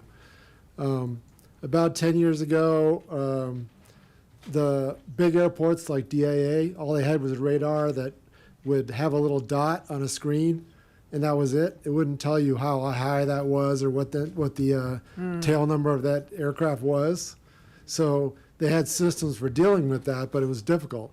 And as traffic increased, they thought, well, there's got to be something better. So they invented this system called ADSB. And so now every aircraft in the U.S. was required to install that system, and it costs like $2,000+ per aircraft. So all the private pilots had to install that system, and it broadcasts your exact GPS altitude and position to all the other aircraft and to ATC. So now this company, Vector Airport System, is saying, okay, there's this system that was designed for safety, and now we're going to piggyback on that and use it to charge landing fees. So now here's the problem. First of all, pilots had to pay to install this system in their aircraft, and now we're charging them money based on it. They kind of are not happy about that, right? And they are tempted to turn it off. All I have to do is push a button on the panel and it turns off. Mm-hmm. And then right now, every pilot around here, their life depends on that system because it is so busy in this airspace. And we have an iPad on our right there with all the traffic on it. And if there's a plane near us, we can see it and we can avoid it. If somebody turns that off, it is life-threatening. Mm-hmm. All right. And there was a midair in Niwot. One of those, in like 3 years ago, one of those two aircraft had it off. Oh. It was broken or turned off. We don't know why. But all those pilots died. The crash that just happened in the Potomac, Yes. one of those aircraft had it off. So we're not joking here. This is serious. So there's another factor in your consideration that you probably didn't hear about, and that's all I wanted to say. Thank you for that information. Are these the people on that list? Because maybe we can start going down that highlighted list. If they're not here, I don't want to call their name. My name is Danielle Terhune. I live at 1710 Weld County Road 20 and a half, Longmont. My family has owned the property since 1987. I'm here in opposition to the Distl-Toll land swap. There are so many points that I want to make against this proposal, but unfortunately I only have 3 minutes. I am so frustrated and disheartened with this process and with Public Works. I feel like the residents on Weld County Road 20 and a half don't have a voice and don't matter at all to anyone and we're just getting steamrolled. Our quality of life, our property values, the smell, the pollution, and the loose blowing debris that will inevitably blow onto our properties are just a minor blip on the screen, easy enough for them to ignore. They don't even know how many houses there are next to, across from, and in between the two sites. And quite frankly, none of you have asked how many homes there are and what effect it will have on us. There are 15, by the way, plus more on both ends of the road. It is very evident that no one has gone and sat in their cars at the Distl-Toll sites when it's windy. We get excessively high winds that generally come from the west-northwest, and any loose debris and refuse will blow directly onto the residents' properties. Who will be responsible for cleaning up this mess on our properties? The toll site is just east of the Distl site, which means it will also get all of the loose debris and refuse. Why even have an open space at Toll at all if it's just going to be littered with garbage? There is also the St. Vrain Greenway open space to consider. It is directly west of the Distl site, so when the winds switch and come from the east to southeast, which they do sometimes, it will be a littered mess. The logic of putting a compost recycling facility between two open spaces is lacking. And what about the voters who resoundingly voted for the Distl site to be open space? Do their democratic voices not matter either? And it is a voice that the residents on Weld County Road 20 and a half do not have because we are not within Longmont city limits and are Weld County residents. Which brings me to my next point. We are in Weld County, not Boulder County. Why is Boulder County bringing their trash to us? Weld County Road 20 and a half is an extremely busy road that is used as a pass between Frederick and Firestone to Longmont and Boulder. The infrastructure cannot handle all the traffic it has now, let alone more compost and recycling traffic, not only that will come from Boulder County, but all of the surrounding areas as well. I was going to ask you not to recommend it, but unfortunately, you couldn't hear me before you made your decision. Thank you. Thank you. Melinda Jordan, 1110 Twin Peaks Circle in Longmont, pilot, resident, and chairman of the board for the Airport Advisory Board. Just wanted to, on the back of the ADS-B discussion, I just want to answer some of those questions since I can. ADS-B was instituted for safety, for tracking and using all of our devices. It became a safety issue that information is personal information attached to our tail numbers. When you drive in your car, I can't look up your license plate. They enacted, there were a couple of different programs. They ended up with CARES, and that was April 11th of this year. They made it a much easier process. So back when Mile High was under threat, he had to go through quite a process to get his tail numbers delisted, and he had to have court orders and reasons for it, and the FAA has seen the threat and that ADS-B is used for other purposes than what it was intended. And so they've allowed us the CARES program, which is a very easy, about a 5-minute process online to go ask for your personal information to be separated from your tail number. They've got it, but just that registry is delinked. If you look on any of the tracking software right now, you'll see far more private planes now as opposed to tail numbers.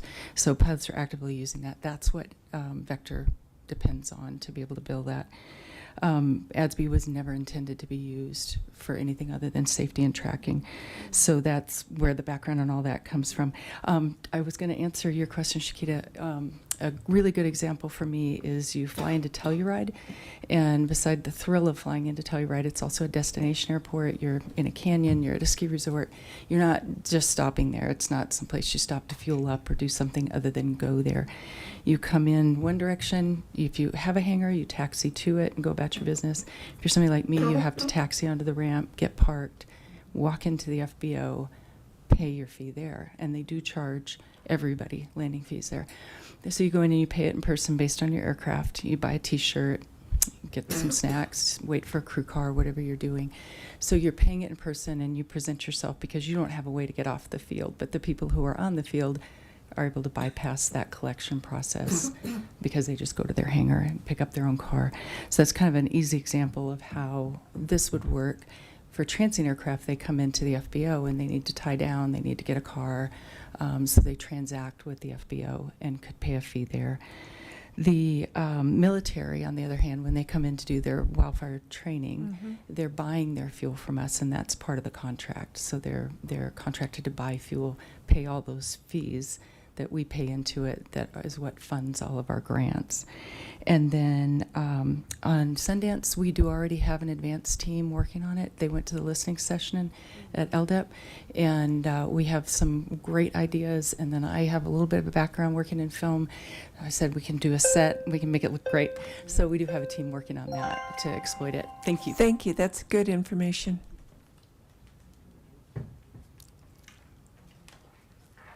Hi there. Hi. I just wanted to be able to speak a little bit about the noise. My name is Rachel Katz, and I've lived for over 30 years west of 65th between Nelson and St. Vrain. So I'm in the Chance Acres neighborhood there, and I don't have a problem with the concept of the airport. I certainly knew there was an airport when we moved in 30 years ago, but it was fascinating tonight just to get a little bit of the numbers, because obviously there's been an enormous increase in the noise from the airport affecting us. The reason why I bought a house on 2 acres of land with horses is so that I can spend time outside on my property. But I can't talk to my husband if he's half the distance between you, Mayor Peck, and myself. We're always constantly going like this, and I think, well, gee, it seems like it's pretty frequent. Well, I just did some quick math. So if there's 60,000 landings per year, well, that would be also 120,000 takeoffs, most likely. But I'm going to go with the 60,000, just the landings. If you have 60,000 landings a year, and there's an average 300 sunny days in Colorado a year, just Googled that. You take 60,000 and you divide, and now you've got, it breaks down, and then there's like 10 hours of daylight is a good average. It breaks down to 20 flights per hour. It's like a flight every 3 minutes, and that's only the takeoffs. Okay, it's only half the number. Then the flight path that was shown, well, that's just a generality. The flight path showed that it loops back around 75th. Well, I'm a half a mile west of 65th. That flight plan is not at all accurate for the jump planes. Now, if somebody is taking their private plane and going for a sightseeing tour up and down the Front Range, God bless them, because they take off and they climb up somewhere and they go away. But the jump planes circle and circle and circle because they're climbing up so the guys can jump back out again. And I don't begrudge them their fun. But this breaks down to about every 3 minutes. If I'm only using half of the departures, every 3 minutes a plane is circling above my head on that property. Now, one of the pilots said to me, well, when they go up to 17,000 feet, and it's like, well, I don't think it's 17,000 feet. But when they're on their multiple laps gaining their elevation, and I can see the color of their airplane wings, I know it's the jump planes. And it's a lot of noise for us. I need to say that nothing we talked about tonight has anything to do with noise. So. Okay, well, I mentioned it. Yeah, thank you. Okay, thank you. There's someone else, Lance?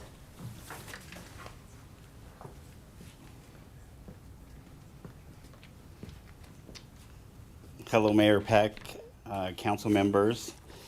It's been a long night for everybody. But I just wanted to hit a couple key points on the Distl-Toll property. I'm the house right in the middle of this.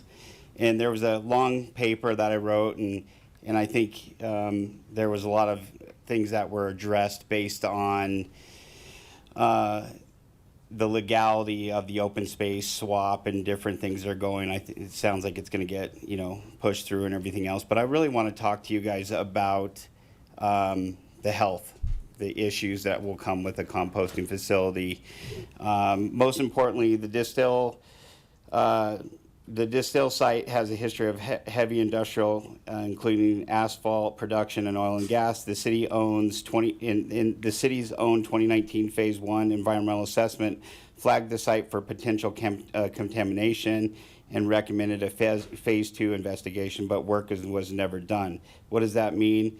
It means there has not been no subsurfacing testing, the soil, no groundwater testing, no attempt to confirm whether carcinogenic compounds like PAC or benzo or praline are present. Let me be absolutely clear. Approving composting facility on the site without a full environmental investigation is gross negligence. And if this soil is disturbed and airborne or waterborne contaminations reaches surrounding properties, including my family's home, the city could be legally liable under CERCLA, the Comprehensive Environmental Response, Compensation, and Liability Act. That's not, theoretical. That's actionable. Number 2, my wife and my 3 girls and I live in the crosshairs of the proposal directly between the Distl and Toll properties. We are one of the families who would be impacted by the increased pollution of the composting plant, because what I've seen is they're putting it right in front of my front door, literally, a few hundred yards out, but that wind's going to blow it right to us. How is that acceptable to the risk and health of my children when the basic environmental due diligence has not even been completed? No child should have to wake up in the stench of decomposing waste. No parent should have to wake up wondering what's the dust blowing from the industrial site. And at the end of the day, you're gambling with our lives. I'm not going to go into the open space violation and taxpayers, but let's call it what it is. Boulder County is offloading their environmental burden onto Weld County and unincorporated Longmont families, peoples like mine who don't have a vote in Boulder County affairs or Longmont. If Boulder County truly believes sustainable environmental stewardship, it should look at the site facility within its own jurisdiction, not export the risk to politically unrepresented neighbors. This environmental red line is unacceptable. Thank you for your comments. Sorry you had to wait so long. Nope, we're all in it together. We'd just like to have a little bit of a voice. Mayor Peckman, Council Scott Store, 229 Grant Street. Like to address a little bit of what we just saw tonight in the airport's presentation. I believe the question the council had was, what are the flight paths? What we saw in the map was actually an arrival path and the pattern loop. That pattern loop is not being adhered to, and like the lady said earlier, they're well beyond that circle when they're in that loop. Flight path meaning what's the departure flights? These departure flights are going straight over the city. Let's really talk about what happens at the airport and where it goes. We lowered the ATF fee, I understand, for future development. Well, if we've lowered that to save money for future development, there should be at least $600,000 somewhere. Thank you very much. 30-year lease term. 30-year lease term was implemented because we wanted to encourage development at the airport. That 30-year lease term should apply to new development. 20-year lease term is appropriate for renewing leases. When it comes to leases, I encourage everybody to read the lease. It's actually the end of the lease term is spelled out pretty clear within the lease. You guys have all kinds of rights when those leases end.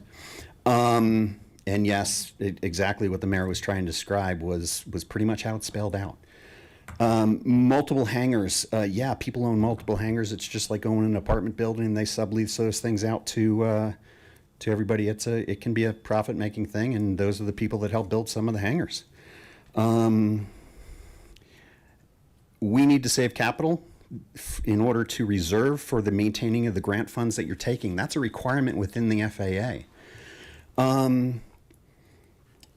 The weight-based landing fee should apply to all aircraft. All aircraft is non-discriminatory. It shouldn't be, you shouldn't say this little plane doesn't apply or whatever. All planes apply, or else you're putting the whole burden on one company, basically, that flies in and out of here all the time, and that would be Mile High, and it would be, as much as I could say about Mile High or what have you, you're focusing all your efforts on one company if you don't do all aircraft. You really need to do all aircraft. I'm open to the idea of base operators. Base operators, you want to get a credit for every time you take off. You get one landing credit for every time you take off. If you guys can figure out some kind of plan there, that's great.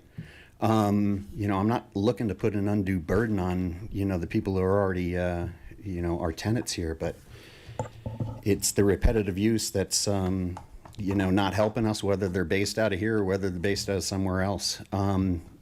Look for a different vendor for the landing fee stuff. It's out there, and you can do it off of tail number photos. Thanks. Thank you, Scott. We're now at Council, Lance. We got me. Yeah. Come on, I haven't been here in a while. My name is Lance Whitaker, 1750 Collier Street. I've been a resident for over 47 years now.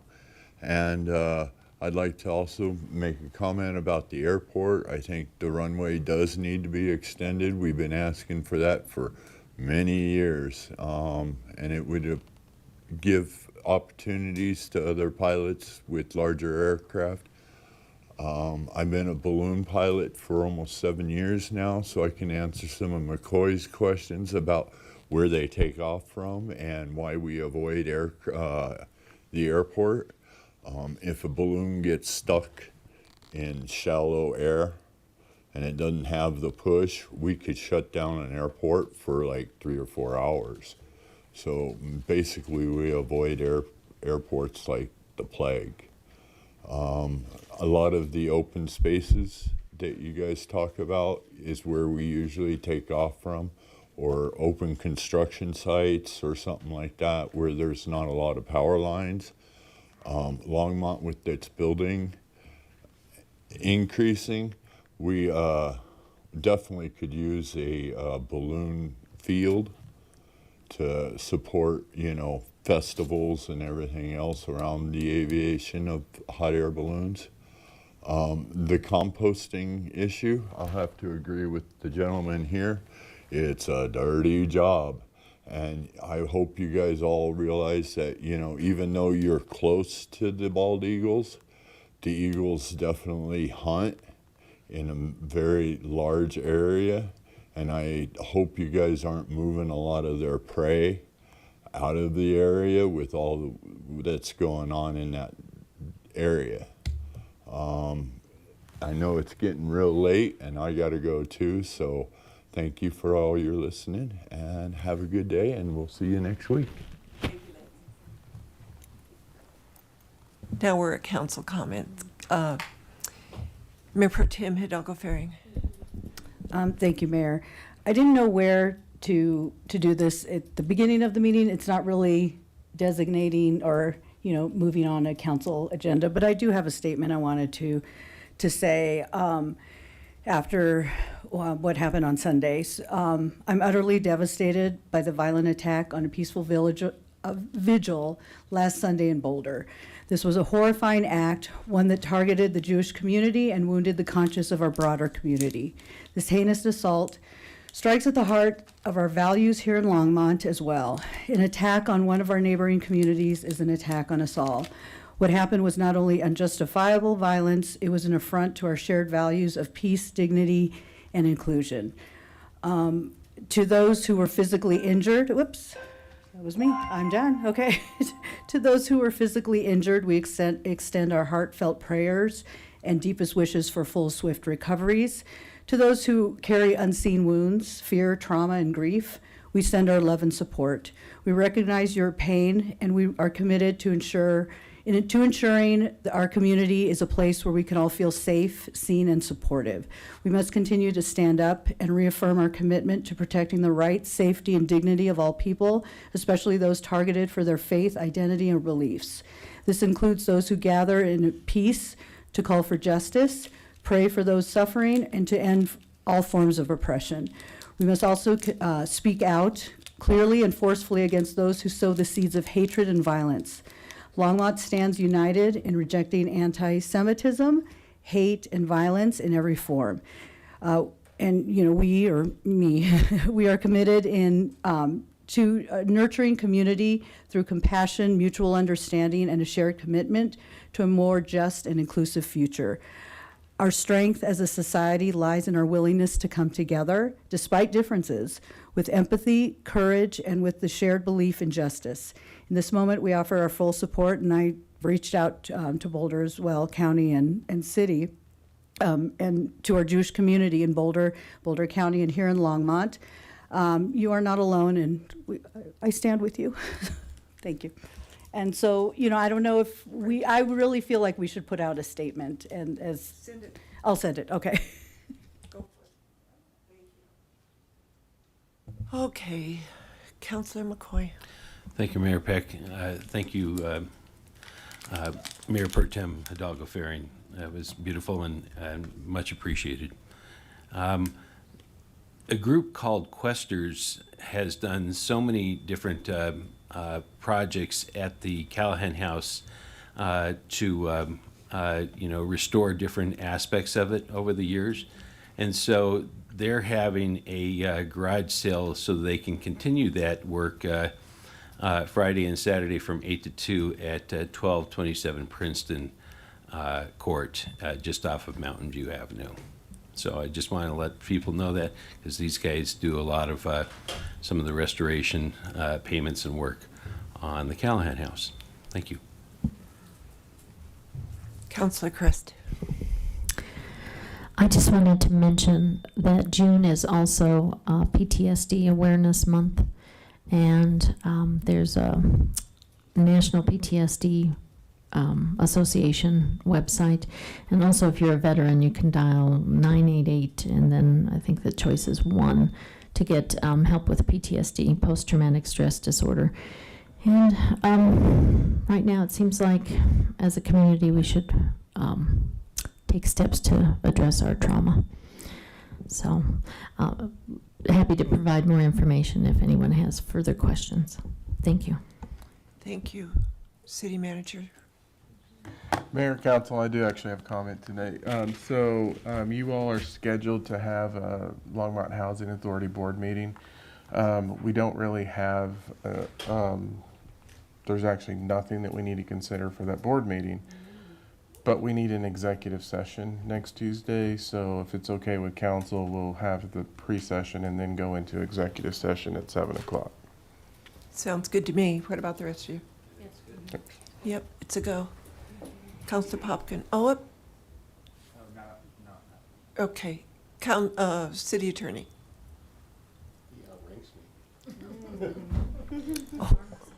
No comments, Mayor. Okay. Oh, I was trying to get in before on council comments. I just want to thank everyone who came out tonight, who's still here, who is going to watch this later. I know it was a long meeting. I know we had quite a few hefty topics, and the public input, both sent via email and shared live, has been helpful, and hopefully you have seen at least some of that responded to, listened to, and asked about at a minimum. So thank you to everyone who came out and continues to participate in our public process. It's been moved and seconded that we adjourn. All those in favor? Aye. We're adjourned. Good night and good luck. Yeah.